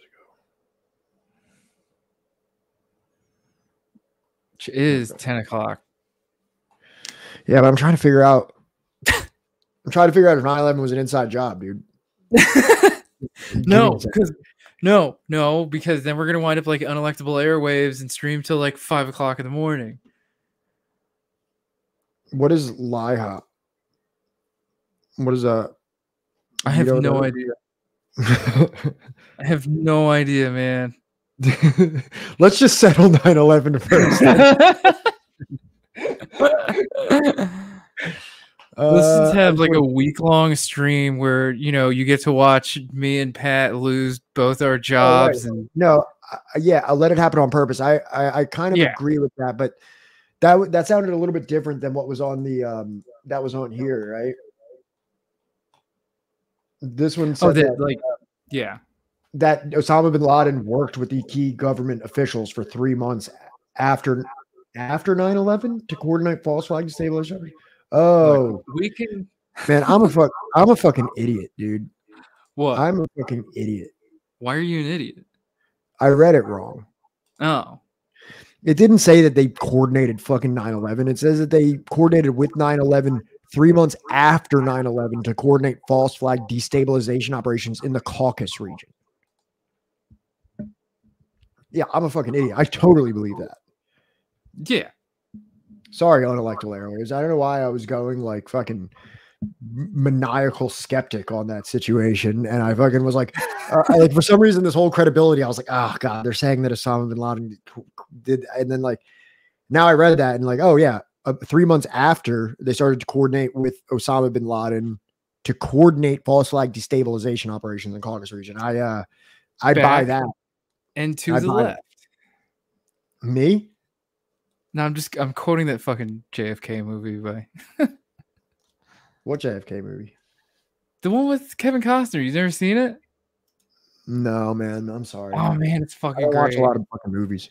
Nah, dude, this movie's great. I'm telling you, you're gonna love it. I've been rewatching The Wire. Have you really? Yeah. Just because I got HBO to watch that Andrew Callahan thing, and also I want to watch The Last of Us HBO series. You're not on Twitter, so you don't even know, do you? What happened? Oh, yeah, he's like a sex pest guy. Yeah, yeah. I mean, I still bought it to watch the thing before all that came out, and you watched it too. So I watched it before it came out. I did not know. I was not aware. Yeah, what the fuck do you want me to do? I'm not asking you to do anything. I was literally saying, but I just didn't know if you knew or not because you're not on Twitter. I'm not surprised whatsoever. I have no allegiance to that dickhead. Like that dude. That dude is not a guiding light in my life or my political fucking affiliation. He's like at best like a comedic relief version of politics that like he could disappear fucking tomorrow and I wouldn't fucking lose an ounce of sleep. But I'm not surprised whatsoever. Like when they came with all those fucking allegations, I was like, yeah, I believe that 100%. JFK was an amazing movie. I will not take this slander. You gotta watch the director's cut. Purge the chat. All right, real quick. I'm gonna give you a story, and then we're gonna end. We're having all these serious disagreements about fucking Stalin and the legacy and everything. And then like the moment someone starts criticizing Costner, it's like ban them, Sam. Sam, I need my shooter on site. We need a magic bullet. Fucking what the fuck is all right? So real quick, I really wanted to watch this movie. I was getting told like, yo, you should really check this out, but you gotta watch the director's cut version. So I'm on my Roku TV trying to get this shit right. And I think like my wife, she has like whatever account to whatever service has it, and I'm like, I will Venmo you money, like, you know, can like we please just rent this shit. And she's like, all right, fine, whatever. And so like in the note for the payment for the documentary, I was like, this is payment for the documentary that will prove that Cuban exiles are responsible for the assassination of President. Is that the claim? Is that what they're saying? Check out the movie. It's not bad. And like, so my Venmo got locked for like 2.5 hours after that. And the entire time we're watching this movie, I'm on edge because I'm thinking, oh my God, I'm going to have like the FBI or something like visiting my fucking apartment tomorrow. Like they're gonna be like, yo, what's up with this fucking message for this Venmo payment, bro? You know that like, you know, that meme where the tweet with the dude where he's like, I'm gonna wear this to make my IRS payment, and it's like a bomb vest, and then the next picture next to it is the tweet on the kitchen table with like a dude with like a badge around his neck, and he's like, this does not look good on paper. Yeah. I kept thinking like, shit, that's what's gonna happen to me. I don't know what Triangle of Sadness is, but it's a black comedy film of some kind.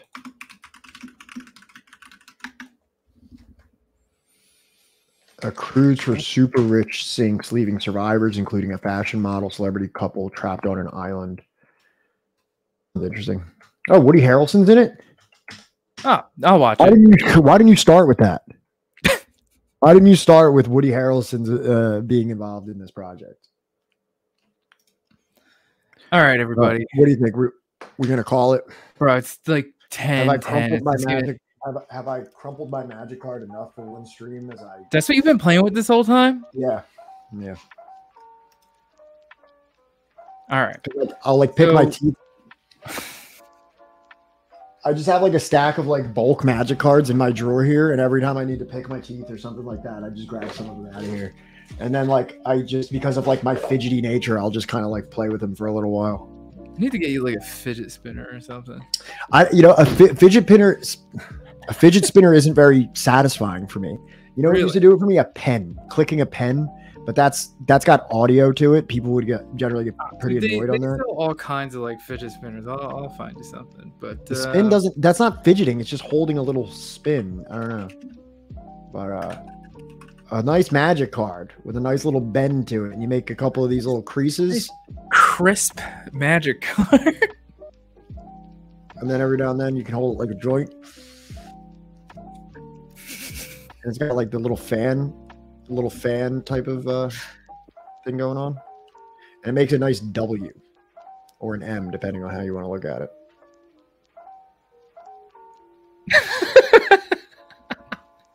All right. I've done this to like 100 cards. Exactly this exact folding method. And I don't know why. Thank you again so much, everybody. We love you and are endlessly grateful to everybody that came out tonight and subscribed. We're so endlessly grateful. And come see us this Friday, right? What the fuck is it? What time are we starting Friday? I assumed like the regular time. Friday at 5:30? Yeah. Starting at 6 o'clock like we normally do? Yeah, that's what I thought we talked about, yeah. Oh wait, no, that's not the correct date. What the fuck is the 13th? Yeah, so we're gonna have Rick from Decolonized Buffalo on, and he's gonna talk to us for about like 8 hours on Indianismo and Aztlan and a bunch of other stuff related to indigenous Marxism and issues. indigenous issues. Yeah, it's fairly accurate representation. All right. Hope to see you all there. Have a good night. Night, everybody. Love you guys. Bye. Give my best regards to Horse. It's 10 o'clock. I'm gonna spend some time with my wife.